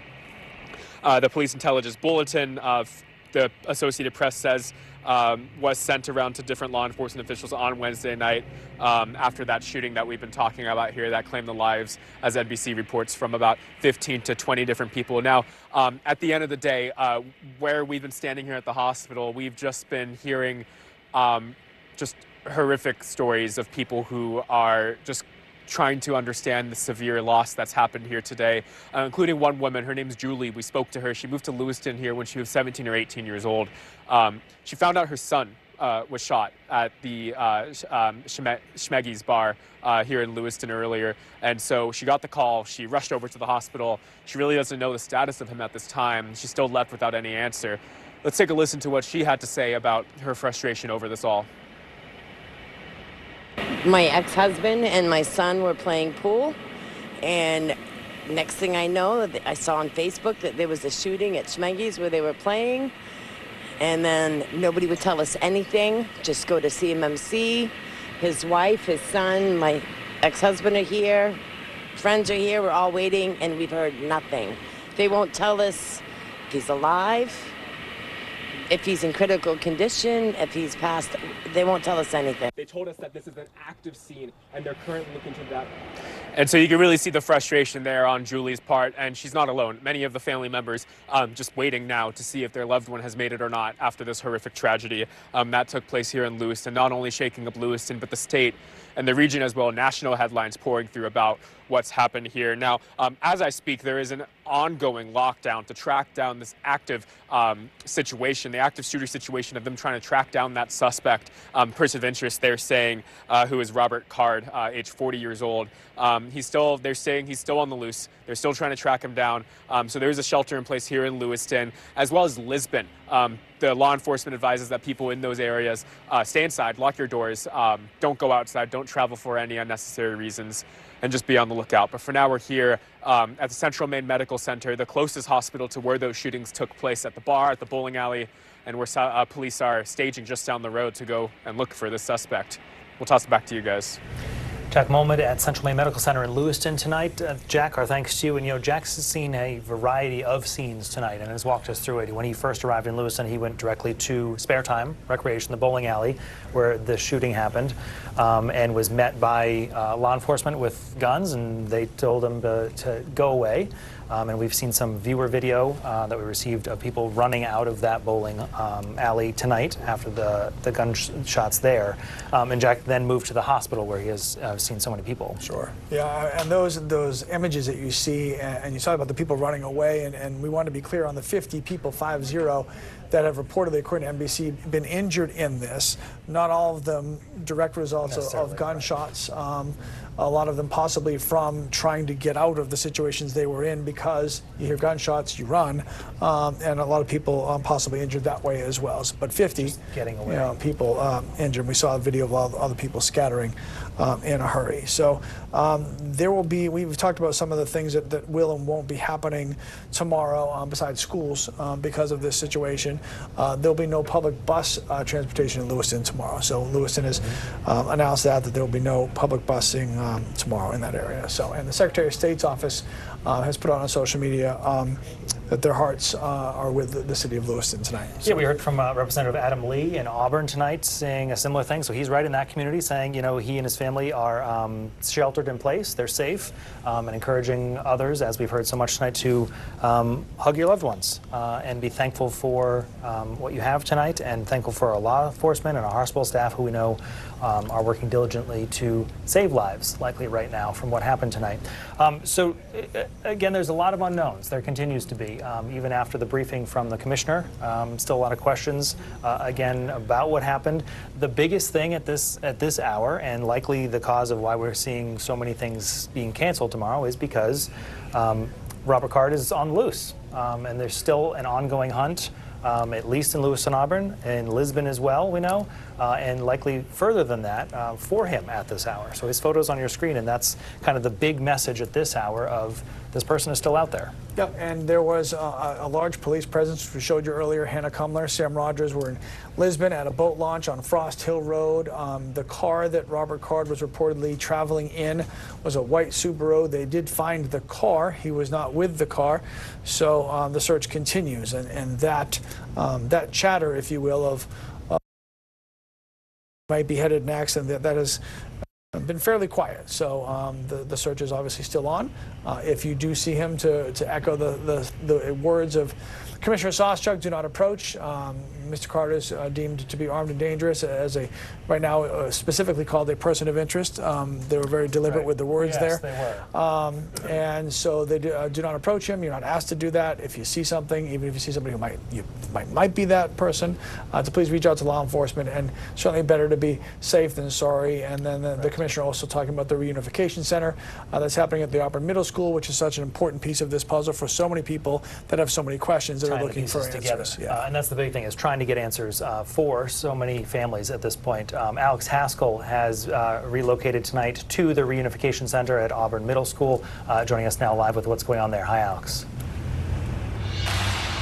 Hi, Brian and Lee. We've really seen things pick up here at the Auburn Middle School. A lot of families getting help, and news, good and bad. We chatted with the mayor of Auburn here not too long ago. I think many of you probably saw that interview. Just wanted to share some of the things that he said to us. Dozens of witnesses of the shooting were brought here, and they varied in ages, the youngest being teenagers. He said, a lot of people have been able to get help here, but also receive some, the most terrible news possible in all of this. Some people were here when they found out that they lost loved ones in this. I've been chatting with people as they come out of this center. I just chatted with Lind, who came here looking for her husband, and she just walked out and found him. So some good news here tonight in Auburn. I just want to make sure, going through my notes, making sure I'm not missing anything that we can share with you. Obviously, we've been talking about how this center, or this middle school, is a reunification center. This is the place to come if you are looking for a loved one, if you have questions, if you have concerns. This is the place to to be, and it is safe. We see many police officers here. They're walking with folks to and from the building. They're checking cars as they come in, so a very safe place to be. But we will keep an eye out here as folks continue to get help. We have mentioned counselors are here too for folks to speak with. Lee and Brian, I'll toss things back to you. All right, Alex, thank you. And I just, I can't imagine what Alex is seeing. Yeah, like that's hard, obviously, for the people who are going there to get their questions answered, for the people who have to answer those questions, and then to watch that and to see either the elation of the reunification or maybe the not, and it's just brutal. Yeah, and I think we saw it on the mayor's face. We heard from Mayor Levesque a few minutes ago and was asked, are both sides of that conversation happening for people who are showing up? And I think you saw it all over his face of how brutal and painful it is to see those horrible conversations unfolding of people who showed up there hoping to find their loved one and getting horrible news tonight. Yeah, the news is bad all the way around. We're not going anywhere, so we're here around the clock, and we're going to get this thing hopefully resolved sooner than later for everybody's sake, and just to give a little peace of mind that the person of interest that they're looking for, at least right now, Robert Card, does get found. Just to look at him one more time. Again, you really shouldn't be out and about, but if you do happen to, be someplace where you see somebody who resembles that, you're asked to certainly contact your local authorities wherever you might be at that time. And again, do not approach, as he's considered to be armed and dangerous, and is the person of interest, or at least a person of interest, in what has happened tonight. And just a tragic night for the state of Maine, for all of us who are from here or not from here. You don't have to be a Mainer to feel for the loss that our state is feeling tonight, and certainly the empathy that we have for all the people going through everything they're going through, and everybody in the state is going through this. Some, maybe at a more severe level than others, but there's nobody that is not affected by this, that doesn't, view Maine the way that we view Maine, being the born and breeders.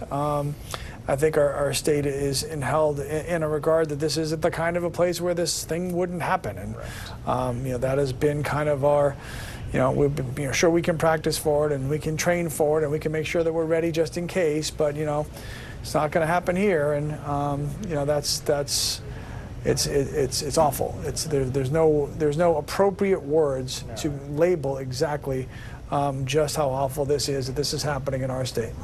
And we also recognize these photos you're looking at right here were released from, as you see, the Androscoggin County Sheriff's Office and Lewiston Police as well. They wanted us to share these pictures with you of a moment they said unfolded tonight at the bowling alley there. And I'll be frank, when we received those in the newsroom, there were audible gasps. They are jarring photos to see, especially when you know where they're taken from. They're not a photo from a town somewhere else. They're in our neighborhood now. So we recognize that there's a lot to process in seeing these images and knowing what unfolded tonight. And I can't get over still the timing of the incident, which according to Commissioner Soschuk was 6:56 p.m. That bowling alley, that had kids, right? There's kids in the bowling alley. There's adults in the bowling alley. Maybe Wednesday's bowling night for your team, your workplace, your group of friends, whatever it is.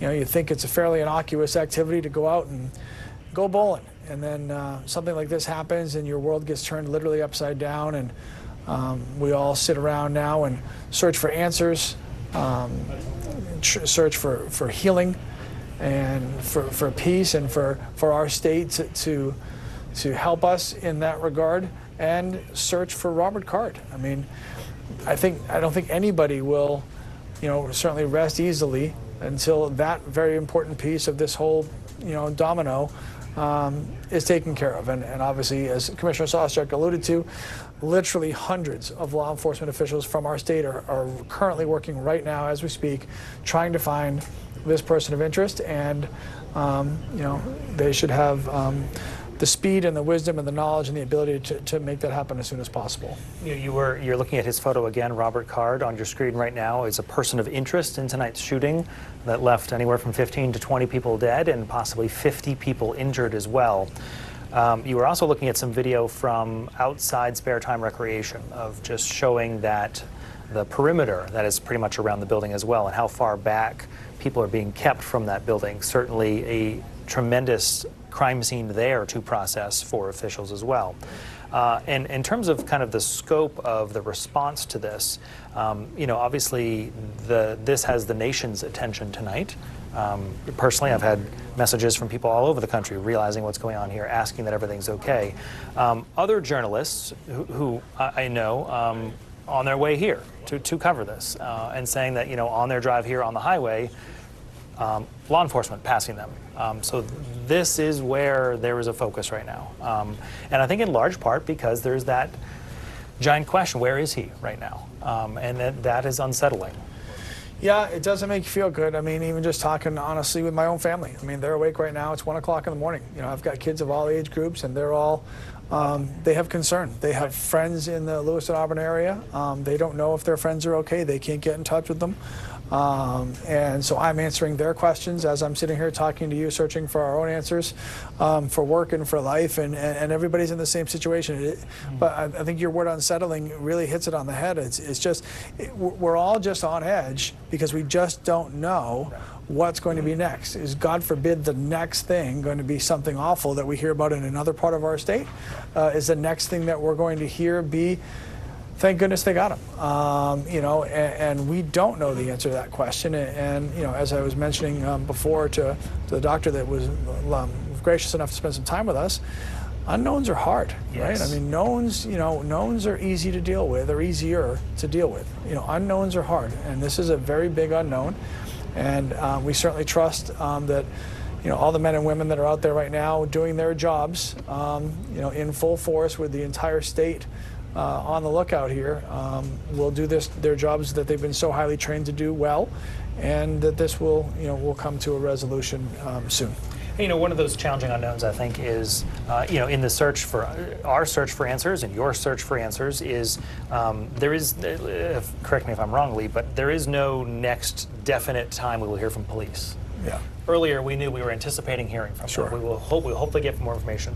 At this point, it's a little open-ended, which I think adds to the uncertainty of the night of when will we know something more? And another hard part, journalistically speaking, is as we try to gather information, the people that we would generally go to gather information are a little busy right now. Very busy. So answering a text or a call or, hey, help me out, it shouldn't be and isn't their top priority. They're all, full force ahead, focused on the task at hand, which is to find their person of interest, Robert Card.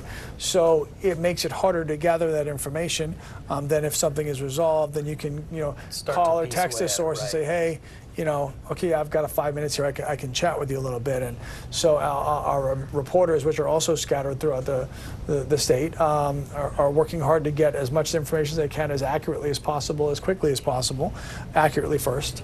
And that's what we're all waiting for. So, yeah. And we know that at some point you will hopefully go to sleep, but tomorrow you will wake up and there will be the questions of school and work and what's open and appointments. And we are constantly working to compile that information for you in the News Center Maine app. So if you're not able to stay up with the minute-by-minute updates we're giving you there, we're putting it all there for you as well for when you do try to figure out what Thursday looks like. Yeah, and I think it's important. We're going to get to an interview we want you to hear in a second. I just think it's important to kind of emphasize this one thing that Commissioner Soschuk said, and it really kind of stuck out, and we had said it earlier before he spoke. The information that you're searching for yourself, right? The information that you're searching your phone, you're checking the internet, you're texting your friends who maybe live in the areas that we've mentioned. Be real careful to just vet your information properly, to know that what you're understanding and you're learning is real and not something that's not, that might cause unnecessary panic, unnecessary stress for you, and that your information is accurate. Because in a situation like this, with so much interest and so many eyeballs and so many people weighing in, that you should know what you're seeing, reading, hearing is real, and not anything besides that. So that's important. There is comfort in that, knowing where the information is coming from. All right, Chris Koss did an interview for us a little bit earlier, and we want to hear a little bit of that. And if you don't mind, expanding on maybe helping the general public understand, one of the focuses of your most recent publication, right, was about the comparison between thwarted mass public mass Absolutely. shootings and actual completed attacks. Can you help kind of give the abstract to the viewers at home of what that study entailed?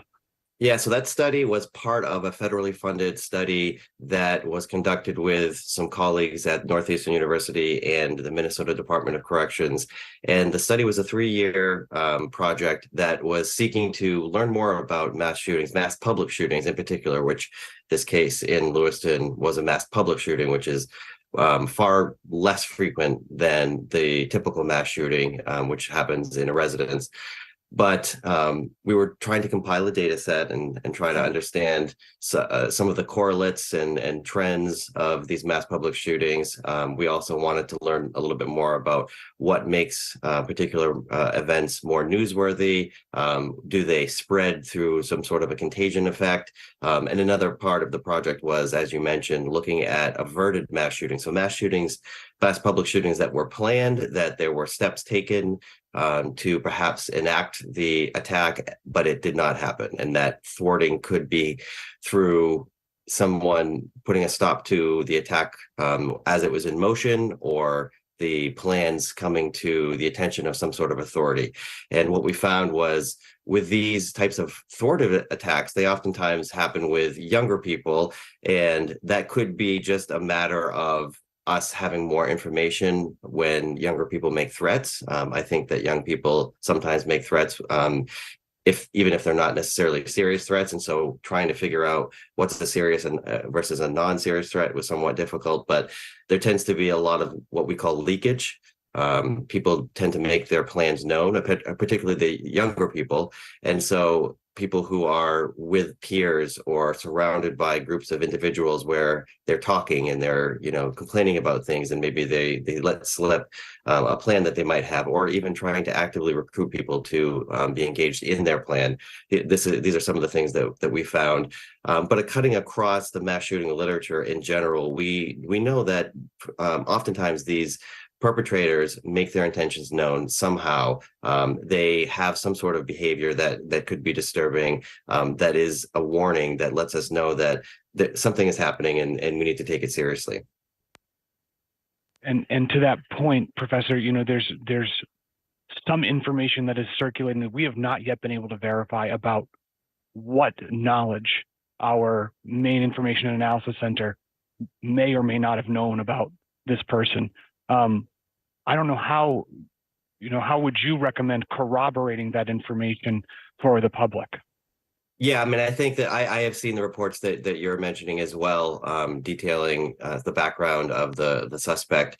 And, without that being confirmed, it's difficult to speculate too much on it. But I would say that until the suspect is apprehended, we probably will still be speculating. And then once hopefully that happens soon, then we'll certainly know more. But what has been shared in the media is certainly not uncommon in terms of people who have engaged in these attacks before. I'm hesitant to say that there's a profile. I don't believe that there is a profile of a mass shooter, but there's certainly some characteristics that we see that are that weave their way through a lot of these cases. And so the information that has been shared, if it turns out to be true, is not necessarily surprising, but is again more evidence that these types of events are preventable, and we need to take them, I think, a little bit more seriously. And it's a challenging situation. You don't want to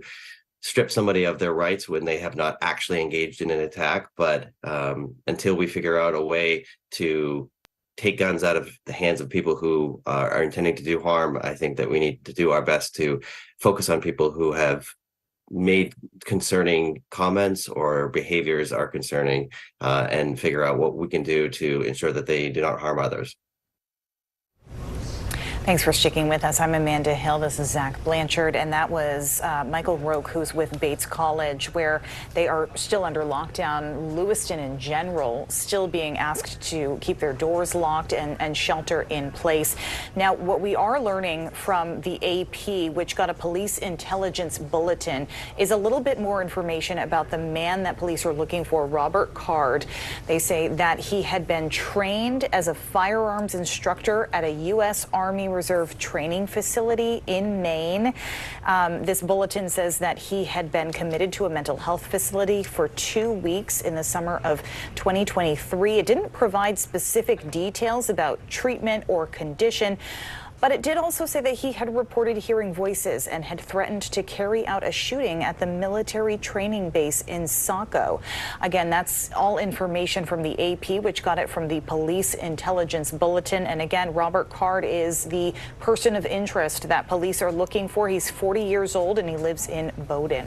Yeah, right now, police agencies from all across the country, really, and across the state are working to track this man down, a person they are calling a person of interest. In this shooting, of course, that has killed NBC News reporting 15 to 20 people in Lewiston tonight and injuring up to 50 others. Numbers that are truly unfathomable, truly hard to process for a lot of us tonight.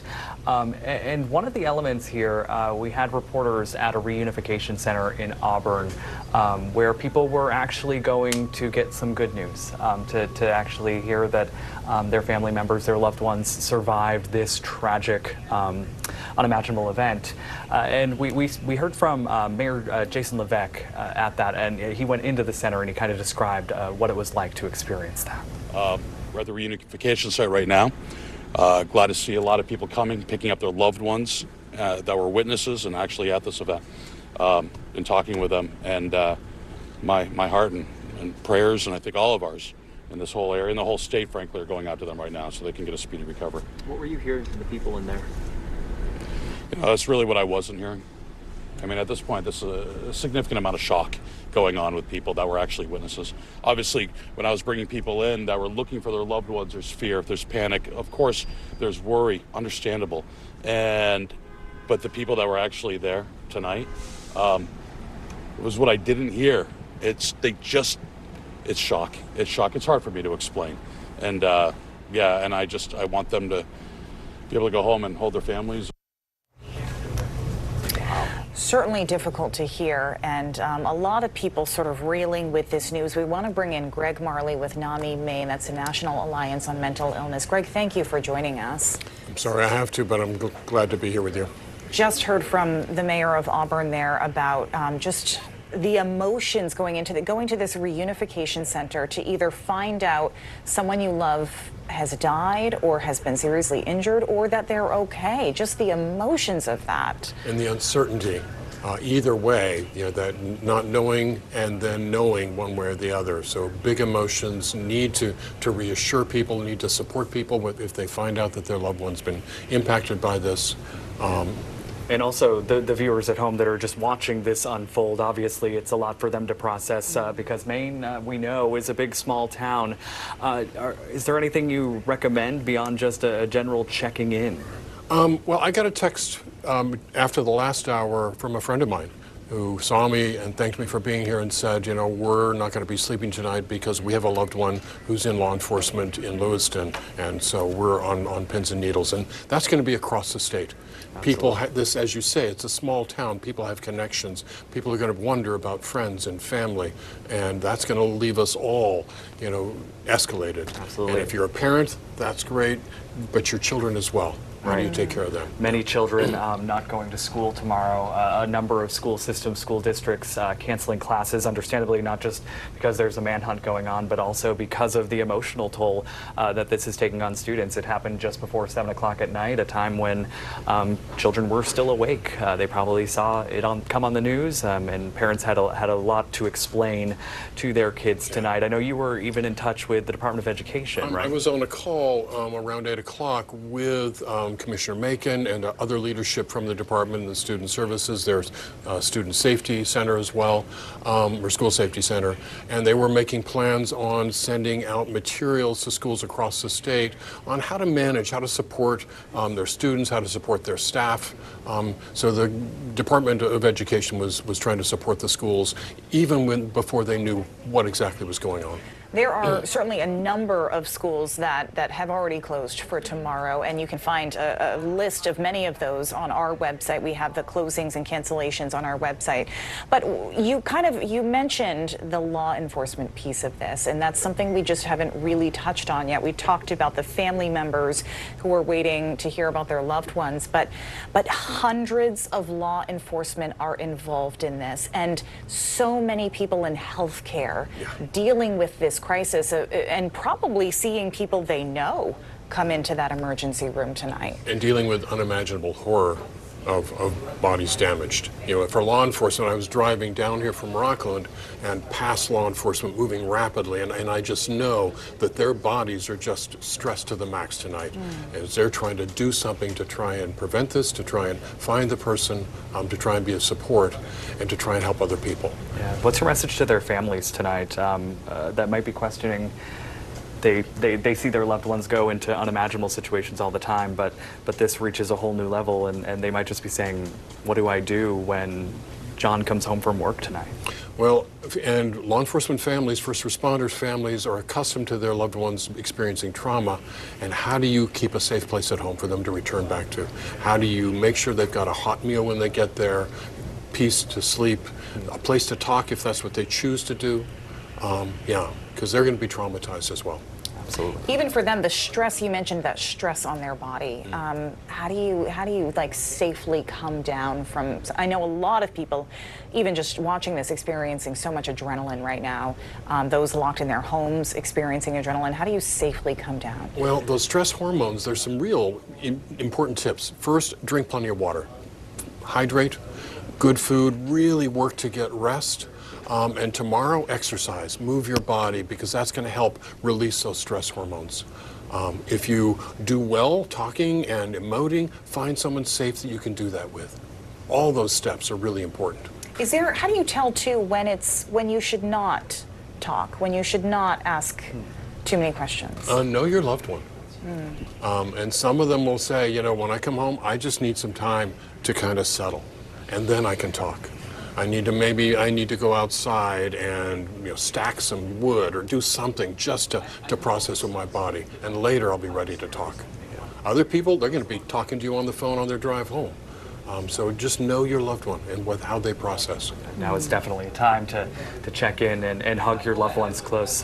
Greg Marley with NAMI Maine, thank you so much. You're sure welcome. We want to remind you that police are still continuing this search for a person of interest in the shooting in Lewiston that has killed 15 to 20 people, injured as many as 50 others. Right there on your screen, this is Robert Card. According to police, he was trained as a firearms instructor at a U.S. Army Reserve training facility in Maine. Card had been committed, according to police, to a mental health facility for 2 weeks in the summer of 2023. They didn't give specifics about the treatment, but there are reports that Card had heard voices and had threatened to carry out a shooting at a military training base in Saco.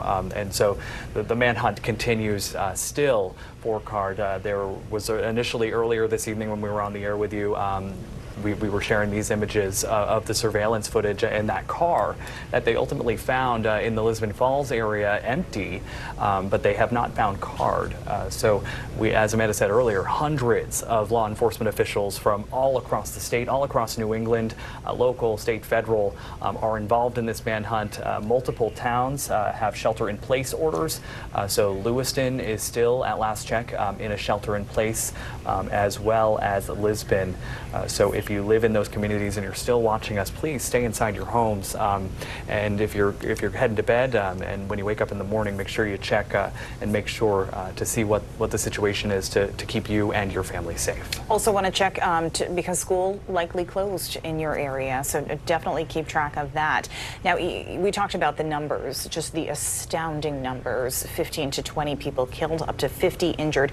And I want to point out that the 50 injured, we're told, not necessarily gunshot wounds, a lot of that from escaping the dangers of what was going on, just the stampede of getting out of there. You can imagine the terror in all of that. All night long, we've been seeing images of people running out of spare time recreation, that bowling alley on Mollison Way there in Lewiston.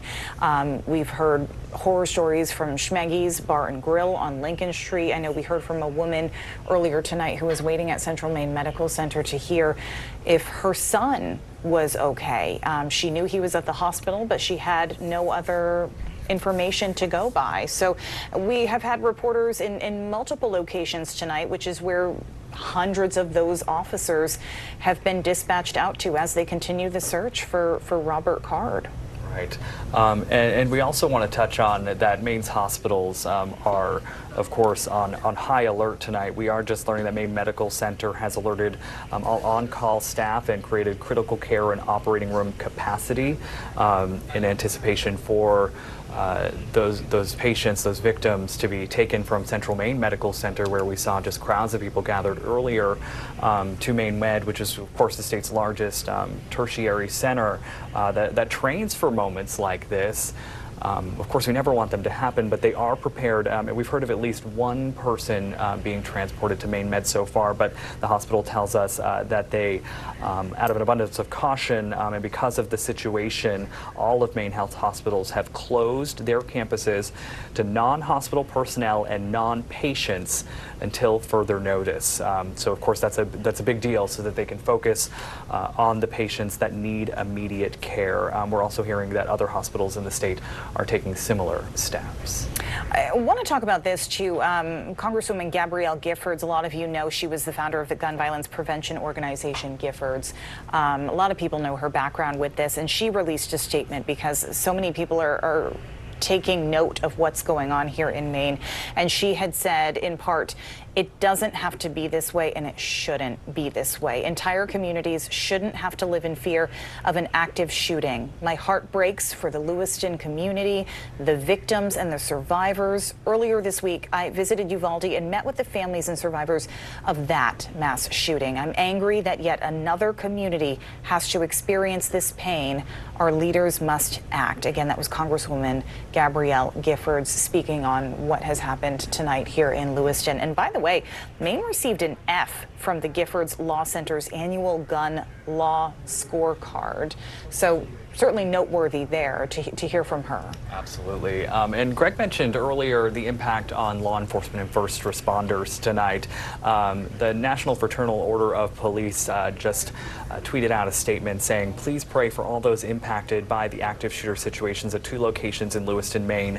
Maine State Police and local law enforcement partners are urging people to stay inside. Prayers for all of our law enforcement officers who are racing to respond to the situation to neutralize this threat. So all the families of our law enforcement officers, first responders, medical personnel are in our thoughts as well this evening. Certainly. Sam Rogers, by the way, has been on scene tonight with Hannah Kumler in Lisbon Falls. We know that's been another active scene for us tonight. Sam, what can you tell us at this point? Yeah, Amanda and Zach, well, it's been about an hour or so since we last spoke with you. And since then, we can still see that wasn't a police cruiser there, but a number of cruisers in the last 2 hours or so going down this way towards Lisbon Street, because to our right, as we've said throughout the evening, but now we do know about a mile, a little bit more than a mile of Lisbon Street is closed off. We try to go to the other side just to see if we could get any more information. Police blocking off several access points across Lisbon Street from here in Lisbon Falls to the Lisbon Town Center and near the town hall. And we actually just got back to Lisbon High School a few moments ago, and when we pulled in, we saw 2 tactical units. I wasn't able to tell if it was state police, sheriff's office, or what agency, but 2 tactical units pulling in behind the high school and the parking lots. If you were with us a few hours ago, you noticed that we were talking about the mobile gas station that we are at. The police presence still remaining relatively the same. Again, 1 officer has been off of our right shoulder for hours, making sure that if the folks who can get past the HIM live there or need to go there for some sort of emergency, we've seen a lot of cars pull around and turn around. And again, a number of officers still off to our left. And we have been talking about this chopper. It sounds like a helicopter, looks like a helicopter. We've seen it use a spotlight. You might see in a few seconds when it does another rotation, it's getting closer to where we have been. Again, we're at Lisbon High School. Before, when we were talking to you guys around 8, 9 o'clock, it was kind of more so in the distance, but now you may be able to start hearing it pick up on our microphones. And just to kind of reset for those who have just kind of tuned in, Hannah Kumler and I got up here a number of hours ago as we got closer to the Lewiston and Auburn area. We were heading to Sabattis. It seemed like about 5 miles from those Lewiston exits, we started seeing cruisers parked on the side of the road with their stoplights and their spotlights centered onto the lanes of traffic, trying to identify the person of interest, the vehicle that he may or may not have been in. So that was one thing that we noticed when we were here. And then another thing, again, this police presence that we've been talking about. The officers, some in tactical gear, some drawn with rifles, the majority of them drawn with rifles, remaining by that mobile gas station. We haven't seen a lot of activity. Now, I'm not going to sit here and talk about police tactics as we look at another truck coming in. That's just another news outlet, so no tactical truck there. But, you know, I'm not going to go and dive deep into details about police tactics, but we have seen a similar number of officers on scene for a variety of different situations. Lee, Brian, Zach, Amanda, you guys have been talking about for hours about how law enforcement in our state trained for this. We've seen that response over the years at various breaking news scenes across the state, regardless of what the alleged crime is. Again, the helicopter coming in right over our head. This is not going to be able to see it, of course, where we're sitting under a tree, but this is the closest we have got to that helicopter. You should be able to hear it over the microphone. Again, Zach and Amanda, Lisbon Street closed off for a mile here in Lisbon Falls. Seems to be like some more activity is picking up. We will, of course, let you know when we hear any more information. All right, Sam Rogers, stay safe out there. We've heard that helicopter kind of circling those communities throughout the evening, obviously continuing to search for that man. We want to bring in News Center Maine's Jack Mulmet, who we've been talking to throughout the evening. He's been outside of Central Maine Medical Center, where all of those families have friends, loved ones come together to try and make sense of what happened, track down their loved ones. And Jack, I think you spoke to a local city councilor about what's happening there. I did, Zach. That's correct. I did speak with Leroy Walker. He is the Auburn City Councilor for Ward 5. As we were standing here over the past few hours, it's been relatively quiet, but he pulled in his car, just walked into the hospital, walked right out, came up to us, says that his son is actually the manager at the bar in Lewiston, Schmeggy's, and he said that he hasn't heard from his son since the shooting took place.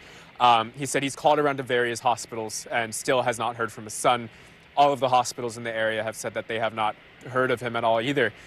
So we had a conversation, as many of the families here at Central Maine Medical Center have been really telling me all this time, is that they really just don't have answers about how their loved one is doing.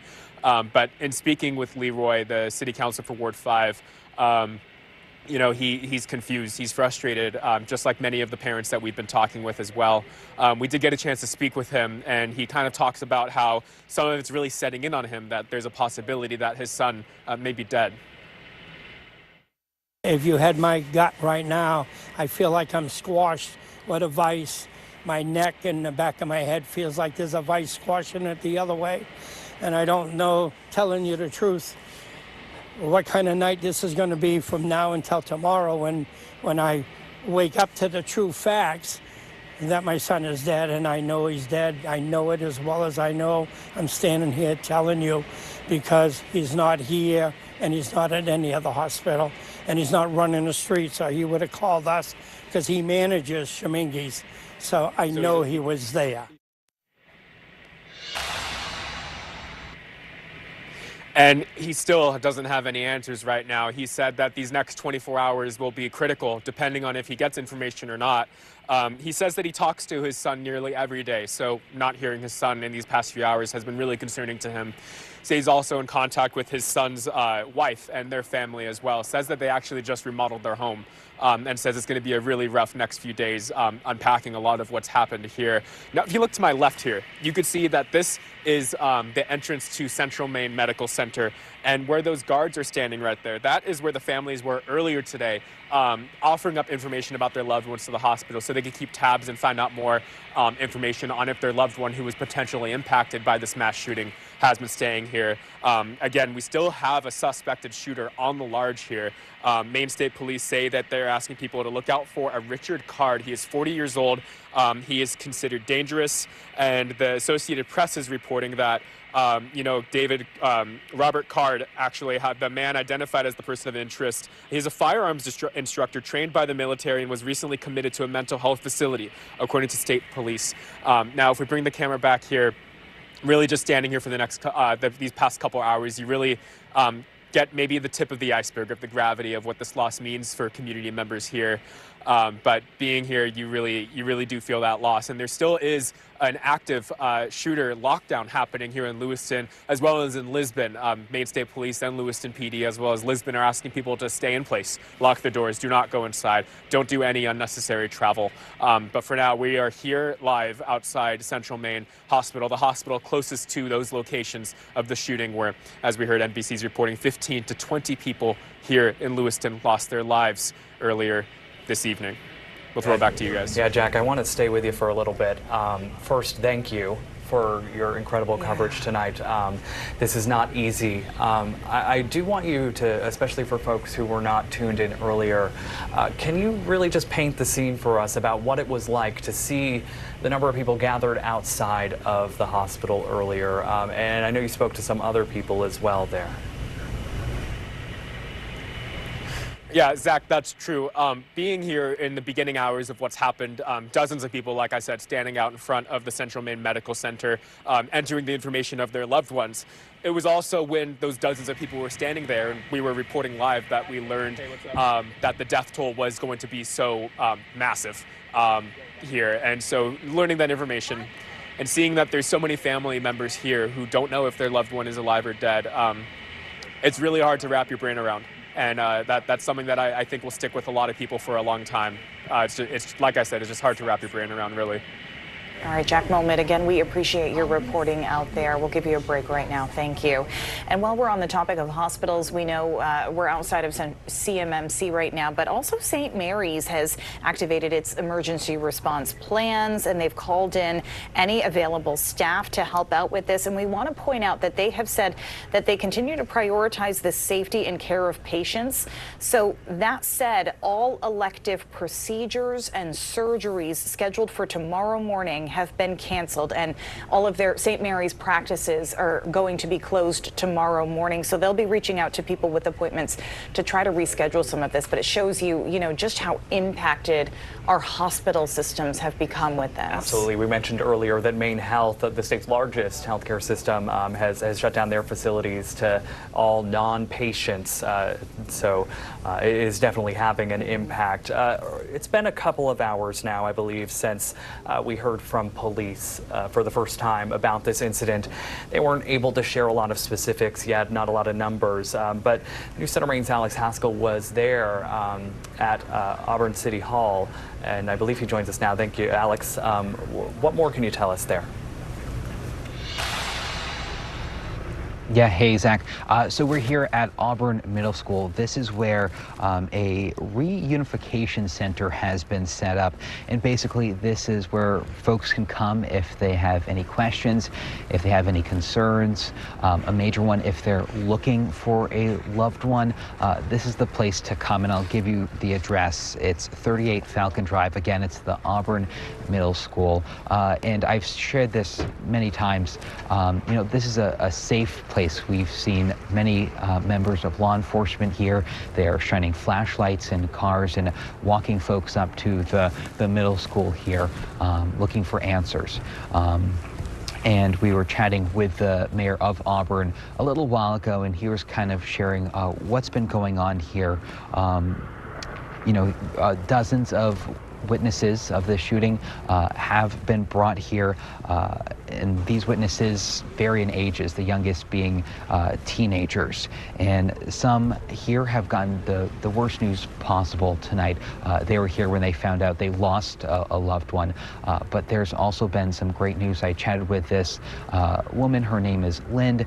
She came here looking for her husband, and after a little while I saw her walk out of the middle school with her husband, and they headed home. So some great news here. I chatted with a few other people, and I asked how helpful are folks inside, and they said very helpful, but everything is not well. And that might be a nice way to kind of cap much of what has been going on here. Just so much help from law enforcement, everyone tonight. But, you know, we are not well as we face this tragedy. Certainly not alone. But, you know, this is, again, the place to be if you have any questions, concerns, or looking for some loved ones tonight. We've seen the mayor of Auburn walk people up. Things have slowed down a little bit. Earlier, we saw busloads of people, dozens of people being brought up to the building. But things have certainly slowed down a little bit here. I'm going to toss to some sound from the Maine Public Safety Commissioner, who we heard from earlier back in the Lewiston City Hall. We have literally hundreds of police officers working around the state of Maine to investigate this case, to locate Mr. Card, who again is a person of interest and a person of interest only. And we'll continue to gather information so that we can bring the suspect to justice and ultimately seek prosecution down the road. And as more information comes in, of course, this is a great spot to come. I'm going to share the address one more time, 38 Falcon Drive. That's the Auburn Middle School. Come here if you have questions, concerns. Also want to mention, guys, that there are counselors available. So if you need someone to chat to, come here. Zach and Amanda. Certainly an emotional place to be, Alex. Thank you for your coverage on this. Like we said, we were talking earlier with Greg Marley with NAMI Maine about just the impact of this, the severity of this, of showing up to this reunification center and not knowing what the answer is going to be. Is it going to be good news or is it going to be horrific news? Yeah, and a lot of people, like the city councilor we heard from with Jack, are living that nightmare tonight. And as you watch this coverage, as you experience this and learn more with us, make sure you're taking care of yourself too, and your loved ones around you.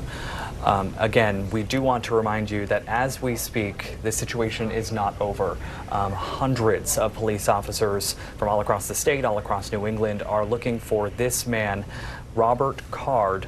He's 40 years old. We're going to pull up his picture now here on your screen. According to police, he was trained as a firearms instructor at a U.S. Army Reserve training facility in Maine. As you can see there, that he was committed to a mental health facility this past summer. And there are some other disturbing reports about him, but if you see him or know where he might be, you are asked to call police. Police saying you can reach out to them by email, on Facebook, just by calling 911. He is considered armed and dangerous, so don't approach him. But police are still actively looking for him as we speak. And again, a shelter in place remains in both Lewiston and in Lisbon, where those are two very active scenes right now. And Chris Costa, our reporter, actually spoke with someone in Lisbon earlier tonight who kind of witnessed a lot of stuff. We want to hear from them. I've seen a lot of police cars. I think I saw a SWAT car. Just a lot of cars in and out of the school. There's a police officer currently parked right across the street that's just sitting there, and it's been sitting there for probably the past half an hour. Okay. Which makes me feel a little bit more comfortable. I mean, but a lot of helicopters, like I'm hearing helicopters all over the place with spotlights. It's pretty crazy. How is that making you feel right now, this environment? Well, it's a little unnerving. Luckily, my son is asleep right now and he can't hear anything. Me and my wife are up and just kind of pacing around, and you know, there's not much we can do at this point. How old is your son? He'll be 7 in a couple weeks. Is this something that you feel like you're going to have to talk to him about tomorrow as a father? I hope not. Like, I really hope he doesn't wake up. And because he has some anxiety about certain things like this, and I just hate to bring it up right here and now, but maybe later on, once he fully understands the magnitude of the situation, it might be different. Wow, a conversation a lot of parents across the state are having to have tonight as you watch this coverage. It happened just before 7 o'clock, a time when kiddos weren't quite in bed yet, and they likely saw the coverage on the screen, and parents just have to navigate this in the next few days. We want to bring back in Greg Marley with NAMI Maine. That's the National Alliance for Mental Illness Maine chapter. That conversation is a real one. How do parents navigate it? Kids are going to need reassurance. They're going to need a whole lot more physical hugs and cuddles. They're going to need simple messaging and the first step is for that parent to calm themselves so that they're delivering it in an even way, giving them just the facts based on their age and stage, Zach, not over their head. And expect them to have lots of questions and to react in their own style and their own age. We've mentioned a lot of schools, even not near Lewiston or Lisbon, closing tomorrow, recognizing the scope of this. But you yourself, you spoke with the Department of Education earlier tonight. How are they planning to move forward with something like this, to talk with their kids? What the department was doing was trying to get out information to the administrators and the clinicians and the teachers on how to support kids when they're back in school, to how to hold the conversations, what resources are available in the state and nationally to help inform that, around, it's called psychological first aid, that engagement to help ground and settle someone who's just jangly after this kind of traumatic event.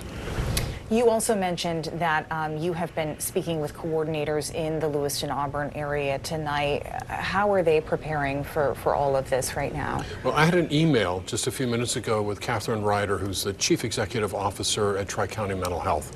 And she said that her crisis response, critical incident response team is out tonight working with law enforcement on death notifications and support. And they're going to be, across the community tomorrow doing the same work, supporting people doing that critical incident response to help stabilize folks. So are you working with other agencies across the state, or do you expect to be working with other agencies across the state to support those kinds of efforts as this unfolds? I think my schedule tomorrow is going to go out the window as I'm trying to support this, what happens in the aftermath of this event. Absolutely. A whole nother force of important humans comes into play after the fact. Absolutely.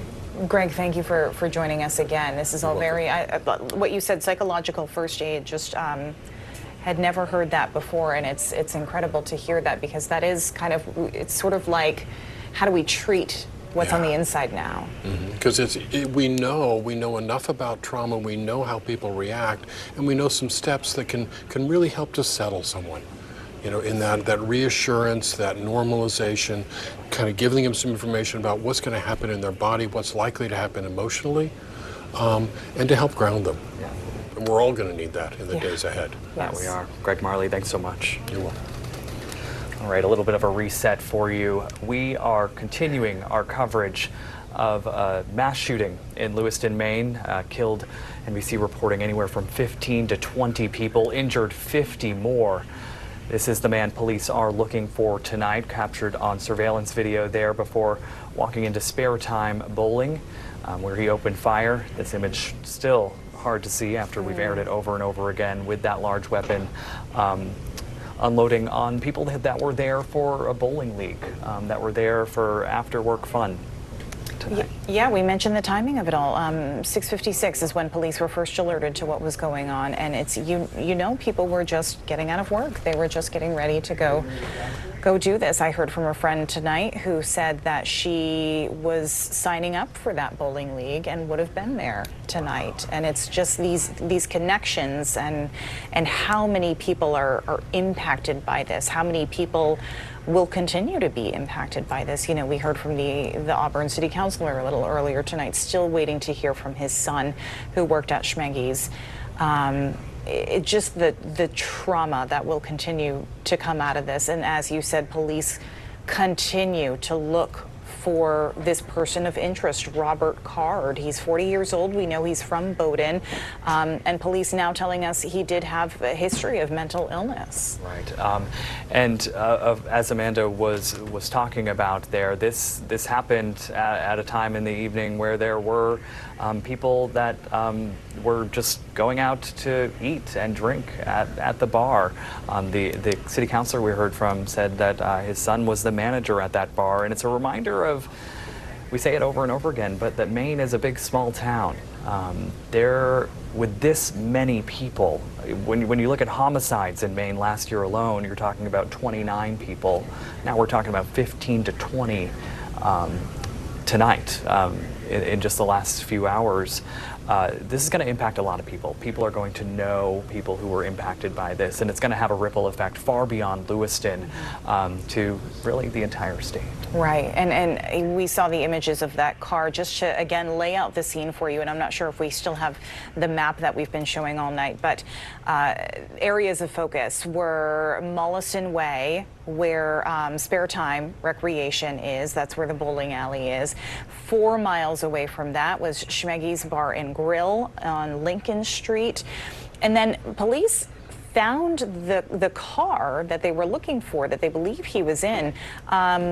10 miles, we said, Zach, about 10 miles, 20-minute drive up Lisbon Street into Lisbon. They found it near a boat launch. Robert Card was not in it, so they continue to search for him. And again, both Lisbon and Lewiston are in a state of lockdown, asking people not to leave, although certainly they understand to leave to go to Auburn Middle School. That's where that reunification center is. That's where you can learn more information about maybe someone you can't get a hold of who you believe has been impacted by this, or just go there to be greeted by behavioral health specialists and get a little comfort. Absolutely. And we've said it over and over again, but there are a number of schools that are preparing for students that they have to explain this to. A lot of them canceling classes tomorrow. As Greg Marley had noted, preparing to get mental health counselors on site, especially in the Lewiston-Auburn area. They will be needed once students are back in class. So you definitely want to check if your kids have school tomorrow. You probably got the text, probably got the email. But I know we've heard from other school districts like Bonnie Eagle, one of the largest in the state, that still hasn't quite made the call. It's going to wait for the morning. So keep an eye on that for sure. It's not just, elementary, middle, high school. This is impacting colleges as well. We've seen that Bates College went into lockdown tonight. They continue to be in lockdown as far as we know. Central Maine Community College also closing for tomorrow. They will not be open. We also heard from the University of Maine that has a campus in the Lewiston-Auburn area. They have closed for tomorrow. University of New England in Biddeford, they're over an hour away from where this is all happening, and they are continuing to check in with their students who may have family members involved in this, may be impacted by this in some way. All of these community colleges, all of these state colleges, all of these communities in general just impacted by this information. And you mentioned Maine being a small town. There are people, in the county who have been impacted by what's going on here in Lewiston. Yeah, we should have the video from that scene at Spare Time earlier today. You saw people. We see it over and over and over again when we report on these tragedies nationally, running from the scene there. There were a number of people that were there for a bowling league. We also have someone, our anchor Lee Goldberg spoke with a personal friend whose nephew was at the bowling alley. And he was actually one of 8 deaf people who were there together for a night of bowling. And we are hearing that some of them were shot. And perhaps some still missing. So our hearts go out to those families and many, many others tonight as we just continue to hear the stories of loss, of anger, a lot of emotions going through people's heads tonight. We heard earlier too from Auburn City Mayor Jason Levesque, who talked about some of this, and he talked about some of these survivors that we're seeing come out of spare time, and how they're all sort of in a very protected space right now where they can talk to police, they can sort of give their witness statements, but certainly trauma that they are dealing with. But they're sitting with law enforcement now, and hopefully are able to help law enforcement come to a conclusion here tonight at some point. And also we heard from Mayor Levesque about the people who are coming to this reunification center at Auburn Middle School. Just, you know, a lot of people hoping for good news. And one of the reporters at this sort of press conference he gave had asked, you know, we see often in situations like this where people come and they find out the worst news and just completely break down. Has that happened here tonight? And Mayor Levesque said yes, and I'll leave it at that. And you can see the emotion. Yes. Yeah. One of those things that you just can't put words on. I believe Chris Costa is going to join us now. He has been kind of talking to several different folks tonight, witnesses, as well as a professor at Bates College. And Chris, this professor isn't just a professor at a college that is locked down tonight. Right. He's a professor who studies these kinds of things. That is the shocking coincidence or irony here, I guess, in some way, that a professor who studies these exact type of events as part of his research. He is the Department of Sociology chair at Bates College. His name is Professor Michael Brock. And his research dives into specifically mass shootings and why they happen and what are the factors that either allow them to happen or things that they see through their research that could potentially prevent them. We talked for about 15 minutes on Zoom while all the students on campus there are locked down. And I asked him about his research. See if we have a minute to listen to what he and I talked about, just a portion of it. Sorry, I was wanting to ask as a human being. That's just, yeah. So do you want to tell me, were you on campus when any of these events happened?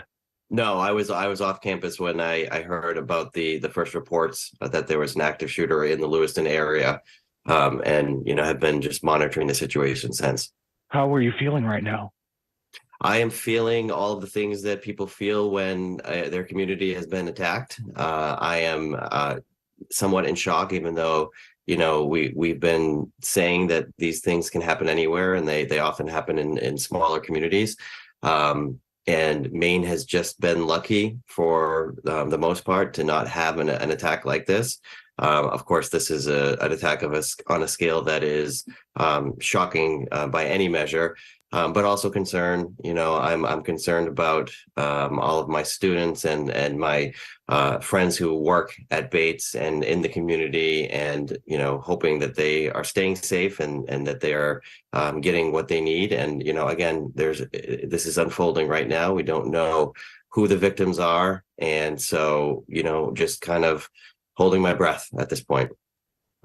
Professor, you find yourself in a very probably unique position where a large portion, the majority of your career has been dedicated to researching these exact types of incidents. What are you kind of coming to terms with now in your head, given all of the research you've done about mass shootings and one happening right in your own backyard? Yeah, I mean, there's a lot that goes through your head. Obviously, most people who are following the story have seen the pictures of the suspect with the weapon, and people will draw conclusions about the type of weapon without it being confirmed yet. So I don't want to comment on what type of weapon it was, but it sure looks like some sort of a rifle that can do a lot of damage. And we've done research on the types of guns that wind up causing the most casualties in these types of events. We know that there are certain types of laws that don't necessarily restrict people's freedoms, but also can be helpful in preventing these types of attacks. And so the first, reaction, I think, is frustration, really. Frustration that we've been talking about this. We've been trying to put out information about what we know so far. And we know more and more every day about why these attacks happen, how these attacks happen, and what type of policies are seemingly effective. And it does not seem as if there's any traction to get anything done. The two opposing factions arguing past one another, and we find ourselves in a position where now we're attacked at our own home, and that feels personal. And so there's frustration, there's sadness, a little bit of anger as well. So just to kind of recap what we know, what is difficult about these situations is that as they develop, we learn more information. And as you all are aware, in the age of social media, there are rumors that start to spread, and all of a sudden they become out of control. So what we are going to try to tell you now is about what we know as a fact, confirmed information from police, investigators, officials, and also explain what we do not know and why we do not know it. We know for a fact there was an active shooter in Lewiston at multiple locations, at least 2. It started just before 7 p.m. This is all information coming from Department of Public Safety Commissioner Michael Soschuk. He spoke briefly before midnight. We do not know where this began, but we do know that the 2 locations, according to law enforcement, one of them is the Spare Time Recreation, and about 4 miles away, a little over 4 miles away, is that other location, Schmeggy's Bar and Grill. Now, police have encouraged people in both Lewiston and Lisbon to shelter in place right now. They're asking them to stay inside, lock their doors, because they say that right now on the run is 40-year-old Robert Card. They say he is armed and dangerous. They are saying that people should not approach him. They say he's just a person of interest. They did not go as far to say that he was a suspect, and Commissioner Soschuk made that clear. We didn't get the chance to ask more questions about why that distinction was important. But again, they are not calling him a suspect, just simply a person of interest. Now again, we know that Lewiston police have confirmed those 2 locations, the bowling alley and the bar.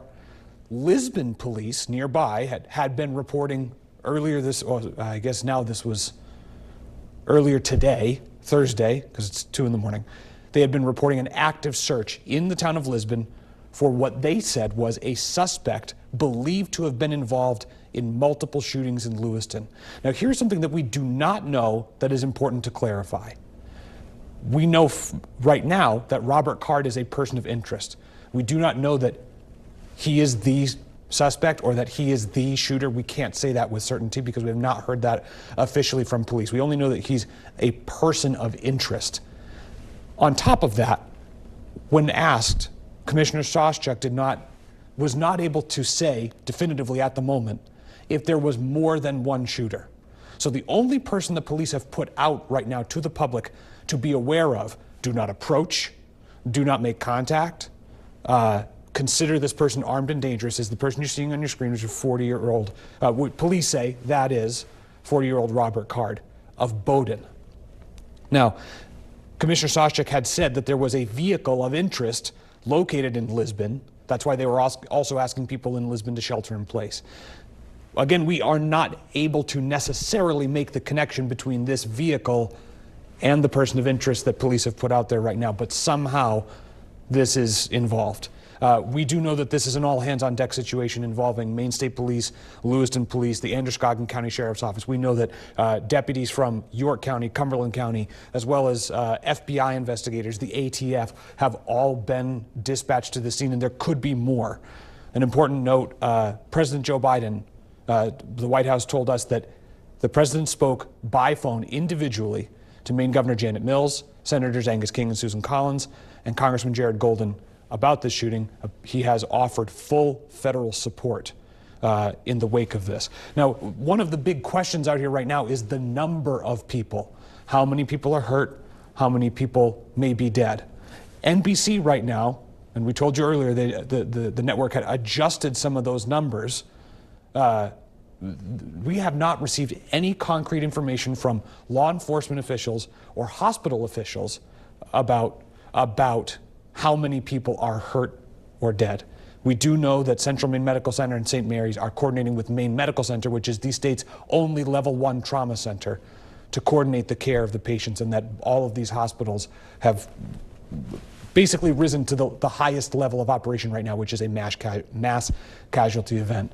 Zach and Amanda, I know you guys had covered the colleges. I know we'd covered the cities. Also, you guys had talked about the several school districts in the area that will be closed tomorrow. That includes Central Maine Community College, the Lewiston, City of Lewiston public offices also going to be closed. This is, as you have mentioned, an event that is rippling widely throughout this community, not just in the city of Lewiston or Lisbon, but throughout this state. There are ripple effects that are taking place right now for the people nearby. For sure. One more addition to that, too, the LA CityLink buses have said that they are not going to be running tomorrow. And, you know, a lot of people in the Lewiston, Auburn area rely on that transportation. And so this is certainly widespread impact here. Of course, and we were just getting some new video of the scene where this all happened. As it unfolded, we had a lot of cell phone video to show you, but this is more recent. You can see police are still there. This is at Spare Time Recreation, bowling alley. There in Lewiston. You can see a number of cop cars as well as some police tape up in the area. And again, Zach, sorry to jump in, just to sort of set the stage for people who aren't familiar with that area of Mollison Way. You can see Spare Time, you know, we could not get close enough, but right here, this building is Subway. And then across the street from that, you've got a couple of different restaurants that people certainly would be at on a Wednesday night at 6:50. For sure. You can see it a little bit more right there, yeah. And earlier you had mentioned kids at a nearby hockey rink that were playing some hockey after school and probably forced to shelter in place there as well. So an area where a lot of people had gathering spaces. This is outside of Shemengi's bar, just about 4 miles away. This is the second scene where more shots reportedly rang out there. We heard from an Auburn city councilor earlier who says that his son was the manager at that bar, and he still has not been able to locate him, going hospital to hospital tonight. And he is certainly not alone in that. A lot of people tonight still waiting to hear from their loved ones. And Shemengi's very popular pool hall. And, you know, like you mentioned earlier, people getting out of work, wanting to, you know, get some steam out, probably stopped in to play a little pool. And yeah, just a lot of people tonight waiting to hear word on their loved ones. Yeah, I think I saw on their Facebook page they had posted industry night or something like that, even offering a discount for those hard workers that just wanted to go and maybe grab a beer and play some pool to wind down, and obviously did not expect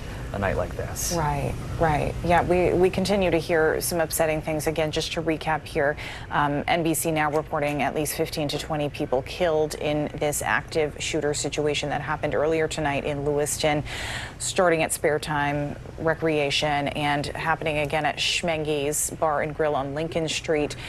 We believe up to 50 people injured. That's also coming from NBC. And it's important to note that not all of those gunshot wounds, a lot of it injuries from the stampede of just people trying to escape, trying to survive what was going on. I actually think we want to take another listen to that Auburn city councilor who was looking for the manager of that bar, his son, about what he's experiencing tonight. If you had my gut right now, I feel like I'm squashed with a vice. My neck and the back of my head feels like there's a vice squashing it the other way. And I don't know, telling you the truth, what kind of night this is going to be from now until tomorrow when I wake up to the true facts that my son is dead, and I know he's dead. I know it as well as I know. I'm standing here telling you because he's not here and he's not at any other hospital and he's not running the streets, so he would have called us because he manages Shemengi's. So I know he was there. God, wow. Just awful, awful stuff. You can see on his face, I don't know how he's holding it together. No, and I'm sure it's pure shock and adrenaline that a lot of people are running off of right now. And want to remind you, too, that Greg Marley with NAMI Maine has joined us a couple of times tonight, and he had some really, really important things to talk about being safe and creating a safe space for your loved ones, those who are hurting, and taking care of yourself. So you can find more of that information on our website too if you want to go back and look at that. Yeah, and this, as we keep saying over and over again, is having a ripple effect really all across the country this evening. I've received messages from reporter friends that are literally coming to Maine to report on this, checking in, saying, hey, are you okay? Do you need something to eat? That kind of thing. And so all eyes are going to be on Maine for a historic moment that we do not want, and none of us asked for. Meantime, Maine's political leaders are sharing a lot of statements tonight, many of them on their way back from Washington. Many of them have been in touch with the White House, President Joe Biden. One of those lawmakers is Congressman Jared Golden, who, of course, is from Lewiston, has represented the 2nd District for years now. His quote, like all Mainers, I'm horrified by the events in Lewiston tonight. This is my hometown. Right now, all of us are looking to local law enforcement as they gain control of the situation and gather information. Our hearts break for those who are affected, and we encourage everyone to follow the directions of the authorities as they conduct their work. A lot of people remember Dr. Nirav Shah as well, who was head of Maine's CDC, got us through the pandemic there. He's now with the national CDC. He's in Washington, and he tweeted out earlier, tonight we are all Mainers. As Maine grieves, so does the nation. Also tweeting out the Celtics. Our thoughts are with everyone in Lewiston, Maine. So certainly a lot of people paying attention to what's going on here, and it continues to be an active situation. We continue to wait to hear from police that they have found Robert Card, the man at large that they are looking for. Right, and we see this time and time again, right, when this happens in our country, these messages going out from all sorts of places. It's a tough night to have it happening in Maine. So take a look at your screen right now. This is Robert Card, who Amanda was just talking about. He is the person of interest. Police are actively searching for him tonight. We've heard of several different scenes in Lewiston at spare time, at the bowling alley, at the restaurant and bar, as well as in the Lisbon area. In Lisbon Falls, there's a number of police there, both state, local, even federal, and a helicopter. Sam Rogers was reporting earlier, you could actually hear that helicopter circling the scene, searching for this man who was trained as a firearms instructor in the U.S. Army Reserves facility in Saco. There was even state police saying that he was committed to a mental health facility this past summer. So it's perhaps someone they were aware of. Yeah, and that said, I think a lot more questions will be coming out of this as this continues to unfold, including should he have had access to guns if he did have this history of mental health struggles. Yeah, earlier Gabby Giffords, who you obviously know survived a mass shooting of her own and started a foundation kind of voiced her concern about that, about seeing these time and time again, and she releases these statements as they happen, as these shootings happen across the country, and now she's talking about Maine tonight. Yeah, and Maine actually scored an F on her report card where